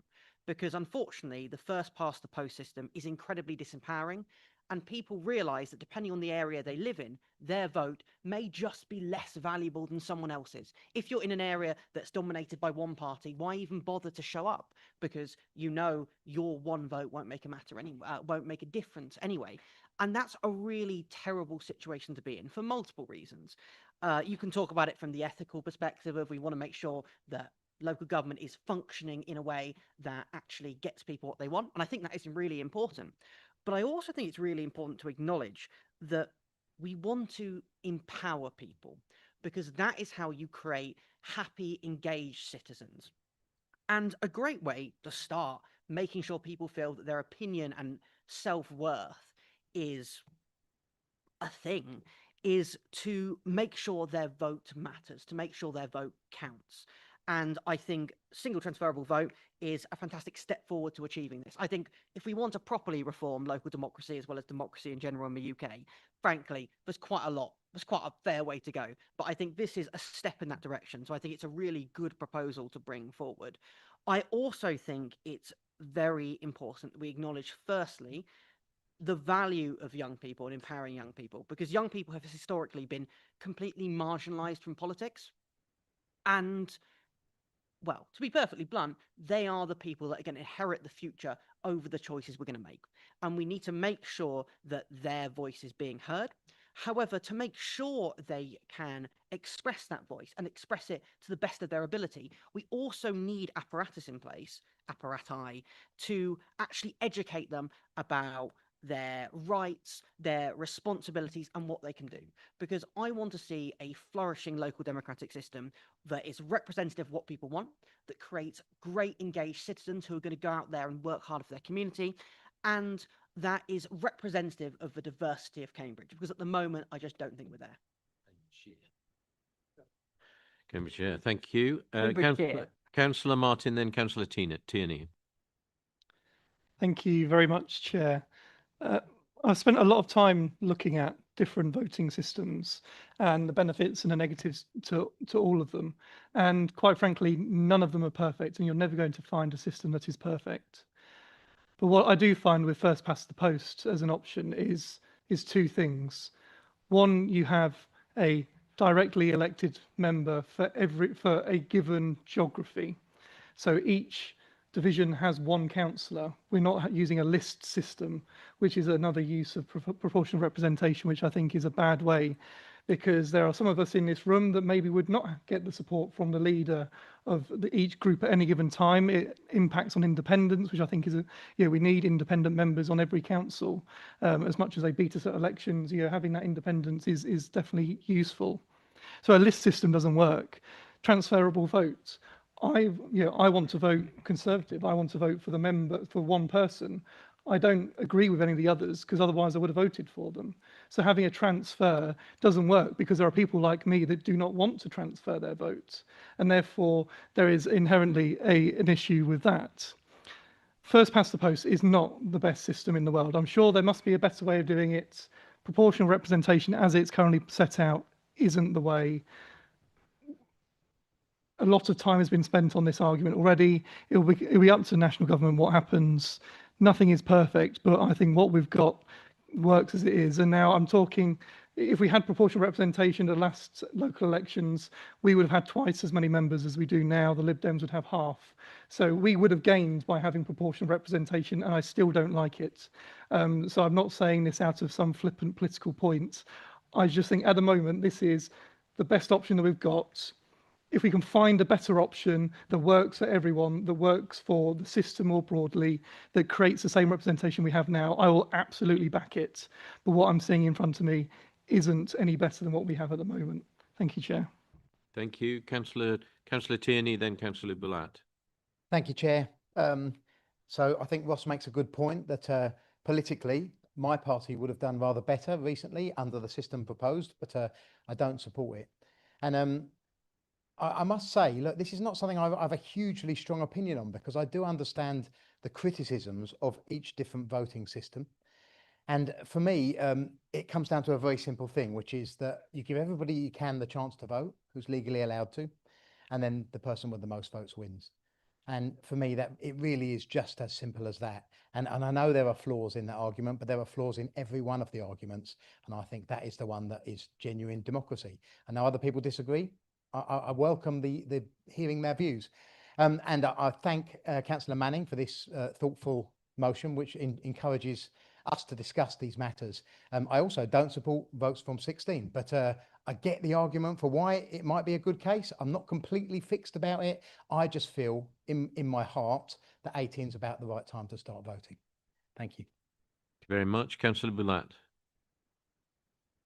Thank you, Chair, and thank you to Councillor Manning for bringing this motion and debate today. I want to speak especially since he mentioned in his opening speech Zaya, and therefore I declare my interest as one of the directors of Migrant Democracy Project, where Zaya works. So thank you for mentioning her, which is on my register of interests. I want to speak on this motion because I actually proposed in the previous administration a successful motion endorsing for Cambridgeshire County Council to endorse residence-based voting rights. So that's something we have already endorsed as the previous administration, and I welcome it being referenced again today in Councillor Manning's motion. For me, it's less about the type of the voting system, but more about how representative it is, who can vote, and how informed people are when voting. Because I believe ultimately that everyone who contributes to society locally should have a say on how it's governed, at the very least at the local level. And I'll just give you one example and a couple of thoughts on what is actually unfair around the system. If you think about a Polish resident in St. Ives, a Polish resident can vote in local council elections regardless of whether they arrived before or after the electoral changes caused by Brexit, because Poland and the UK have bilateral voting rights deal. So if you're knocking on doors, do you know that? Do you know which are the 5 or 6 countries having bilateral voting rights deals with the UK? Probably a lot of us don't know that. Now, a few doors down the road, the Romanian resident who has lived there for 5 years can vote for the local councillors, but the Romanian resident who arrived in 2023 cannot anymore, because Romania doesn't have a bilateral voting deal, and that is kind of after Brexit.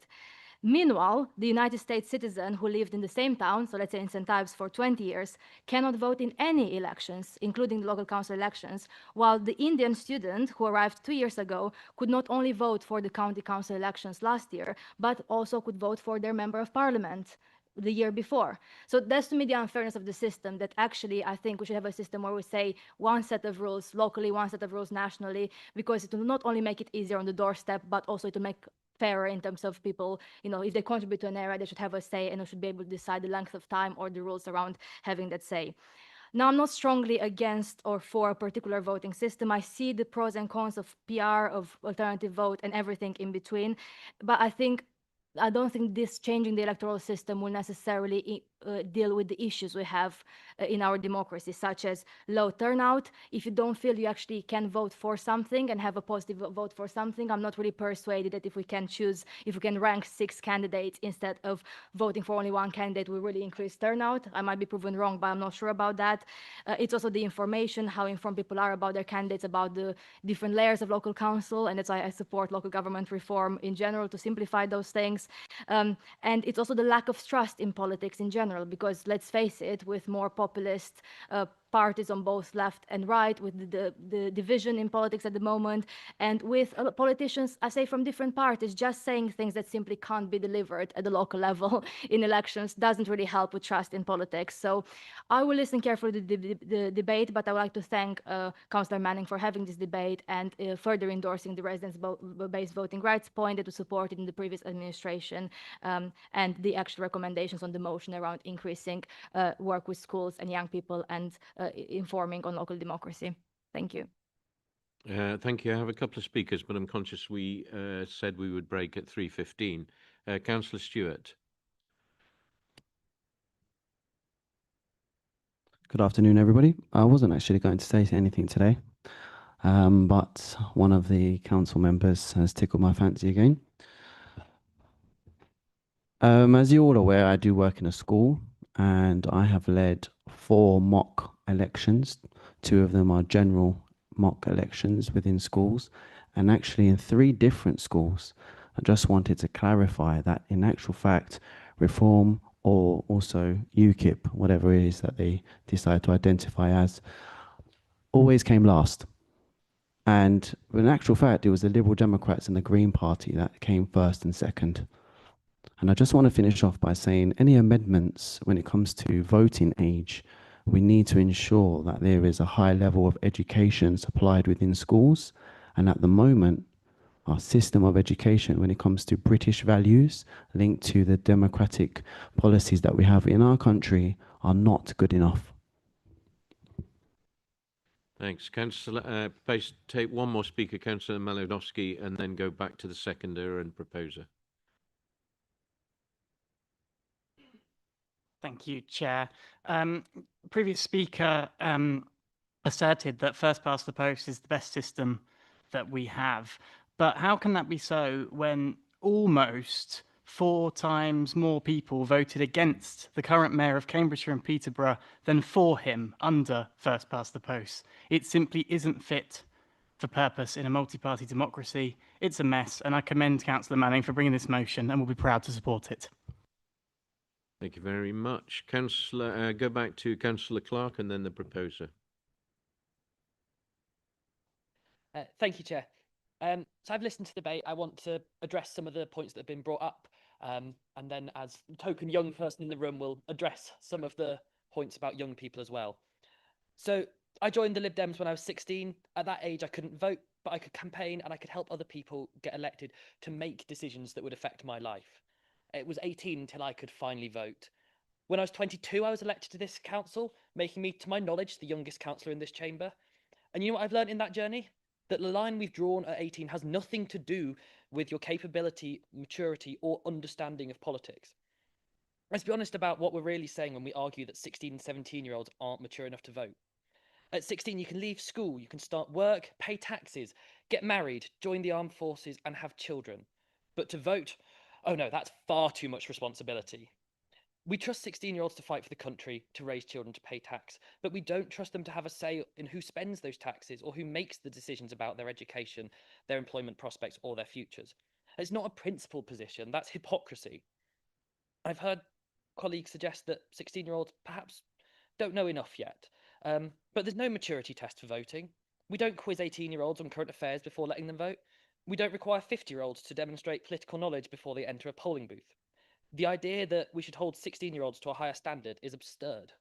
Political engagement isn't something that magically appears on your 18th birthday. It's built through experience, through education, through having a stake in the system. By excluding 16 and 17-year-olds, we're telling them your voice doesn't matter. Politics isn't for you. And then we wonder why young people feel disconnected from democracy. We're not speculating here. Wales has already lowered the voting age at 16 for Senedd and local elections. And what happened? Did chaos ensue? No. Young people engaged seriously with politics. Schools reported increased political engagement and democracy was strengthened, not weakened. Now, some of the other parties have suggested, and even my own colleague have suggested, that young people will vote one way or another. We know they won't. They're like any other age group. They're not a monolith. And for anyone to say that we should have one age for voting because people will vote a certain way is wrong. We should have 16 and 17-year-olds voting because that's the right thing to do. It is wrong to keep them disenfranchised. So the truth is simpler. We need young people voting because we need to engage them in the process. But as part of that, we need education. And this motion supports that.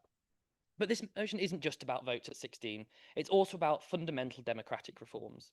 This motion calls for single transferable vote for local elections. First past the post is fundamentally unrepresentative. It wastes votes, it creates safe seats, and it produces councils that don't reflect how people actually voted.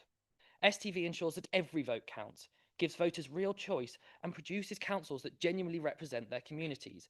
It works in Northern Ireland, it works in Scotland, and it would work here. So going back to education, asking schools to promote democratic engagement and ensure students know their voting rights is crucial. Democracy isn't something you're born understanding. It's taught, it's learned, it's practiced, and it's defended. If we're serious about engaging young people in democracy, we need to ensure they understand how it works, why it matters, and how they can participate. These are common sense proposals. I welcome that the government have committed to votes at 16 from the next general election. But local government reorganisation gives a great opportunity to bring in votes at 16, an opportunity to educate and energise young people about local government. And I think everyone in this room knows how hard it is to engage some young people about what their council's doing. So, Chair, I've said how politically involved I was before I could vote. But the crucial point is that when I could finally vote at 18, nothing had fundamentally changed about my understanding or my capability. The only difference was an arbitrary date on a calendar. So now I'm 23, the youngest person in this chamber. I get to vote on decisions about education, social care, transport and healthcare.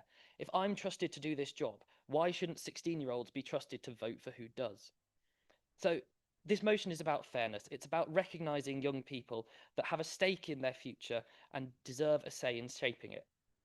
It's about extending democracy to all residents who call Cambridgeshire home, and it's about ensuring our elections actually represent how people vote.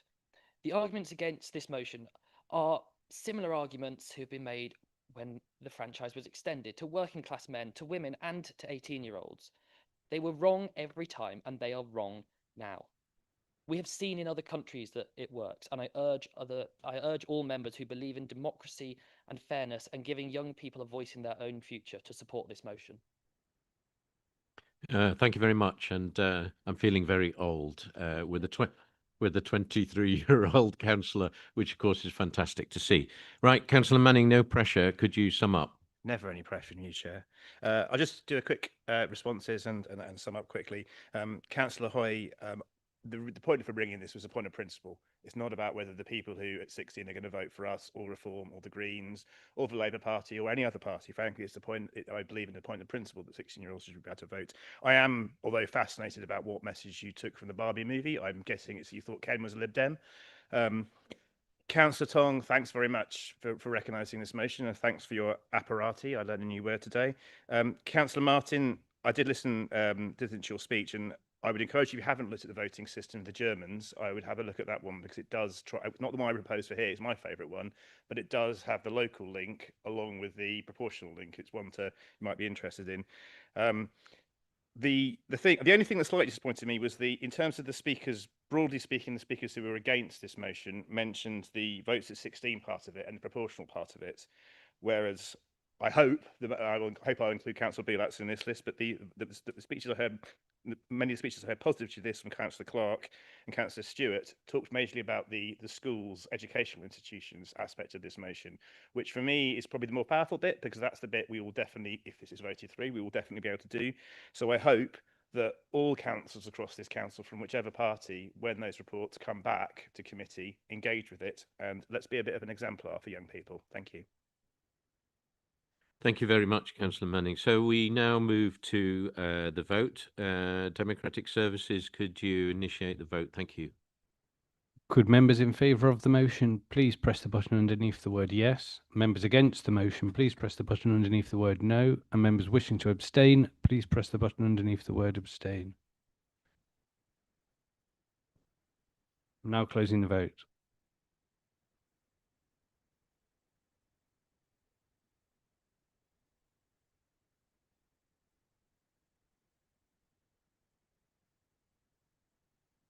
Chair, the result of the vote was 40 votes in favour, 17 against and no abstentions. The motion is therefore carried.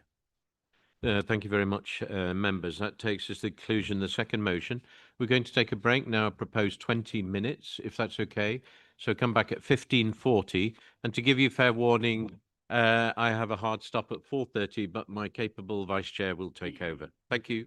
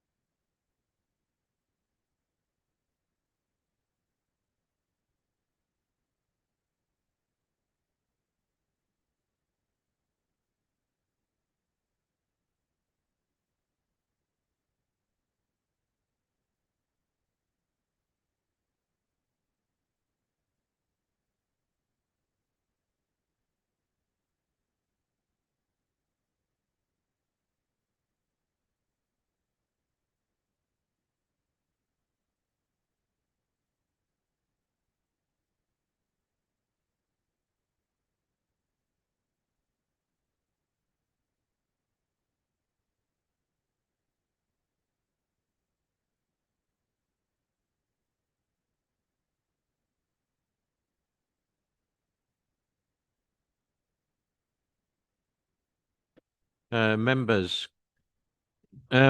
could we now reconvene? Thank you. Thank you for coming back promptly after the break. We now move to the third motion, which is being submitted by Councillor Machini. Can I ask Councillor Machini to speak to a motion? This is set out on pages 6 and 7 of the Council agenda. Councillor Machini. Thank you very much, Chair. I'm going to try to save us all and be as brief as I possibly can. I think my motion is reasonably straightforward and self-explanatory, and it's asking for us to get behind a very long-standing campaign in support of our shop and bank workers. We have heard in past weeks and months from officers of this council how concerning it is that levels of abuse against council workers and contractors are rising, and this is happening across the board, including to so many of the people that make the high streets in all this county the vibrant places that they are. We need to send a message to our shop and bank workers that we value them and we support them, and we need to campaign for better police enforcement funding. So I would like to propose this motion. Thank you. And you have a seconder? Who is your seconder? Councillor Howard, do you wish to speak now or reserve your right? Reserve my right, please. Okay, thank you. We have an amendment on this motion from Councillor Murphy, and I believe Councillor Manning is to second. So, Councillor Murphy, will you move your amendment? Thank you very much. And I also don't want to keep members. We've had a long day already. We do want to express our broad support for this motion and welcome the focus it brings on the very serious problem of people experiencing violence, whether injuries or threats at work. No one should have to experience violence at work, and when it happens, it must be investigated by police and the perpetrators prosecuted. We also welcome the work USDOR has undertaken in support of its members. The information captured amplifies what's captured elsewhere in the crime survey and the safety at work statistics. We do have some issues with the motion, but rather than rewrite every specific point, we're focused on two key issues. First of all, we don't believe creating a specific offence will make any difference whatsoever to the incidence of violence in the workplace. At best, creating a specific offence is a waste of time, but it can also create confusion. You get into the demarcation disputes with different occupational groups, why this group and not that, and many occupational groups are at much higher risk of experiencing violence at work than shop workers. For example, teachers, anyone in a health or care setting, highways maintenance staff, or indeed anyone involved in security or law enforcement. So the problem is not with the law, and it's a bit of a distraction to imply it is. The law is fine. The real problem here is the lack of police responsiveness, which is leaving victims of violence feeling alone and unsupported by the justice system. Yes, police are underfunded, but there's also a question of mindset and priorities. From experience as a local councillor, I've reported matters that include very serious crimes like dangerous driving and road rage, but have been met with almost total indifference by local police. I'm sorry to say. It's almost like they have a completely different understanding of what a serious offence is. So that is how we have come to frame our amendment. We are trying to, in this amendment, focus on what's important, getting police to engage with this very serious issue and to try to make a practical difference locally. That's why we asked for the substitute paragraph in which we have put a request to write to the Police and Crime Commissioner to take the issues on board and respond in a practical way with local resilience forums. Thank you. Councillor Manning, you want to speak now or reserve your right? Reserve my right, Chair. Okay, members, can I have speakers who wish to speak to the amendment, please? Oh, sorry, Liam, Councillor Liam Beckett, thank you. Thank you, Chair. Working in retail means working with the public. Now, I'm sure all members understand that when working with and for the public, you don't just meet people who are happy to see you every day. However, there is a huge difference between people who just want to get on there with their day and people who actively abuse you, threaten you, and undermine you as a person.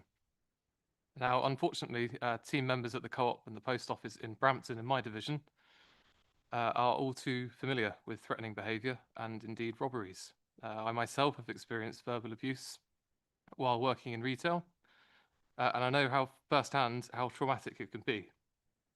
But this isn't just commonplace among shop workers. It happens frequently in hospitality. I know that because I work for a hospitality company now, but it happens in GP surgeries, it happens in hospitals, it happens in care, and it happens to our council workers. I therefore fully support the amendment as it takes a local approach and some practical steps to ensuring our local police forces have plans in place to investigate threats, abuse and attacks on all public-facing staff in different industries, while simultaneously supporting the Usdaws Freedom of Fear campaign. Thanks. Thank you very much. I have Councillor Black, Councillor Fisher, Councillor Tong. Oh, thanks very much, Chair. Yeah, a little bit surprised at how the amendment was moved, because I guess I was feeling very untroubled about this amendment. I feel it's rather surprising that the Liberal Democrats should move an amendment to stop us writing to the Labour Minister reiterating our sort of request for Cambridgeshire to get a fair share of police funding by reviewing the funding formula for population growth and so on. And I thought, well, yeah, it's a bit odd that they're opposing that.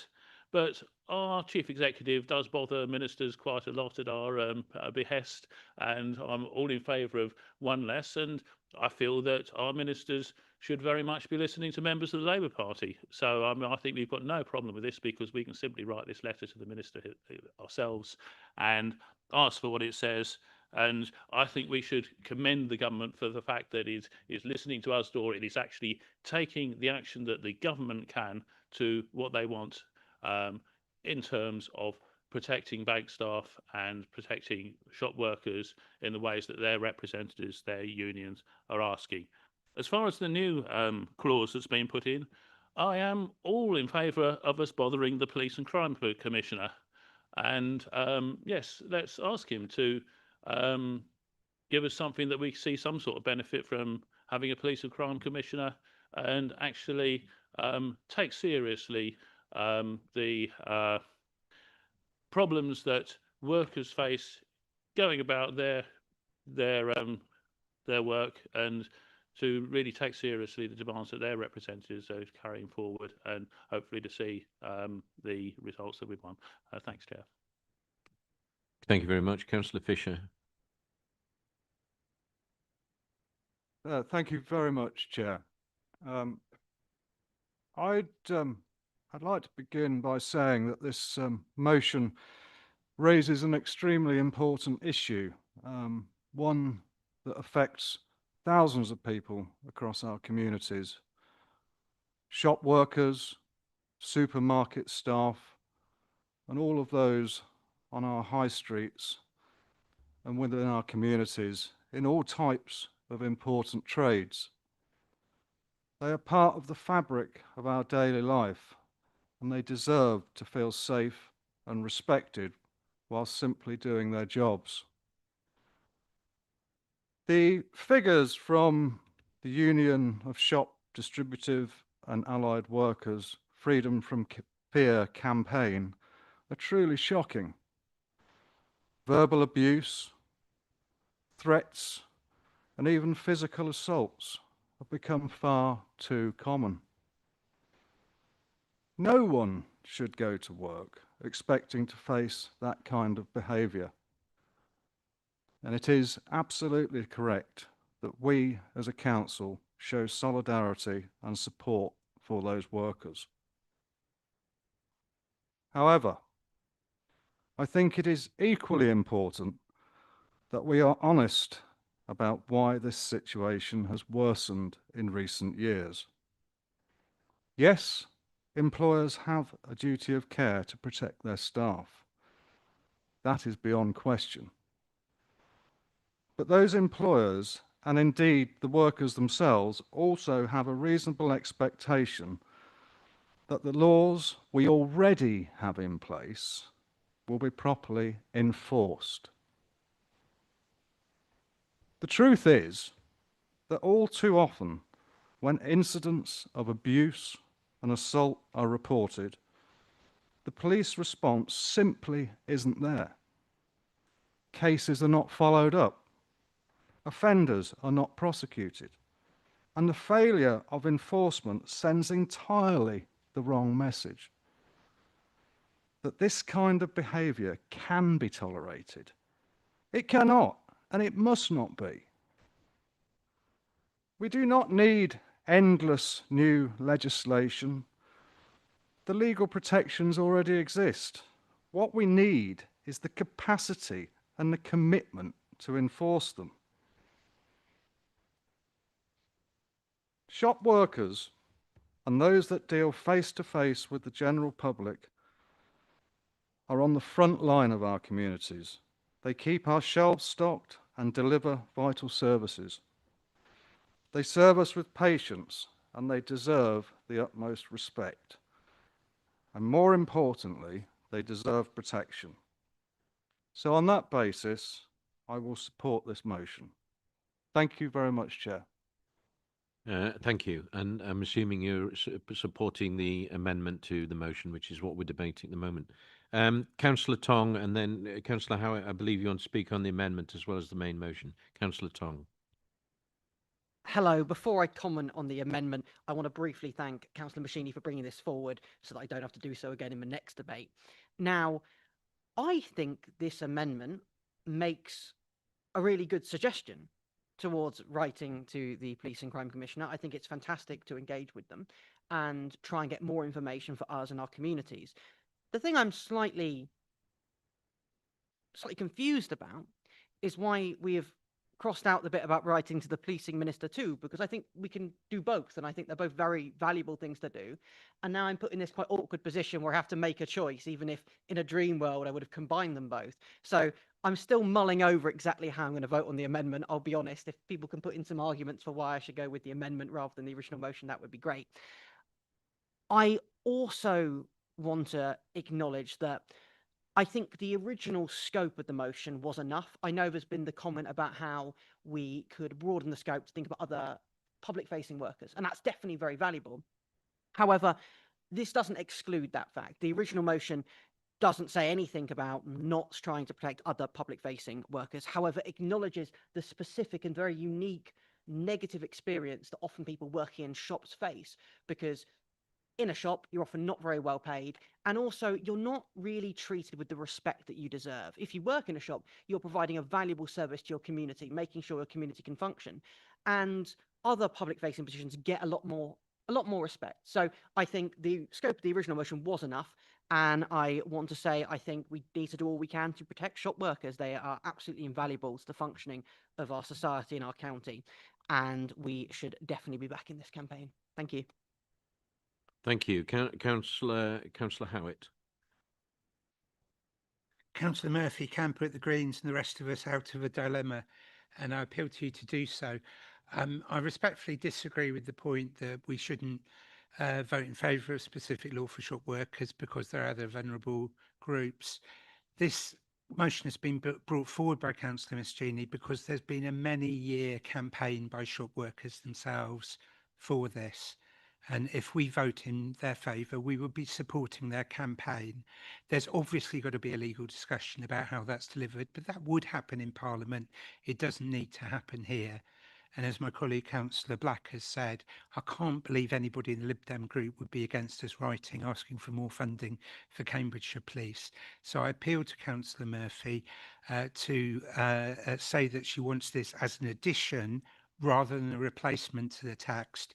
And I think if you do so, and I have deep respect for you, I think we can unanimously support this. Okay, thank you. I'm not seeing any speakers and therefore go to Councillor Manning as the seconder. Thanks, Chair. I'd just like to briefly address Councillor Tong's point, because he did invite a reason to support the amendment. It's really the simple one of too much legislation and the deleterious effects of additional pieces of legislation that simply aren't needed. And that's the reason, Councillor Howard, I would disagree with you on this. The powers are there, we just need to get the police to enforce them. And it is supportive of your campaign if we support this amendment now and we don't get a good response from the Police and Crime Commissioner, and we follow it up at the local scrutiny, that will support the overall campaign in a stronger way than just simply writing to the minister and saying, can we have some more legislation? So that's why I'd encourage you to think about maybe abstain on the amendment if you feel that. I take your point about writing to Labour ministers, but it's for us, it's about the additional legislation, unnecessary additional legislation. For you, maybe it's about thinking about a stronger way to support the overall campaign. Thank you. Councillor Murphy, could you sum up on the amendment?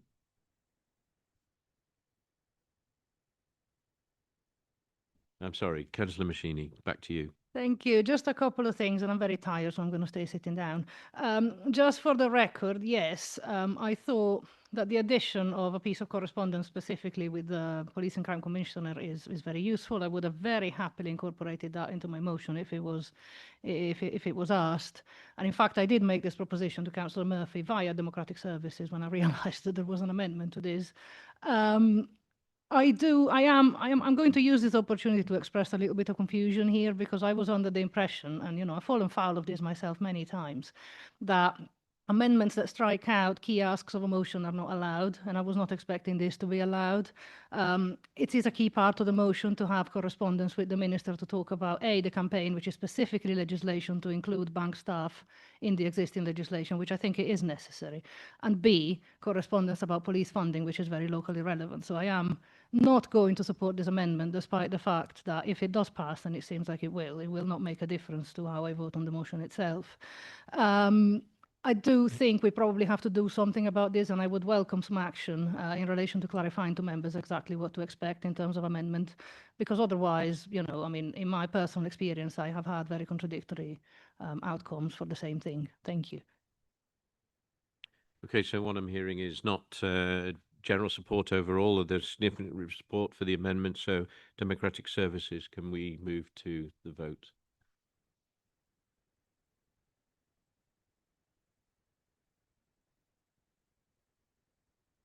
Members in favour of the amendment, please press the button underneath the word yes. Members against the amendment, please press the button underneath the word no.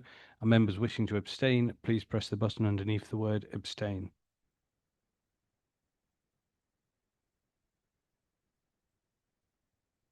I'm now closing the vote.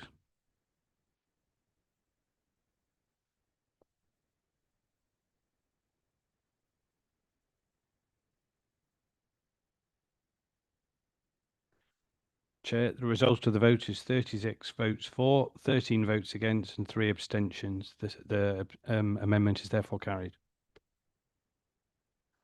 Thank you very much, Democratic Services. Do I have any speakers now on the amended motion? Otherwise, I'll return to the seconder, Councillor Howard, who reserved his right to speak. Councillor Howard. And very briefly, I regret the fact that we're going to pass a resolution that wants greater protection for shop workers, but not for the funding to enable that to be enforced. But that is and will be the decision of this council. The only other thing I want to add is I went into the Sainsbury's local at the end of my road, as I often do, and they have 3 or 4 cases of people being abusive, threatening every week, and the police never come. And that's why I think giving the police the resources to do it was right. But I think still passing this resolution pushes this at least part of the way in that direction. Thank you. And Councillor Machini, is there anything else now with the amended motion you wish to say? Thank you very much. I do vaguely regret that it is only very slightly a worse motion than it was before, but I'll support it anyway. It's a very long-standing campaign that we've got, and I do think we should make every effort to communicate to government the value of police funding for the enforcement that we all agree is necessary. I would like to extend my thoughts to many of the local shop workers in my own local area.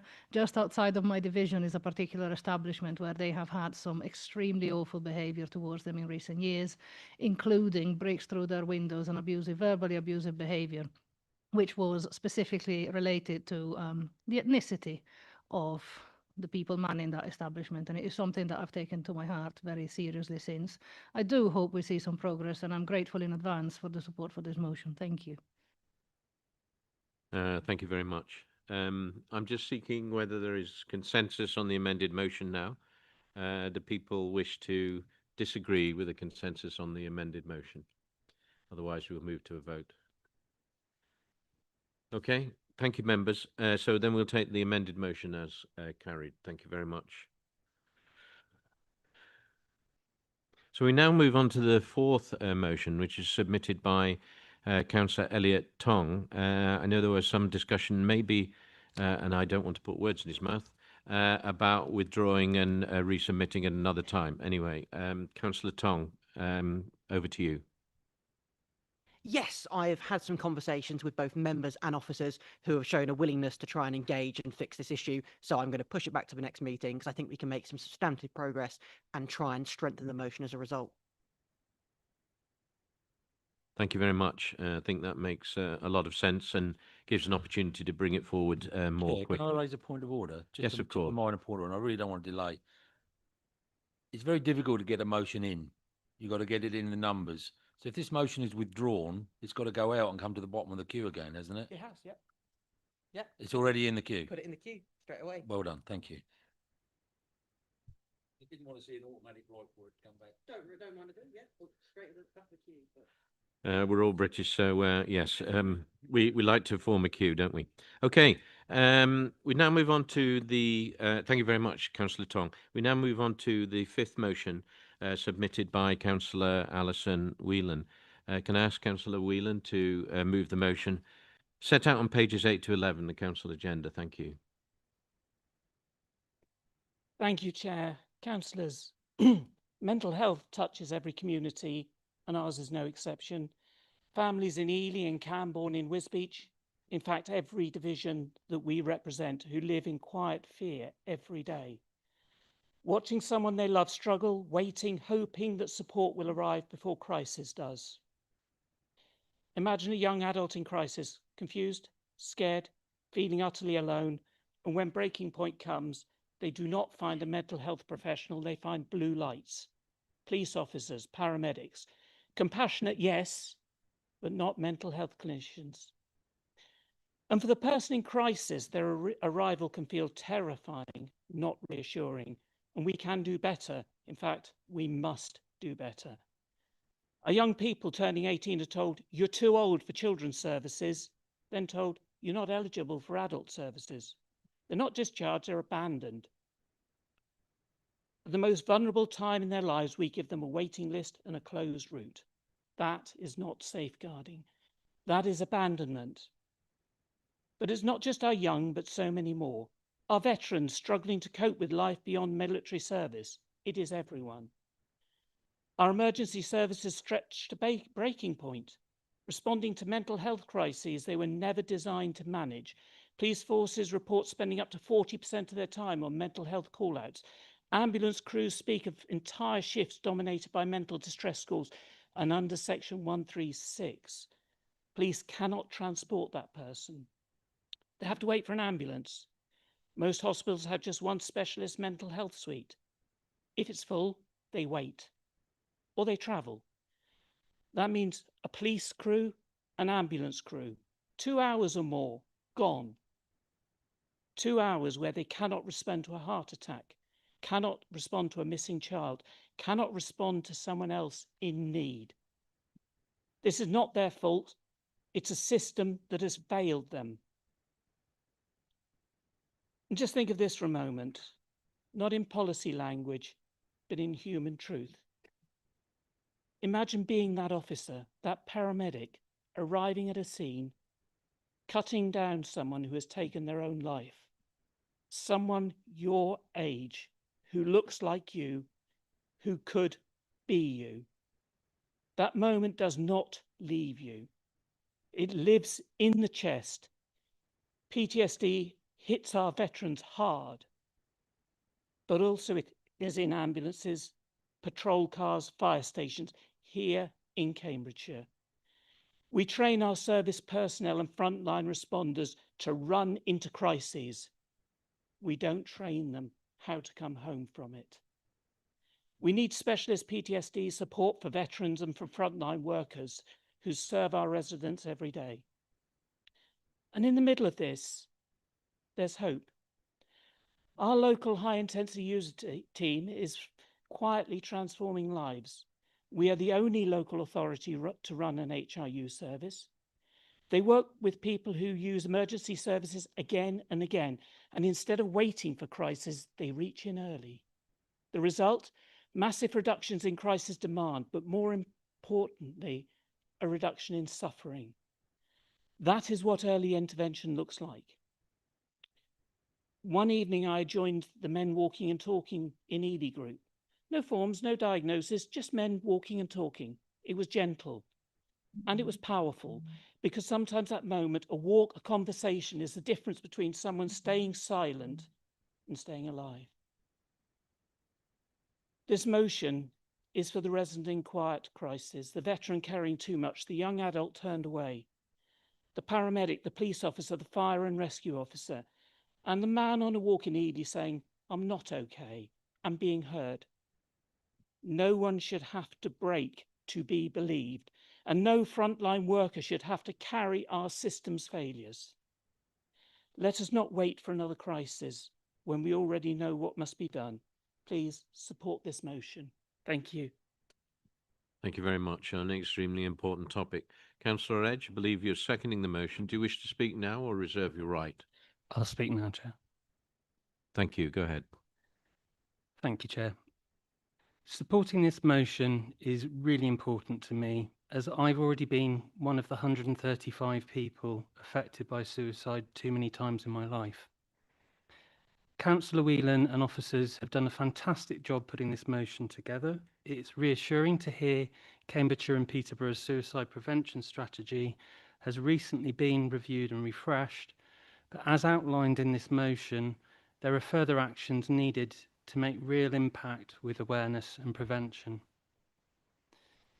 Mental health issues have grown significantly in recent years, but those at risk of ending their fight are not always obvious. This is particularly true of 40-plus-year-old men, a category of which I myself fit into. It will come as no surprise we find it very hard to share our personal feelings. It is difficult for men to admit things aren't going well in their lives. Though there may be signs, it is even less likely we will admit to feeling depressed. This was certainly true of my dear friend Giles. He was a proud farm manager, a caring husband, father of 3 teenagers, and one of the world's nicest people. Many of Giles's friends were devastated not to know he was having bouts of work-related depression, and would have dropped everything to support him if he'd just reached out to one of us. All these friends, as well as his family, colleagues, and the emergency services on the scene, were all part of the 135. 135 being the average number of people impacted when someone loses their life by suicide. Yana is an East Anglian charity focused on rural mental health support. They, amongst others, have done a great amount of around awareness and prevention. Their tractor mnemonic is a great way to remember how to look out for and engage with others you have concern for. Increased academic, social and economic pressures have seen sharp rises in mental health issues amongst young people. Having spent time recently with a family who lost their son in August 2021 and are still waiting for his inquest, it brought home how his family are still in limbo, feeling the impact of their son's death daily. Will was 25 when he ended his life by suicide. The pressures of young life, of being bullied at school, tormented him throughout his young adult life. The journey for Will and his family was confusing, frustrating, and obviously very emotional. Since his parents have become part of a community of similar families, helping each other and raising awareness and campaigning on issues such as the dangerous side effects of antidepressants or the inconsistencies of 111 option 2, where it isn't uncommon to wait well over 30 minutes to get through for urgent support. As corporate parents, we need to remember those in our care will often be susceptible to mental health issues. We do, though, need to all do what we can to help and support all young people in our communities. Local charities such as the Foundation for Young People's Mental Health, based in Cambridge, have done some excellent research and support to help families and young people. There really should also be trained mental health professionals in every school. I've only been able to touch on some lived experiences. There's a mountain of them out there, many groups of 135. What we really need to do is reframe our understanding of suicide, recognizing when someone ends their life by suicide, this is a failure of us as a society, not recognizing and prioritizing mental health on a level with physical health. By supporting this motion, we are recognizing suicide as a public health crisis and pushing for much needed improvements to remove stigmas and broaden awareness, prevention and the quality of care needed to support those at risk or bereaved. Thank you, Chair. Thank you very much. I have Councillor Howitt, Councillor Martin, Councillor Goldsack, Councillor Goodliffe. Councillor Howitt. We very much welcome Councillor Whelan bringing this forward, and the Labour Group will give this our strong support. And thank you to Councillor Edge for bringing the human dimension to this this debate. Thank you. I think both in full council and at committee, mental health has regularly been raised by elected members, and I'm proud of that in this council, and I'm proud to see that we're doing that again today. It's important to say that suicide strategy is a product of work by our own public health functions, which we should give credit, has been fully scrutinised and supported in the Adults and Health Committee, and indeed it's in the last, I've heard health partners praise the high impact use team that we've set up, and in the very last cycle the communities committee committed future funding towards that. So all of that is extremely welcome. I welcome Councillor Whelan the role that you suggest for the Health Scrutiny Committee in taking this resolution forward, and fully accept and will support it in every way. If I had to give some comments, I would say that young people's mental health is not just a transition issue. It's not just whether 16, 18 or 25 you go from one bit of the service to another with a proper transition. There is a deep concern in Cambridge about access to and quality of young people's mental health services, and I think we should record that in this debate. And although I agree with Councillor Whelan that police are not mental health professionals, I myself was deeply troubled a year ago when Cambridgeshire Police said that they would not attend mental health incidents. I think if someone is threatening suicide, we need to get skilled help to them as quickly as possible, and I pay tribute to police officers who do operate with compassion, and I would rather that they got to a person before too late than no one. I also say to the Lib Dems, is that consistent with asking the Police and Crime Commissioner for action as you do in this resolution? I just ask you to reflect on that. Both myself, Councillor Bulak, Councillor Wilson and Councillor Navarro were at the recent Cambridgeshire and Peterborough Health Watch Summit, and we heard strong, and Councillor Martin, I apologise, we heard strong criticism from psychological services users about the 111 option 2 option. Not just the amount of time to wait, but then the responsiveness when you did get through. And I think we should record that today as well. I think also, since this resolution was drafted, we've seen that the Cambridge and Peterborough NHS Foundation Trust CPFT that undertakes mental health support has been given a requires improvement by the Care Quality Commission. I think we should note that. And we should note the fact, as the former health scrutiny function did, that there was a higher number of suicides in Cambridgeshire under their watch, which they've accepted mistakes were made, but they've never been fully transparent about how and why, and we should appeal to them again to do so.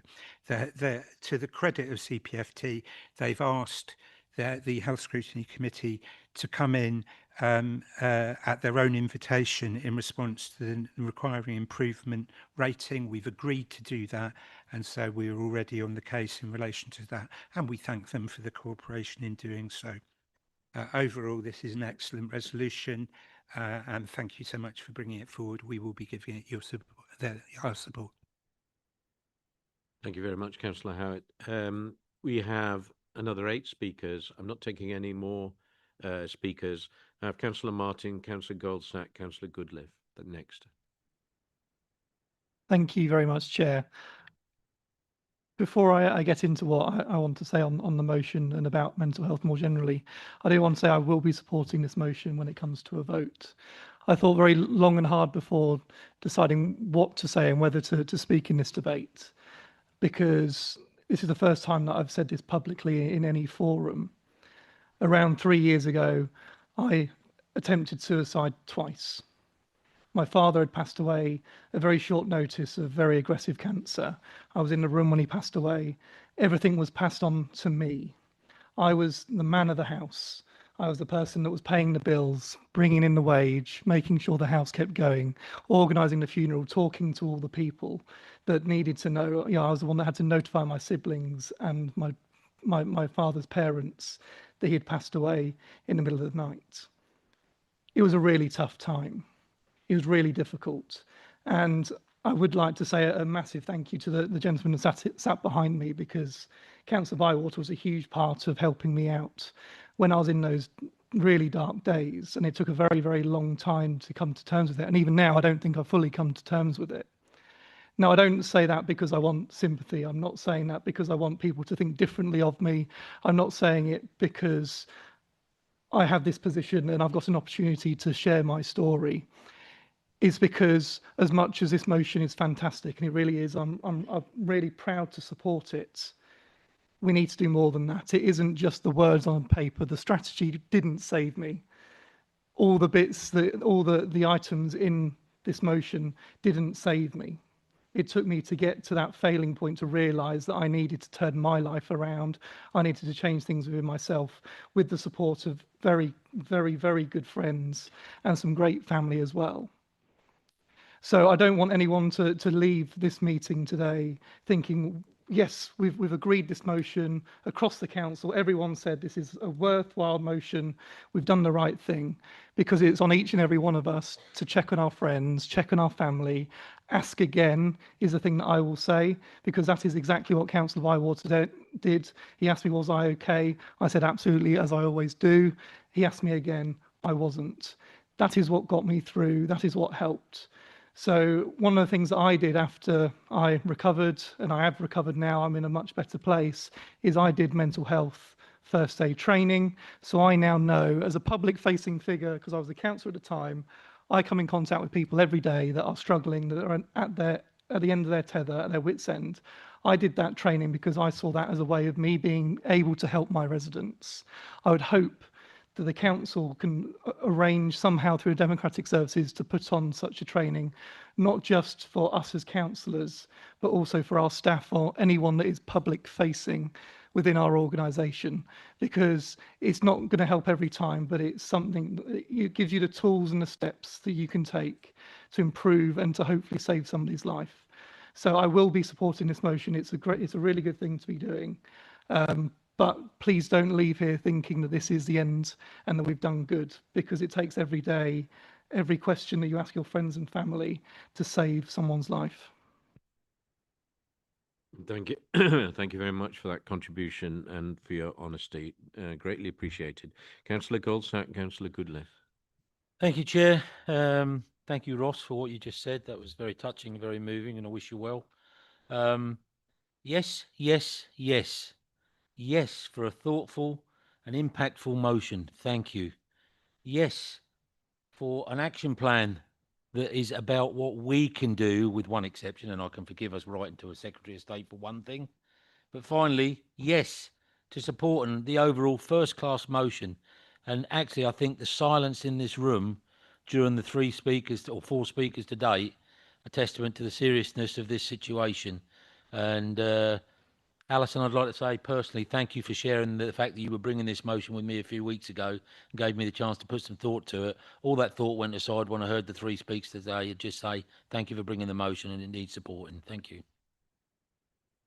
Thank you very much. Councillor Goodliff and then Councillor Ioannidis. Thank you, Chair. Firstly, my thoughts are with those who've been affected by suicide and attempted suicide, both within this chamber and those watching online. Having had to call emergency services in these circumstances, I have to, on behalf of my own family, personally pay tribute to the expertise, care and professionalism of paramedics, Cambridge University Hospitals Trust, CAMS, Child and Adolescent Mental Health Services, and family and friends for their support. However, I've repeatedly seen, both in our experience in 2020 for my own family and since, that children's mental health services and other earlier support has been woefully under-resourced for decades, and that support for children and young people in mental health crisis and earlier stage of mental ill health is left to parents, schools and professionals working in the third sector. Whilst my child was supported by CAMS after there was no such formal support offer for our other child, nor for my husband and I as parents. As both a professional child and adolescent psychotherapeutic counsellor and as a county counsellor, I've previously advocated and campaigned for both children's health and children's mental health to be prioritised and funded adequately. I welcome this acknowledgement of this earlier by Councillor Howitt, and the commitment in this motion for the Health Scrutiny Committee to continue to scrutinise and advocate for the support of children, young people and their families, and to prioritise those in need of early mental health support. I thank you for this motion and I will be supporting it today. Thank you. Councillor Ioannidis and Councillor Manning next. First off, I'd like to thank Councillor Martin for sharing his story, as I completely agree with the point of his sharing of his experience, which leaves me not much left to say. As an ex-serviceman, I've seen what unseen wounds can actually do. I've lost friends after the uniforms come off, one only a couple of weeks ago. Oh, sorry, excuse me. That's why I support this motion. I think it does the right things, but I think, as Councillor Martin said, it's not the end of it. As well as local action as well, I think it must be nationally matched. And I think what we need is ring fence funding for crisis services, suicide prevention, and a national improvement to 111 option 2. So people can actually get timely help the first time they call. So I also welcome the writing to the Secretary of State and our MPs. So I add my voice to that ask. So please, let's pass this motion. Keep pushing, as Councillor Martin has said, and for national backing for our residents. Thank you. Thank you very much. Councillor Manning and Councillor Malachowski. Tried to read my Vice Chair's writing. At the risk, Chair, of repeating what people have said, thank you very much, Councillor Edger and Councillor Martin. That really moved me, the speeches you made. And Councillor Martin, particularly that point about asking again, is ringing my ears now, because I've got a friend who I think is in crisis and he always says he's okay.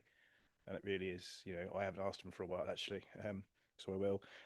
Just want to speak briefly about the bit of this motion that kind of I really cared about. The police nationally sometimes rightly get a lot of sick and first responses of a similar kind do, but I've always worked very closely with my local officers. And there were two little points here. One, it's not just PTSD, it's little microaggressions the police face. I went round on a patrol with some officers a couple of months ago. Happened to be two female officers, and the amount of low-level sexist comments they got from people that they just had to walk by and just sort of ignore, arrest me, that sort of, and they just had to just kind of ignore it. And I said to the woman, do you get that all the time? And she just went, yeah, we just have to just walk by. And I said, that sort of stuff is not okay. You might say it's part of the job, but it shouldn't be.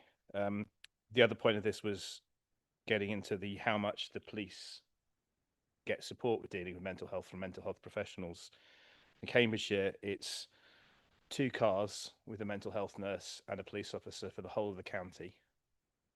on late shifts, and a mental health, a specialist mental health forensic nurse between 10 a.m. and 10 o'clock at night on weekdays and 1 o'clock and 9 o'clock on weekends.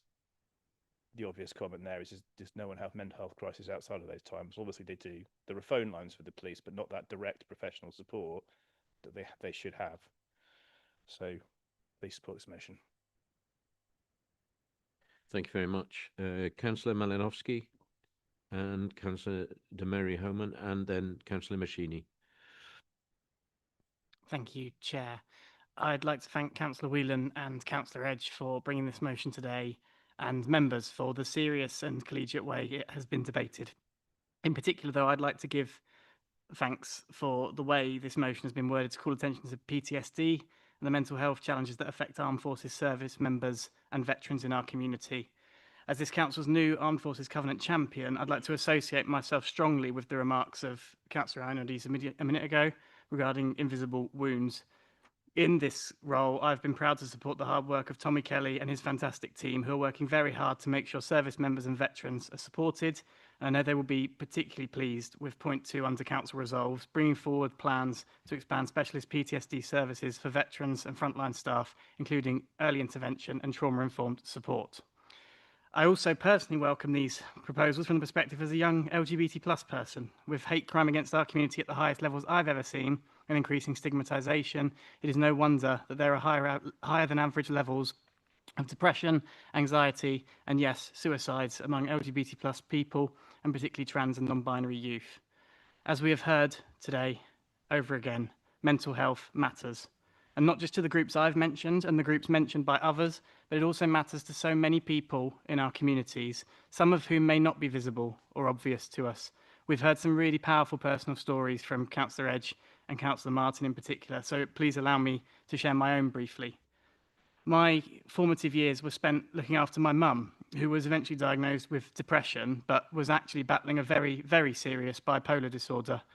And her journey really drove home to me that a lot of people suffer in silence.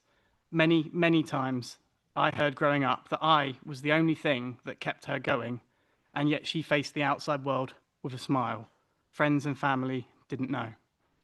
Every day now, I am so pleased and relieved to still have her here. She's probably going to be watching this at some point, embarrassed that I've just dropped her in it.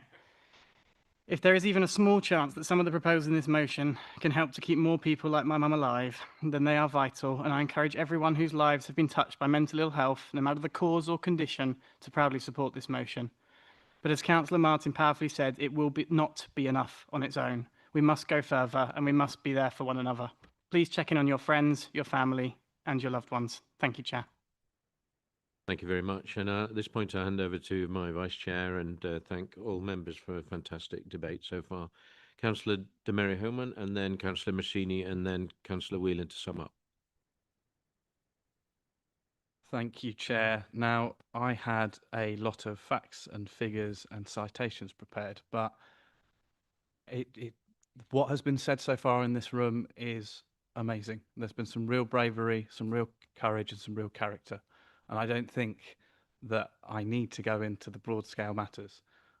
It is incredible that in 2025, we are finally at a point where it doesn't matter what your political perspective is, mental health is a top priority, regardless of the colour of the badge that we wear. This is brilliant. I will bring one stat in, though, from our quality of life survey. 28% of our residents are reporting struggling with their mental health, and that's just what's reported. I think we all know that when it comes to mental health, it is chronically underreported. This is such an important area for us to address. There is more work to be done, but this motion is a fantastic starting point. I was going to break down a few of the points in here. I don't need to. It's just point after point after point is of great value. What we need more nationally. Unfortunately, I don't have the same faith in our national government or previous governments. It doesn't really matter which of the two main parties are in office. I don't have faith in them to address mental health seriously. But what I do have faith is in us as a local authority. And I would look to the High Intensity User Service as a prime example of this. We are innovating as a county council. We are leading the way nationally. We are seeing academic studies going or being focused on the work that we are doing. We saw in last week's COSMIC meeting some of the benefits of the service. It's with great pride that I was able to support the continued work of the HRU. And I hope that as a council, as long as this council may stand, we continue to innovate, we continue to try and lead the way in tackling mental health for the good of all our residents and all of us in this room. Thank you, Chair. Thank you very much. I have Councillor Moschini next. Thank you, Mr. Vice Chairman. I'm not entirely sure how that works. I do apologise for prolonging this debate. I thought about it, but I thought I don't think I've ever paid tribute to two of my good friends from about 20 years ago, and this is probably a good opportunity to do so. I have thought about them often over the last 20 years. We were students together, my friend Chris and my friend David. We were students together, we were very close to each other, we were in the club together, we were in the lab together, we were in each other's phones all the time. And I was not prepared at all for that year when, you know, I got a phone call from them, and it wasn't them, it was a family member giving me news I was not prepared to hear. I don't particularly expect, you know, you don't know how close you need to be to someone to know that they're struggling. I had no idea. I still have no idea if there's anything I could have done or anything like that. And I don't think that there are few people. In fact, I think there are many, many people who are in this situation at this particular point. And I think we've made many strides with understanding mental health in the last 20 years. I don't know if we were 20-year-old now, whether Chris and David would still be here. I hope that they would be. And they were wonderful people, and I miss them. And I think it's very important that we think about the faces behind or in front of this discussion that we're having. It's a really good debate. I'm very proud of it. I'm not proud of every debate we've ever had in this chamber, but I'm certainly proud of this one. I'll make two tiny points in closing. I'm hoping we can make it perhaps a little bit happier in the end. We talked about language earlier. I regret to inform the people that were excited about learning the word apparati. It doesn't actually exist. And I am very happy to offer a free lesson of Latin to anyone who asks for it. But there have been a very important evolution of language in relation to mental health over the last 20 years, which I am hoping, and I have no reason to doubt, that everyone in this room knows. Nobody said it in this debate, nobody said it in the motion, it's nowhere. But just in case anybody listening didn't know, remember, you do not commit suicide. Suicide is not an offense anymore, so you do not commit it. You're not an offender, you're a victim, and this is very, very important. So when you go out there, remember this, because it's very ingrained, and people say things, they don't mean it. But it is very important that we check our language and we realize we don't know who we're speaking to, and we don't know what they hear, so we need to be mindful of that. And I love you, Chris, I love you, David, and I really hope that we can do better. Thank you. Thank you, Councillor Moschini, and there's absolutely no need for you to apologise for prolonging the debate, because I think your contribution was excellent, and I'm sure your friends very much appreciated your kind words. So thank you. Councillor Whelan, would you like to sum up? Thank you, and thank you to everyone for what has been actually really quite a powerful debate. Councillor Martin, thank you for being so open and honest. And your points about actually dealing with this before the point of failure is exactly the point that we're trying to make. Thank you to Councillor Howitt for the fact that you welcome taking this on the health scrutiny. It's just so important. I think probably every person in this chamber, I would be surprised if there is anyone who has not been affected in one way or another, whether it's themselves or whether it is people that they know, family members, friends, and so on. You know, we have the most wonderful frontline workers, and it's really unfortunate when they have to deal with so much of this stuff, and yet they're underfunded. So often underfunded, under-resourced, and they really struggle to be able to do what we want them to do. You know, Councillor Malinowski, I'm really proud of what you're actually doing with our Armed Forces Covenant, so thank you very much for that. And, you know, it is really sad that we're hearing more and more suicides from LGBT people. That is growing rapidly at the current time. We should be ashamed. We really should. I thought I'd left all of that behind many, many years ago. Councillor Goldsack, thank you. Thank you for your input. That did go to crafting the final version of the motion, in case you didn't realise. And finally, just say thank you to all of the officers who actually helped me get this motion over the line.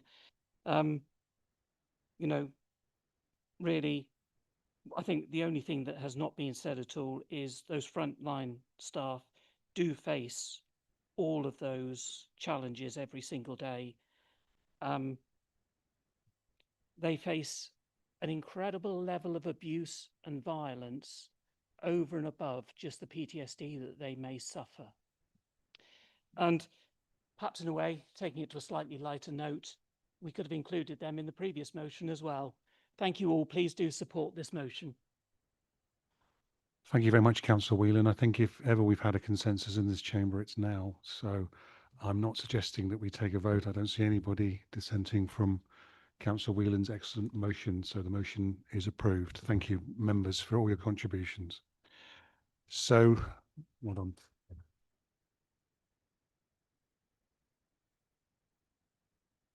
So that concludes discussion of the motions. We'll go to item 11, questions. Cambridgeshire and Peterborough Combined Authority and Overview and Scrutiny Committee. As set out on the agenda, item 11A, there will be oral questions which will be dealt with in accordance with the protocol set out in Annex 1, Chapter C2, Council Procedure Rules, I hope you're all keeping up, of the Council's Constitution. I can remind you that councillors may ask questions for response by the Council's appointee on the Combined Authority and its appointees to the Combined Authority Overview and Scrutiny Committee, which relate to the decisions of the Combined Authority Board and Overview and Scrutiny Committee as set out in the generic report provided.